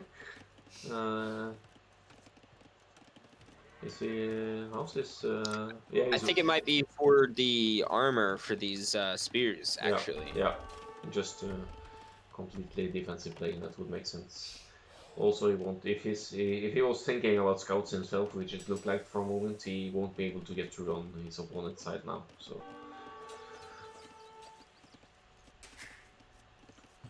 He's adding the range in the back, so I'm assuming he wants to hide it from his opponent. Because from Andy's scouting, I'm pretty sure he doesn't know. He doesn't see the blacksmith, he only knows about the barracks. He's about to see the smith. And now he's running over in the back, but he certainly won't delay that range. 1 range though. Could also suggest a quicker cast late, because Nedemic, he does have the resources to click up now, blue, and he's up to castle. Now we see really good scouting coming out from Andi. He's trying to give harass. He's trying to get these scouts out on the north end. Doesn't look like he's going to get through before blue gets a wall out with these houses and palisades there.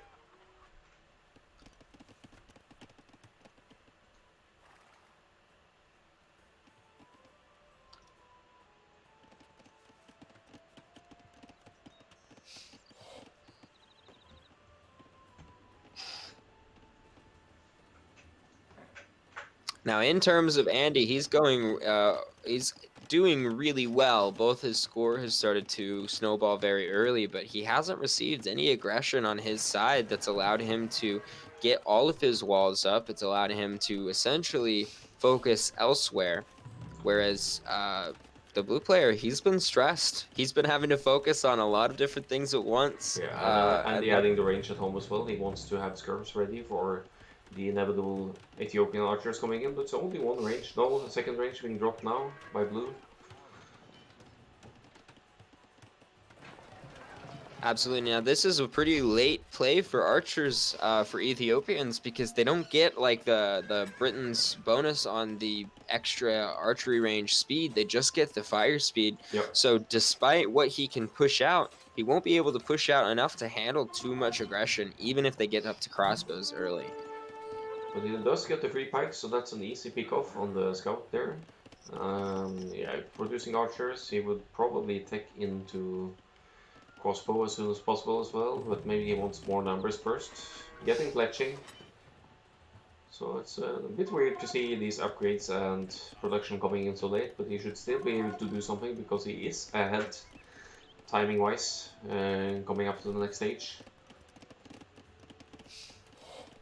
Absolutely. Now, this moment is very crucial in the game for the blue player. If he can't retain the aggressive position here, he's going to have to flounder back to his base, which we've already seen is not very well defended. If he can keep the aggression here, however, Andi is now on the back foot, and he has to continually go throughout his castle age, early castle age, trying to defend against pikemen and what will soon be crossbowmen with all their upgrades. There we go. Still archers though, but they do have the +2. Absolutely, it is definitely peculiar that the crossbow upgrade has yet to come out yet. He must want more numbers on these archers, but crossbows could easily clean up these skirmishers without being in too much danger, whereas archers can only take, I believe, 4 hits from a skirmisher. Yeah. So maybe it's mind games we're seeing here. He just wants to believe, make his opponent believe that he is behind. But now he's losing numbers for 3 here. That's 2 archers down for no reason. So that's not ideal. He's going to camp a bit on the hill here though, waiting for more numbers. Should probably consider... Absolutely. He's actually adding a TC now, so that's gonna affect the production temporarily until he can get production out from the TC, of course, because then he will have a stronger economy, but... Army numbers not that impressive. 14 to 8, 15 to 8. The interesting thing, though, is despite how much he can push out, he's never going to be faster than these skirmishers coming out of the archery ranges. So he's got to get good shots on these skirmishers, focus them down, get them down on numbers, and then stay on top of those archery ranges so he can't get them the numbers that it takes for skirmishers to challenge crossbows. As soon as he gets up into the E-Skirm, with that upgrade, though, the game completely changes. Yep. Now, we don't see E-Skirm being a priority for Andi, but it could be later. Yeah, but we see Andy's still taking some good hits on these few crossbows that are here with his few late skirms. So he did pick off one, I think, and he's, of course, lost a few skirms, but any archer down is good for him. Absolutely. It's a gold unit at the end of the day, and there's only so much of it on the map, so... And Andy's putting down his third TC now, so he's gonna spike up in the villager count even though it's even right now. He can't allow blue to get in though, which might just happen here. That could be bad. I think it will happen here. Look, this palisade's getting dangerously close. No reaction from Andi and the red player. Now, this is extremely bad. Not only has he lost access to the stone pile, he can go straight up north, access that wood line, follow all the way around in the market.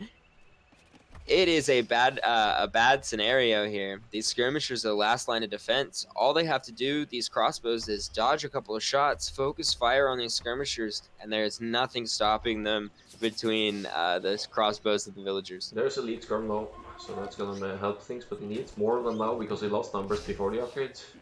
So not the best timing on the upgrade in that sense. Absolutely. Anything's going to help at this point. You know, it definitely would have been a lot better when he had done it around the time he had 8 or 9 skirmishers, but 4 E-skirms is definitely a lot better than 4 regular skirms. Yeah. Now we just saw it. He can take these crossbows down very slowly if he can make sure he gets hits. Now these crossbows doing good on dodging shots. You don't usually see that at this level of play where the crossbows are constantly moving in between firing, but I love it when I do see it. Yeah. And the second range is up for Andy, so he's able to get more skirms out. But look at these idols, they've been idle for so long in both TCs here. That's 21 idols. Effectively having, even though the villager count is quite the same, Andy has half of them working. So that's gonna take its toll on his economy, I think. Absolutely. And now he's aiming not only for these skirmishers, but he's knocked out a farm. It doesn't seem like much. It's just 60 food, but it's also, or it's just 60 wood, but it's also safety under the TC. It's the safety of being able to get those resources. Now these skirmishers have successfully. This is why we've got a forward workshop coming out from the blue player. He's pulled all of his crossbows back because he wants to be able to assault again with full forces. Yeah. I was a little confused. I was wondering why the crossbows all decided to turn around at once, but... he also saw the skirms and he saw more skirms coming in, so he didn't want to take any bad fights, I think. But no ballistics, obviously, because they're missing a lot of shots. But if he adds Mangonel now, should be good. Absolutely. This is the moment where those skirmishers start getting really scary, though, because for every 2 archers that they can add, he can add 3 skirmishers. So he'll never have the numbers advantage. He's got to get good mangonel shots. He's got to focus fire skirmishers down. He's got to take good engagements. Otherwise, the blue player has no chance of getting in here. What I would like to see now is see blue taking out the ones they will let Andy has, just so we won't actually have any counters for a crossbow plus mangonel push. Because, alright, there's a castle coming, never mind. If that isn't denied, then Andy is suddenly in a very good position on that side. Absolutely. And that castle's in a great defensive position, defending a wood line and 2 piles, both of gold and stone. But the Mangonel not only that, will threaten that, and the crossbow's running in. Okay, this should be denied, actually. This might be a... This could be GG, this could be it. It depends on how they handle this here. The Mangonel's going to come in. They were within range, but just couldn't get the shot out fast enough. Castle gets denied. Also everything's running away. Firing rate with Ethiopian archers, that makes actually battling against even numbers of skirms makes it easier. They just fire faster. You can get some kills. Absolutely, and with focus firing on those skirms, you can kill them faster than they can kill focus fire on archers. The issue is can you just do more damage than they can do to you? You know, 3 skirms is a lot more effective than 3 archers at what they're supposed to be doing. So focusing on knife now. Nice play there, nice awareness. Still, actually almost 3 mangonels forward. 1 will go down to skirm fire here, actually. So that's that's impressive. But some serious damage being done here now by Ethiopians.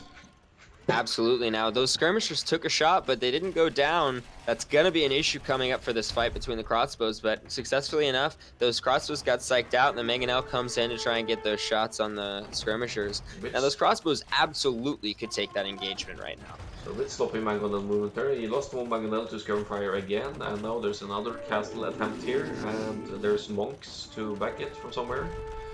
Absolutely. So surely that castle is the one that goes up. It's in between 2 TCs. It's got defensibility. It's covering resources.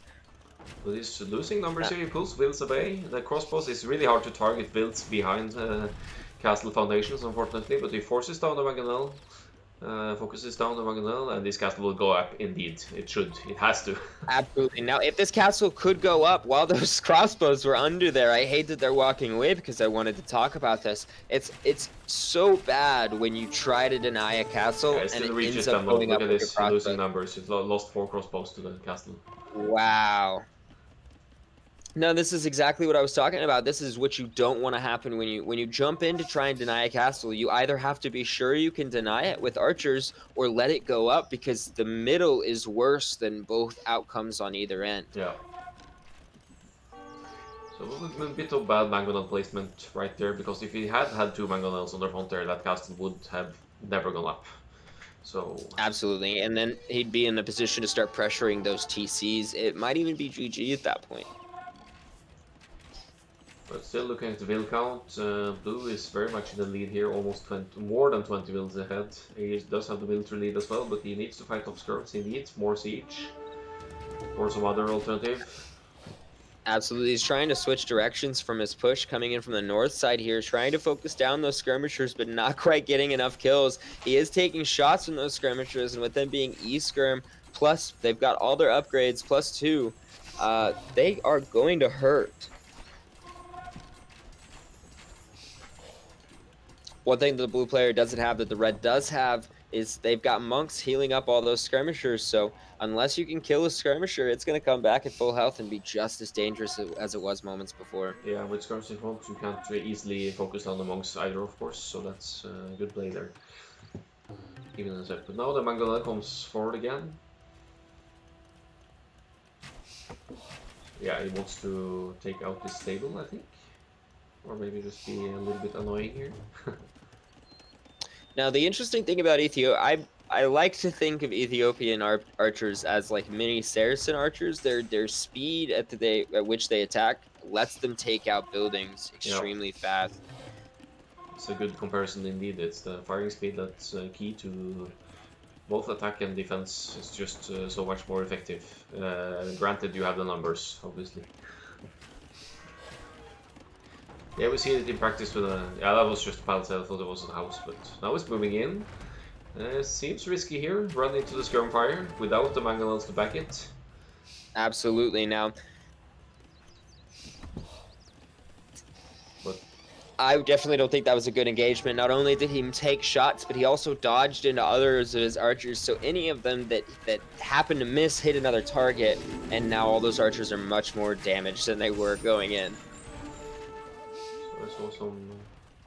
Yeah, I wonder if it was missionaries and conquistadors, but it was conquistadors. But look at Blue now adding a forward castle here. Absolutely, and Andi actually got a conversion on the Mangonel that was immediately taken out by the blue player, but that's gotta hurt. Yeah. Blue's sending villagers forward for a forward castle here. We'll see if it goes down. These skirmishers will have to come out and answer this if they want to not have a castle. Oh, it's converted. Oh, that's so nice. Now he needs to focus down his own Mangonel, and boom!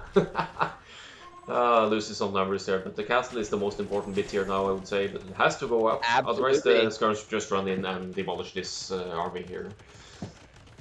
So many villagers committing to this.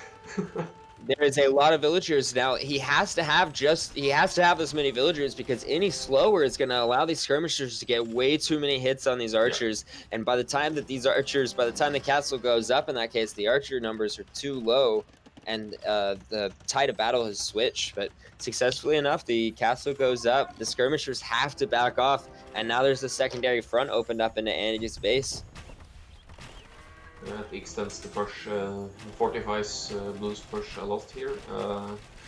He did send like almost 20 villagers forward to build that, but on the other hand, he does have a nearly 20 villager lead, so it doesn't necessarily impact the balance between their economies that much.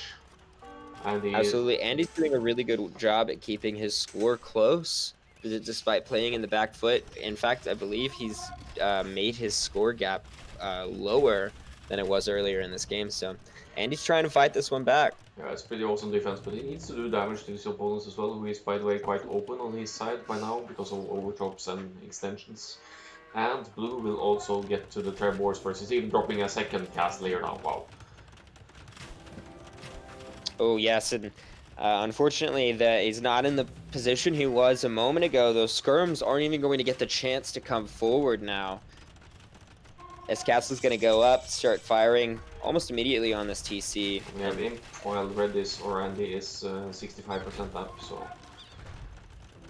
Starting to look a little dire here for Andi. We'll see what he can pull off. Now, luckily enough, he already has Imperial Age researching almost at 75% now, Yeah. which means that he'll be able to fight Trebs with Trebs. But he's down But the 1-2 castles to 1 here. That means that Blue could potentially have 2 Trebs out, and he is producing actually 3 Trebs total now, and Andy will at best have 1. absolutely, and on top of those, we've also got this Mangonel coming down. It did just get converted, but it did get a couple shots off on skirmishers before it died. This is a really interesting play. Lots of tight maneuvers here with these armies in between these buildings. It's a very interesting game. So the Ghost writes, I really hope Blue gets torsion engines. Yeah, and I think why should he? At this point, would be fun to see, of course, but.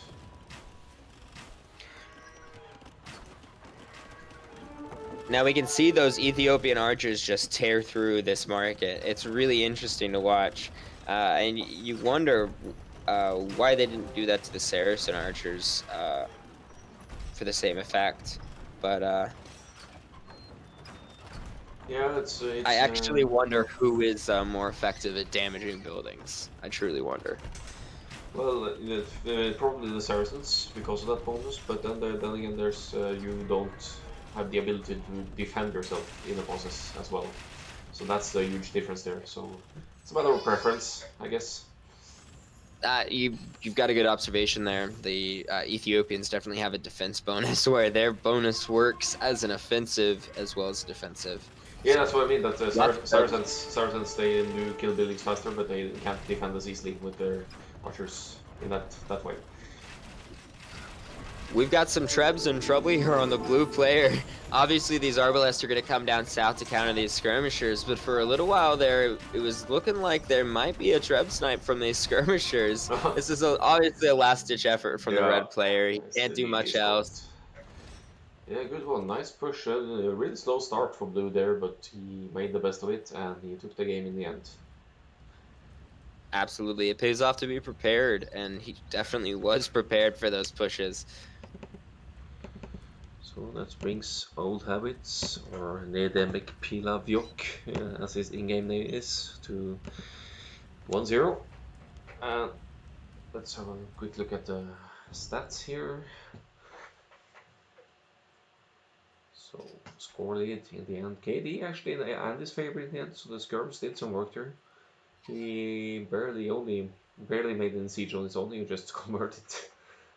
But largest army definitely in Blue's favor here. More resources collected, basically very little idle time for Blue, so that's shown in the collection rate here. And also the uptimes slightly quicker Imperial. Absolutely. I think it's also really important to notice how little Andy got to mine that game. Almost half the resources on both stone and gold, just due to those castles coming in, the constant idle time from the pressure. It definitely pays off, and we saw that with how many Trebs were able to be fielded from the blue player versus Andy. Right, so moving on to the next one, need to switch screen to avoid spoilers here. So let's see, game 2. I'll just pause it right away.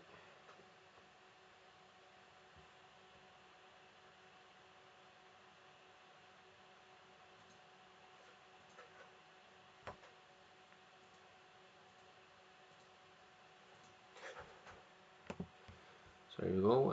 I'm 2 seconds into game 2 here. All right, I'm at 0, so go ahead and press play, and I'll be right behind you.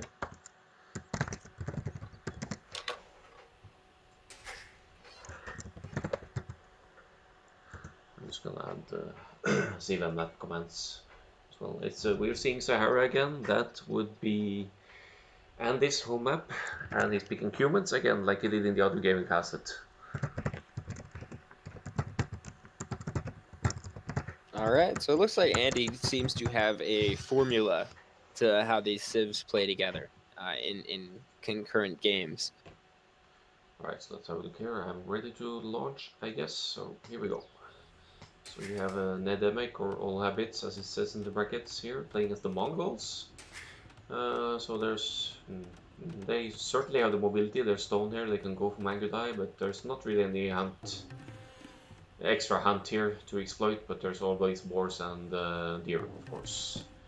And in the red, there's Andi playing as humans, like he did in the previous Sahara game we did. And some nice little chat on the side here. And looks very, very open on Andy's side again. So, but that, as you could say, that goes for both players this time, actually. Absolutely. I'd actually argue that Andi is a little bit more exposed. He does not have a single wood line on his front end, whereas at least the blue player has a little bit of wood lines to work with in that front end.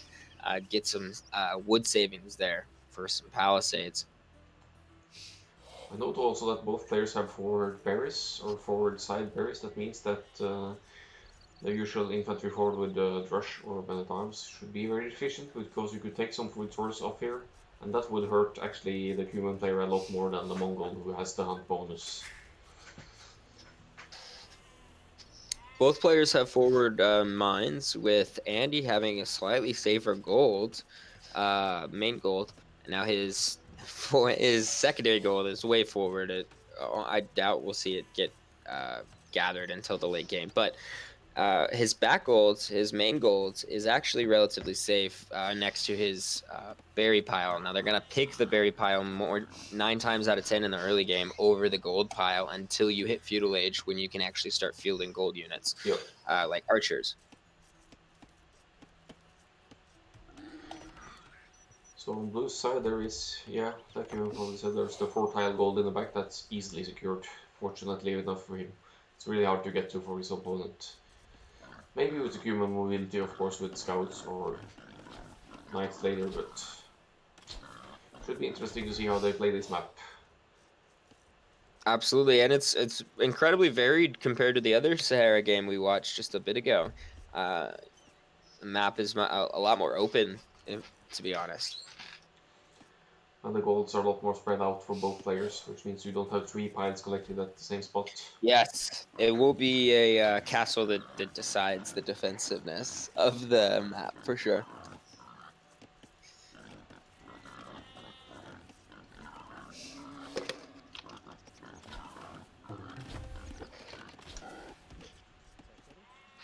So Andy taking both his boars early again. He wants to get focus much on food on the wrist DC here. And should cause some decay here, but also the hunt is collected faster, so it's probably not a bad move, all things considered. Well, he does seem to he has to have a reason for it. He's done it almost every game, so yeah. There has to be some type of justification behind that behavior. Oh, right, there's two sheep he actually didn't find, Andy, so that should explain it as well. He needs the boars then to sustain production. It is a shame, too. It seems that the scout just barely missed them. Yeah, sheep spawns in this latest patch is a bit of a nightmare. Really... Oh, but he might find them now, actually, so that's good. He's just given up. He hasn't given up on his sheep. That's very nice. Definitely bad luck with the deer push. Of course, they are quite far away for Andi. Whereas for the blue player, he actually has sheep very close to his bushes. So we might see a pretty big discrepancy here from the Mongols player. He's getting to take advantage of that hunt without having to do a lot of idle time, what would normally be the negatives. Looks like he's even pushing them towards the middle now, or towards the TC. Let's see. Yeah, he's pushing. The Mongol player is pushing another deer next to his mill. Nice there, and the third one could go either way if he wants to. So, yeah. It's a very good play for the Mongol player, playing to his strengths. He's got to get as much hunt as possible. That way he can maintain a feudal age lead.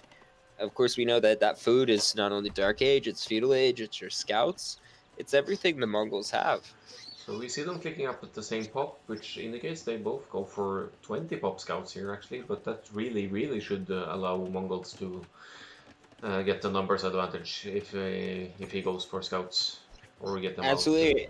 It gives the Mongol player options. He could go for the numbers advantage, or he could go for the tech advantage on the blacksmith upgrades with the armor and attack only costing food. So Or he simply goes for an early casting edge, of course, because he could. absolutely.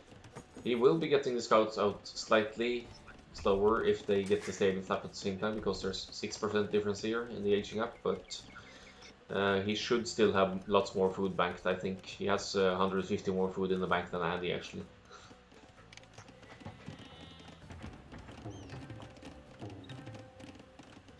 And that's only 3 scouts, but 3 scouts is quite a bit of a difference when it's early feudal. You know, But then we could also consider that Andy has Spanish builders, so he uses 2 vills to build the stables, and Blue uses only 1, for example. Then there would be a turnaround. So here, no Spanish is Cubans, sorry, but these 2 villagers building. Let's see who, and there isn't a foundation placed for stables yet for Blue actually. Here it goes, 2 builders as well. Okay, so it looks like Andy will definitely have scouts out first, which will be an interesting play from the Cumans. It's going to put Mongols on the back foot as long as those scouts can get over there first. Now I'm going to watch these numbers closely. Already 1 scout in production for Andy.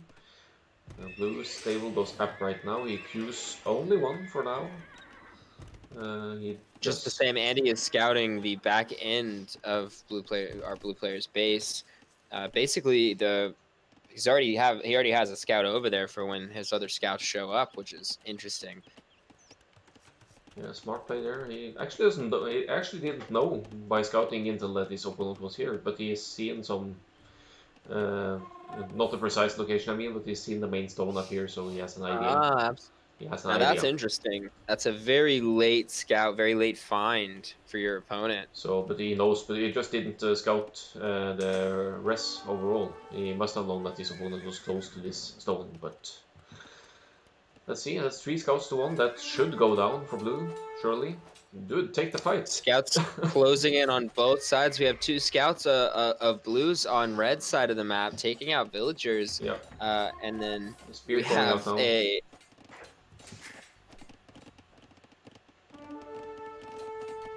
All right, so it looks like they're going to go for the trading method of Feudal Age, which you do see some players do, where they just try to do more damage than the other person can do. It does. It should favor the Mongol player overall, though, eco-wise, because he will take less. He should be less damaged, since he had more food than res to begin with. But he loses 1 villager, and that's not the case for Andy. Brings Andy to the build lead, then he will. He's already dropped his 2nd TC as well, so this could. This could snowball in Andy's favor. It just depends on whether or not the blue player can keep up that eco lead, because and we know that he won't be able to keep up the eco lead for long without taking out villagers. So in reality, the blue player needs to get on an aggressive path. He needs to get in on this wood line that is unprotected from the from Andy. Doesn't look like it's going to happen, though, with the C's there being very well placed. Yeah, he hasn't scouted it at all. He doesn't know where that wood line is. He only knows of the 2 TCs, and he probably expects that this is where Andy's taking wood, so he doesn't occur to him to search for a 3rd wood line. That's an interesting play. Very lucky for Andy, because as we see that wood line's quite exposed. Indeed. So Blue is walling off a lot more, and he might in the end succeed to full wall if that's his approach to this. And he will have some trouble. He needs to secure. None of his stones are really secure. So if he wants to take into Mango Day in the late Castle Age, for example, he needs some way to secure these stones better. I think he will definitely need to go with a power unit like the Mega Die later on in this game as well, because if the Cumans player capitalizes on this eco lead with the extra TC, even with that hunt bonus, there's very little the Mongol player can do unless they can keep up aggression in the early game, which we're not seeing. So blue sending forward some spears now. Andi does have the KD lead though. He's 5-1 in KD, so he tells me he's defending nicely here and attacks as well.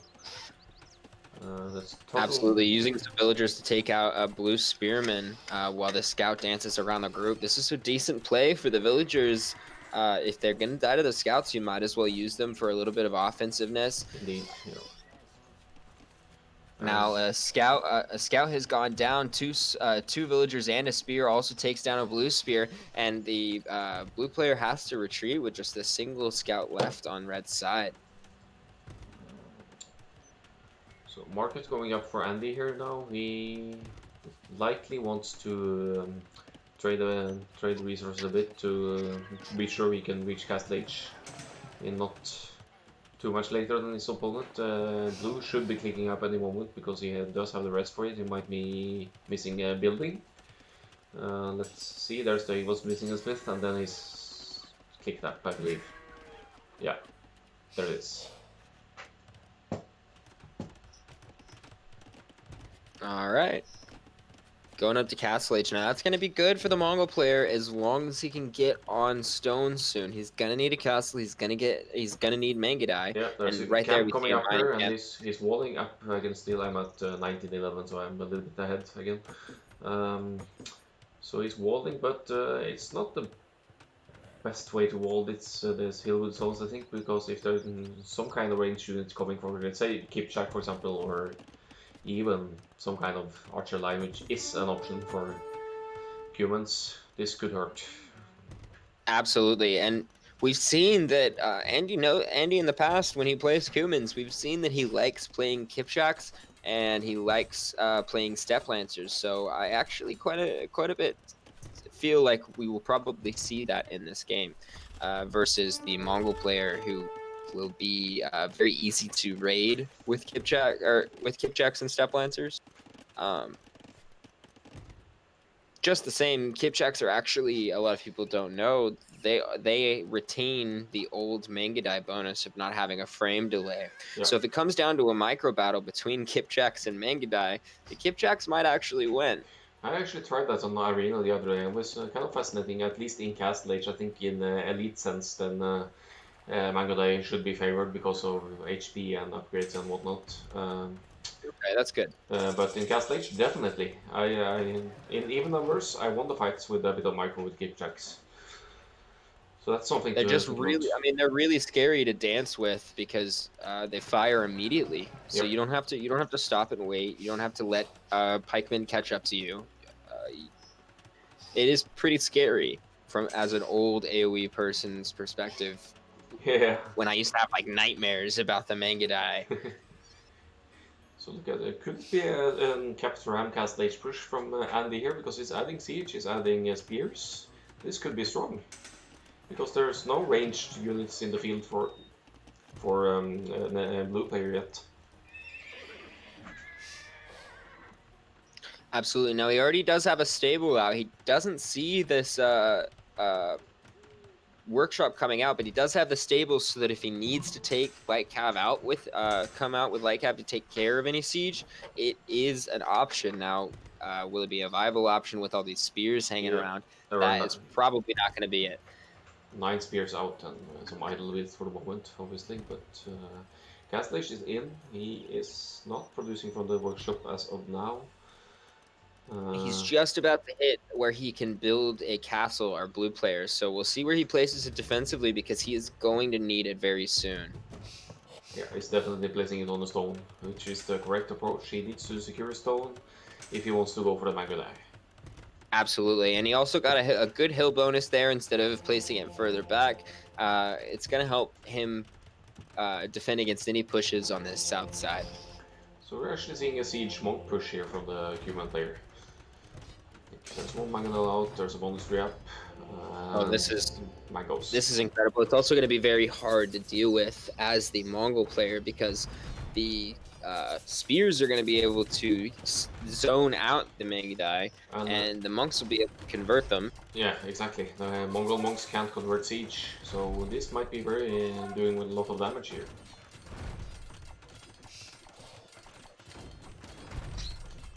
Andy, a very strong player, coming back for blood after a loss in the first game. He knows what the Mongols are weak against, and he is using that to his advantage to make sure that he does as much damage in the castle age as possible. Now we see that the blue player is coming back with siege of his own. It's the only option he has because he doesn't have the monk option. But then again, he's adding also monastery on his own, and he won't be able to convert. He will could convert pikes obviously or knights, so maybe it's for the knights, but still doesn't quite make sense to me.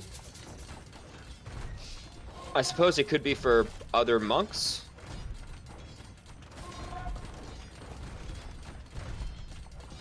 Yeah, okay. Yeah, so Mongols get the text that they could convert other monks. Yeah, that's true. That's a possibility.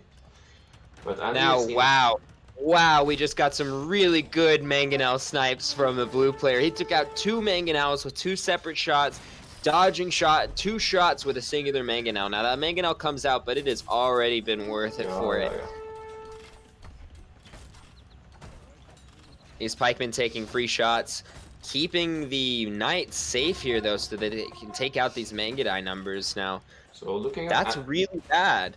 Looking at Andy's rest now, I would really love to see Capture Ram being researched after this next Battering Ram coming out. That would be so strong, because he actually has your ability to do that in Castle Age with humans.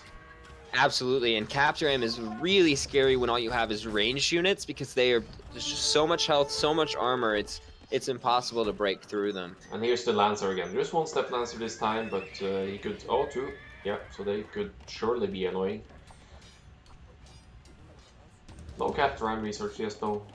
He's actually idling everything at the moment, Andy. Now getting heavy plow. I think he feels that this is the final push. Yeah, could be.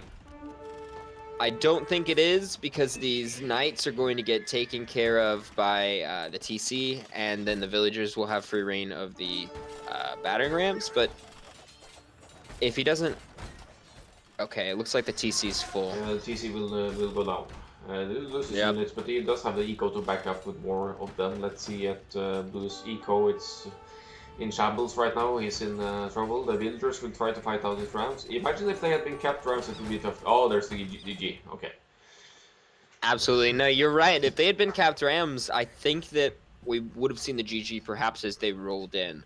Because they're, even with regular rams, you see them trying to take care of the rams with the villagers. But capped rams, it's not going to happen. Not before those knights take care of every single villager trying to go for it. Yeah, exactly. Okay, so again we have game 3 here. I'm just gonna browse quickly through the statistics again, and we'll move on to the next one. So good comeback on Andy's home map here. It's a very good example of how humans are supposed to be played. Early TC with continuing with siege aggression, using that advantage for what it is, getting rams out. He could have gone capped rams had he faced more melee units. I just think it's a good option. Yeah, then again that leaves more food for knights or step lancer production, so that was probably the reasoning for it. Absolutely. So, or like you said, that it just feels like that's his. Yeah. Okay, so we have Desert Void next as the third game. Again, Desert Void being seen as the home map. I'm sorry. It's the third game, and the old habits is. Yes, I'm actually loaded already. Yeah. Okay. You slowpoke. What? So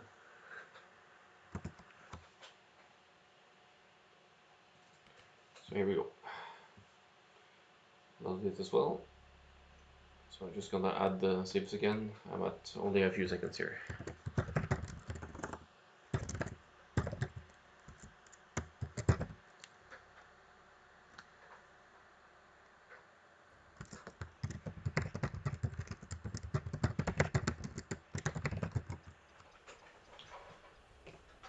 All right.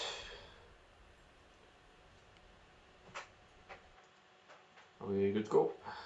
All right, yeah, I'm good. So okay, 5 seconds in, I'll push play now. We have Desert Void again, a popular map in this tourney. It's been played almost every set by someone. But this time to I think Archer it's a good Sims. map to force aggression. I'm sorry for cutting you off, so go ahead. So the connection with your voice seems a bit bad for some reason now. Suddenly, it's Wonderful. hold on. It's probably on my end. Is it any better? No, but let me disconnect and reconnect myself as well and see if that makes a difference.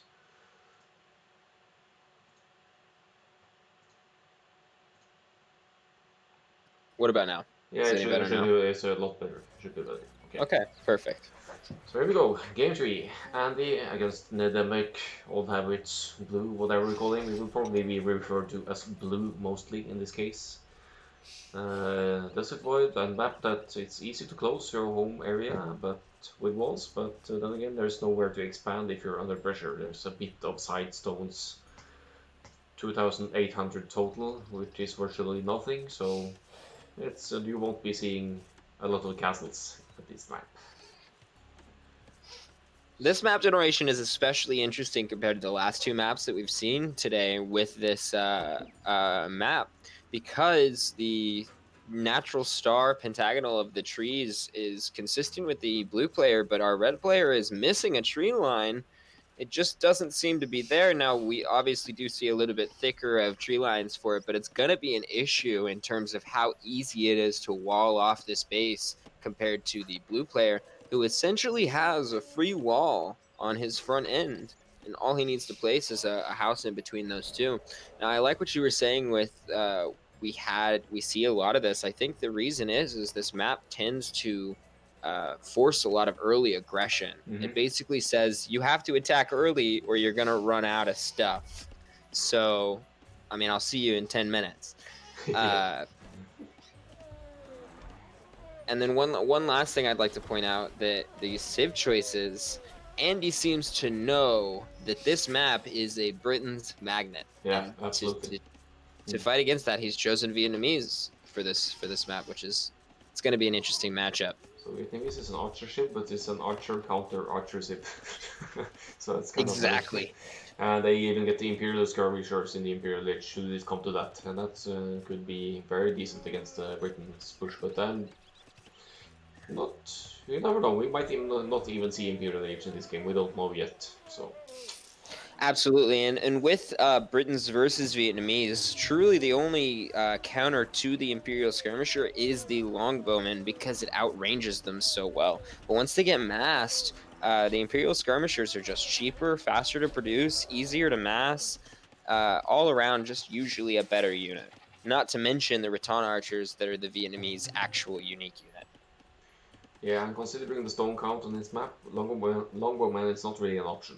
It's but then again you still have the extra +1 range in what is it, Feudland, Castle Age for Britons or whatnot. It's so that's something. Absolutely, and that's going to help a lot as an archer player. Any extra range is going to help you stutter step those skirmishers away, keeping them right at the edge of your archer range, making sure those skirmishers can't fire, but you can, and getting those extra shots. So for this, it could be a really interesting matchup where both players are struggling to maintain their advantages over the other. So Blue starting his walls, he should be full walled. Yeah, as you said, there's actually only one house foundation here. That's the only thing needed to block that. And then it's only got the backside remaining, and that's the last place your opponent will go, actually. So nice securing there for Britons. Probably going for a slightly passive start approach, but that remains to be seen. I think so too. I think a very strong play could be maybe going fast castle and getting that early production down faster than the Vietnamese player can, because the Vietnamese eco bonus is arguably better in terms, especially in terms of savings, than the Britons bonuses. And he's doing what he should do here, is sending a drush forward, or maybe it's meant arms. He's not in gold, so it's not meant arms, it's a drush. Absolutely. He wants to punish the Britons from going a straight fast castle here, and but he's gonna might run into trouble getting through. The scout should be able to stop this villager from walling though, and then would force quick walls down closer to his TC. 100%. And the interesting thing is these militia revealed that he didn't have a wall there before he ever even scouted it, because they started pathing around. Yeah. So he knew that, oh, he's not walled all the way, I'll just walk around. And if he doesn't quick wall in this build will go down for blue. There it is. Vietnamese That hype. is incredible.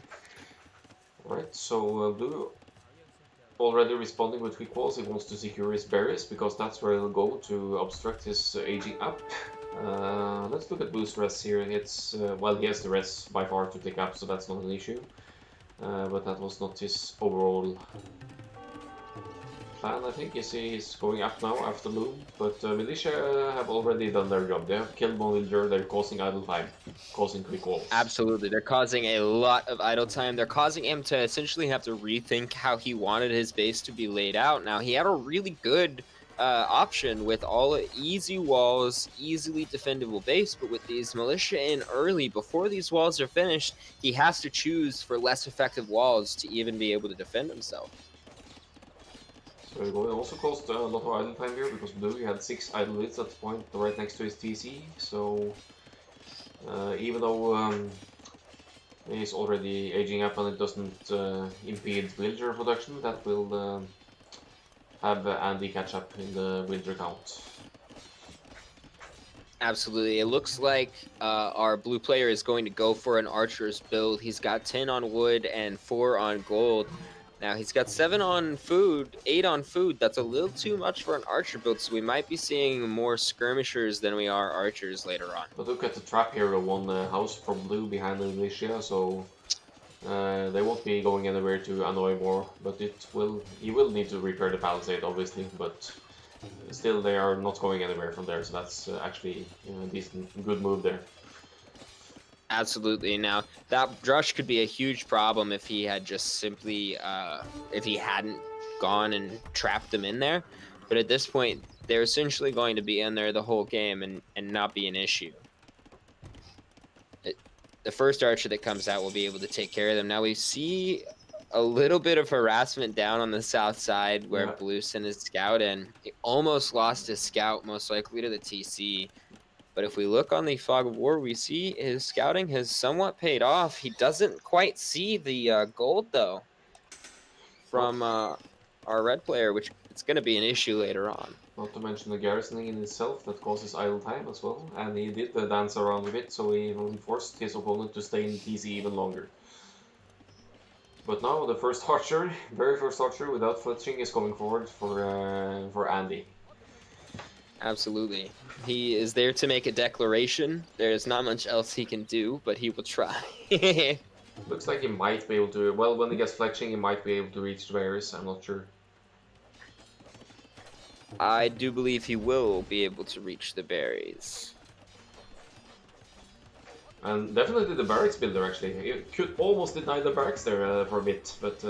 Yeah, if he had acted just a little bit faster, I think he could have denied that, and I would have been a pretty big play for a single archer. It's just one archer here, one archer there. They're spread out in 3 different spots already. That's gonna be so annoying. He's looking for those villager picks. He's looking for where he needs to attack here in a minute, where he needs to put pressure. Yeah, look, he could delay this archer entry. He sees it. No fletching, but he will reach them anyway. But it's as we see, it's so tough to target villagers behind foundation. That really sucks. Absolutely, it's incredibly hard. We've got a fourth archer coming in, starting to harass the south end. Now we can see there's a villager or an archer up on the north taking pot shots on these villagers on the wood line. That's going to create some idle time, and it doesn't look like the blue player's been there to react yet. Where is Andy's fletching though? He has the blacksmith, he has the res.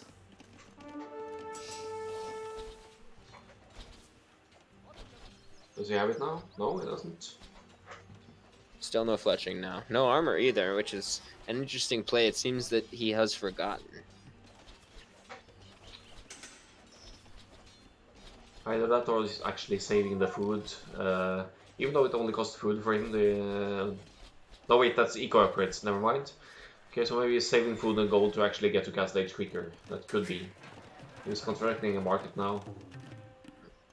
Perhaps another thing to think about is Vietnamese get extra health on their archers, so despite them having the extra damage, it might be outweighed. That could be a strategical approach there indeed. So now I think he wants to move on to the gold, try to break in and harass the gold villagers. And his opponent doesn't have fletching either, actually. He doesn't even have a smith yet. No, it's in the back, never mind, but he doesn't have fletching. This is an interesting game. Both players are going up to Castle Age without fletching. Yeah, you don't see that a lot with when you send some archers forward, at least, anyway. I could understand it from the defender's perspective until the archers are true, that you don't need to force it, but going forward, you really should have it, I think, no matter what. But yeah, Absolutely. But I guess he really wanted to save that for the Castle Age, because inevitably it saves you some food and gold for Castle Age. Now we see these archers on Blue's side. Red's archers slowly working into Blue's palisades. Blue wants to react, but he knows that if he gets too close, he's going to lose too many of these archers. He's going to hit Castle Age soon. He's going to get there first, but he's not going to have the numbers to take care of these archers. He needs crossbow upgrade to be able to take care of this effectively.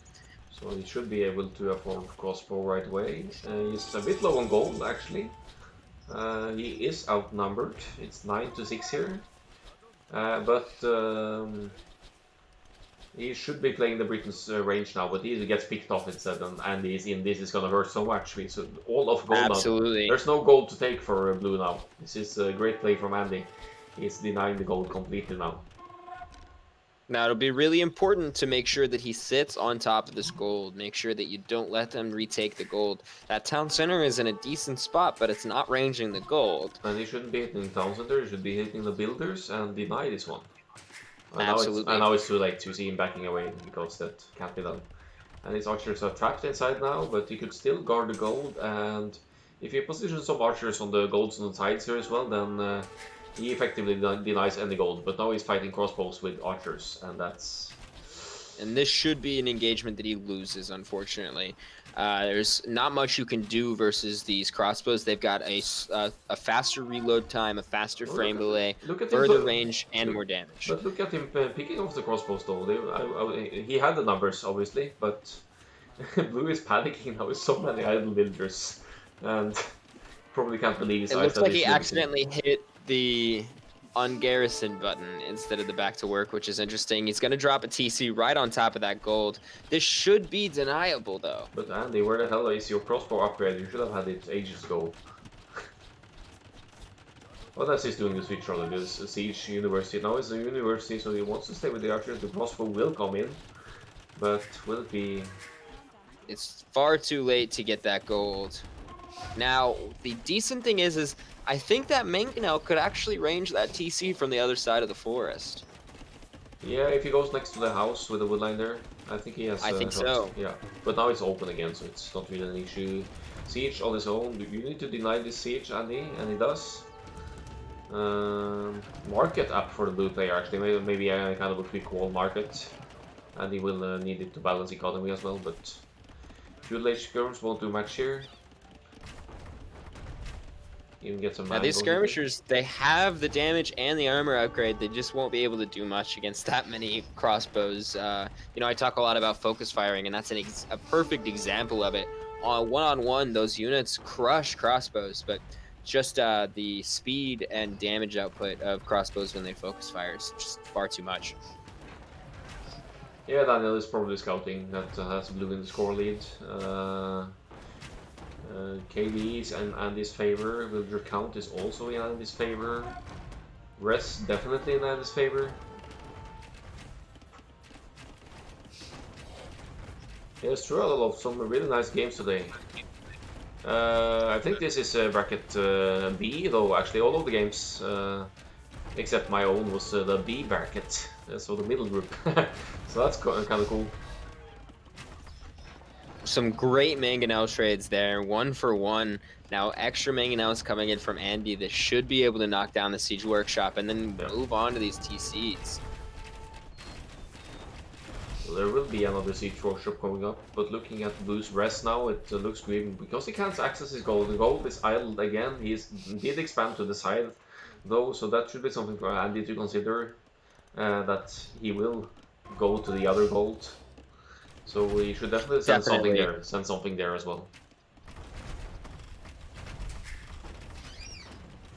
But TCs are going down, villagers are idled. Villager count actually quite even, but idle count not nearly that. And he actually made some crossbows over to the other side. They're gonna dive, but they created a lot of idle time on this wood line. And there's 3 mangoes pushing now. I don't see. Oh, this blue mango can get a hit now actually if Andi doesn't pay attention. Let's see. Not really a split, but really bad shot. Unfortunately, he loses only 1 crossbow there. Unfortunately, yeah. But then he loses I one would have taken the shot at the mangonels. I think. Yeah, he did get 1 mangonel down and some panic repair. He even saves it. That's really nice repair. Wow, that is incredible. Now he should be able to go in for another shot. Don't lose it. No, that's fine. And he needs to repair again. He does have the rest for it, and he gets 1 mango. 1 for 1. Okay. Wow. All right. So now this is truly what the siege archer play is about.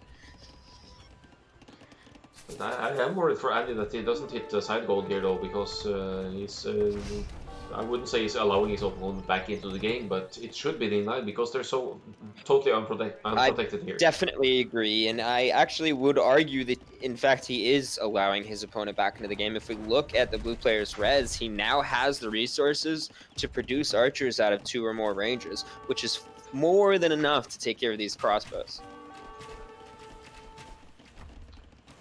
Yeah, see, Andi is not replenishing his archers as well, so he needs to keep the numbers he has, and there he loses to a big shot. Wow, what an incredible shot. It looks like 5 losses there. A second shot comes in, just barely gets dodged. Wow. This repair micro is amazing, actually. And now blue has more mangonels out than red. 1 for 1 again. No, he saves it. Score just swapped back around. Blue is now in the lead once more. I'm going to toggle the rest for a bit here and see. It's not all that different. Wood count slightly in blue's favor. Much more gold for blue, surprisingly. But that could be production playing in as well. Food doesn't matter all that much. Red has in fact been 1 TC. No, yeah, 1 TC. This one is, I don't know when that one went up. But it was pretty much all in push, yeah. Yeah, red has done an all-in push from the very beginning. Blue has the second TC on the wood line came up around the same time that those archers came in, and the third TC not too far after that, but it was eventually knocked down by mangonels right outside of this gold pile. Now I believe the red archers will finally go for the golds on the side. He sees the first gold is not taken, which means blue must be on gold on this side. And absolutely, he will need to delete his own walls in order to flee away from the crossbows, who will surely take losses here. Absolutely. Now, this should have been immediately, once he started seeing mangonels and crossbows being pumped, he should have immediately realized that he has gold elsewhere. Ah, okay, so that will be 7 minutes down here, I think, or 4, 5. I think this might be and a hole there. Absolutely. Yeah, the hole needs to be there for him to escape, so that makes sense. Yeah, I think maybe it was there all along, but... And it looks nice now from Vietnamese player, actually. Now, Vietnamese knights aren't bad when compared to British knights. They're just bad compared to most other knights. And also, it also eliminates the threat of both skirmishers and siege. So, should prove some good protection here. Pulling back again. Now, we do see another TC coming up. This will be the 4th TC total from our blue player. He wants to put it right back where it was, right on top of that gold, so he can get safe gold. So good awareness from blue than actually going to the stones to the side so he can afford TCs. Absolutely. And that stone has yet to be scouted by the red player. He doesn't even know that there is one there. So those villagers should be safe for quite a while.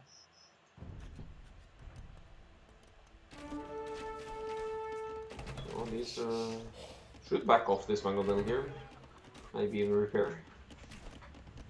Absolutely. These archers are getting Why doesn't he fire really the good archers? There's shots. the hit. Okay, so he gets 2 or 3 archers, but that's the archer's best trade there. Absolutely. The mangonel play in this game is incredible.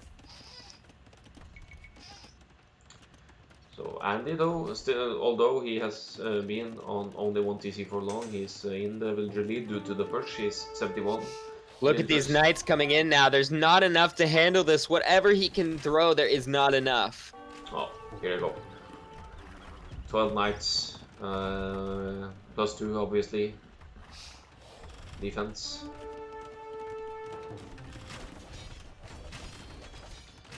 Essentially for the rest of the game.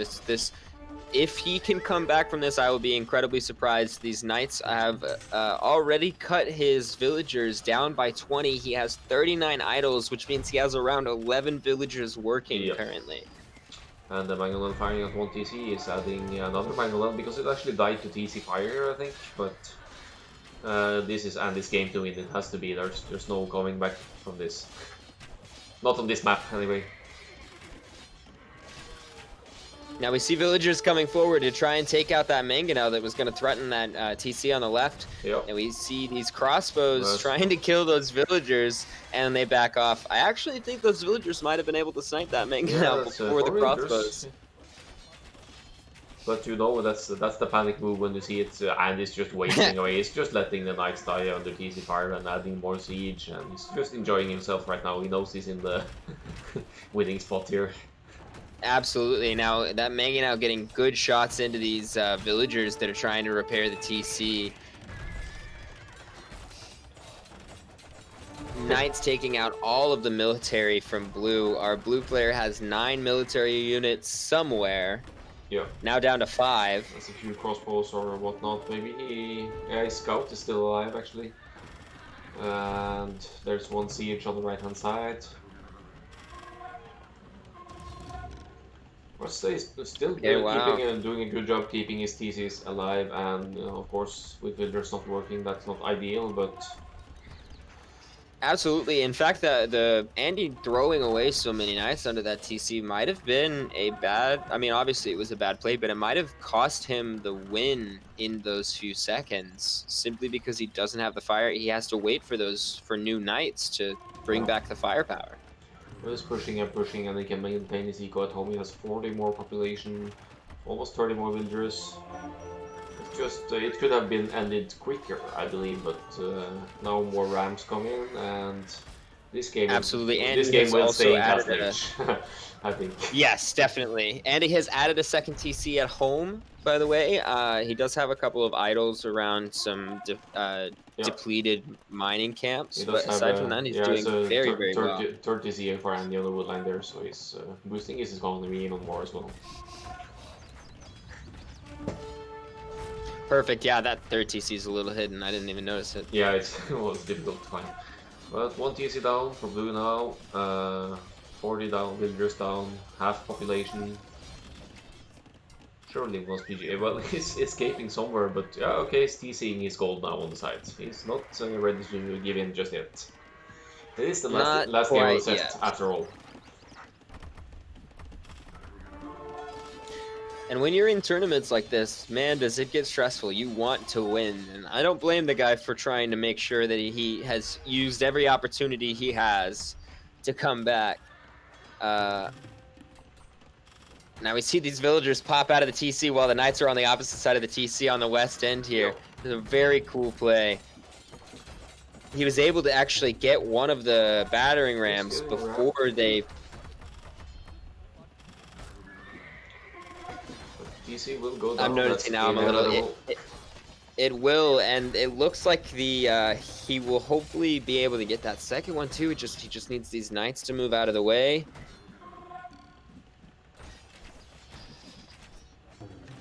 Also adding skirms, probably against the spears and whatnot here. They're not even pikemen. That says something about the eco situation for blue, which is close to 0. He's at 38 population. Yeah, unfortunately he's just out of res. He has enough to drop a defensive castle, but at this point, I think that even if he were to drop a defensive castle, it wouldn't go up. I don't think he has enough villagers to build it fast enough. No, it's true. There's no way back from this, as we can see. Should be seeing the GG any second, but third game, you want to make it count. You do your best. Absolutely, and he did very well. I think that the problem in this game for the Britons, especially on this map, is you're kind of not only going for a predictable strategy, but you're also going for it's a very passive play until the Imperial Age. Yeah, and when you can get early those rush longbows or out. a rush from the Britain's player would have made a huge difference here, I believe, to I think so too. disrupt his opponent. Anything to disrupt his opponent, even a tower at a woodline or whatever. But I think so too. I think that, you know, Britons are very good on maps where you can be passive. You know, they're really good on Black Forest because you have that natural, the GG gets called. yeah, You have that natural barrier. But not so on this map. It's too open. So we congratulate Andy on the win here. It's a powerful play all along, just all in forward and then boosting his economy at home since his opponent wouldn't be hitting him. And yeah, he seems comfortable playing Desert Void as well. So that's good, he has his strats prepared. Even counter picking his opponent here. And there are hidden civs, so you can't know, but you can sort of expect. Expected, yeah. And he definitely expected it for this map.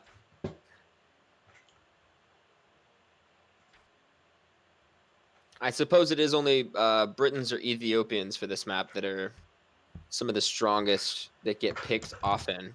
We've seen both of those today so far, including this game. So despite what it could have been between those two, Vietnamese counters both of them. True. So try to think of other potential counters for Britons on this map. I would name Khmer, I think, for the siege. I absolutely think so. Late game. So, but absolutely think so. And in fact, I don't even think you need to get to the late game with Khmer. Khmer and Lithuanians both have very good early rushes into a fast castle where the Scorpion and Scouts are going to be some of the very first things that you make. Oh, thank you, Akkal-AOE. He called us pros. Yeah, I see that. Yeah, I appreciate that. I think thank you. Thanks, buddy. So we see people sticking around, and Daniel, he said he even forgot to play himself, so that's good news. Yeah, it's actually hard to believe we've been casting for almost 4 hours now. Oh yeah, oh boy. So that's, yeah, a good set. We got 2 sets down, there's still more casts to be done and more games to be played, so hope we can do it again some other time. Will be nice. So absolutely nice to have you around and good sets, good insights. Yeah, thank you. Thank you so much for having me. I really enjoy co-casting with you. I'm sorry for talking your ear off. Thanks for giving me a platform and letting me do that. No, it's just good. I really appreciate co-casting with you. It's I'm not so good at just keeping the flow, so that's very nice to have someone who can do that and keep talking and provide other insights. So we'll do it again sometime, and thank the people for watching and everything. Yeah. Thank you guys so much. Have a great night, everyone. Yep. It looks like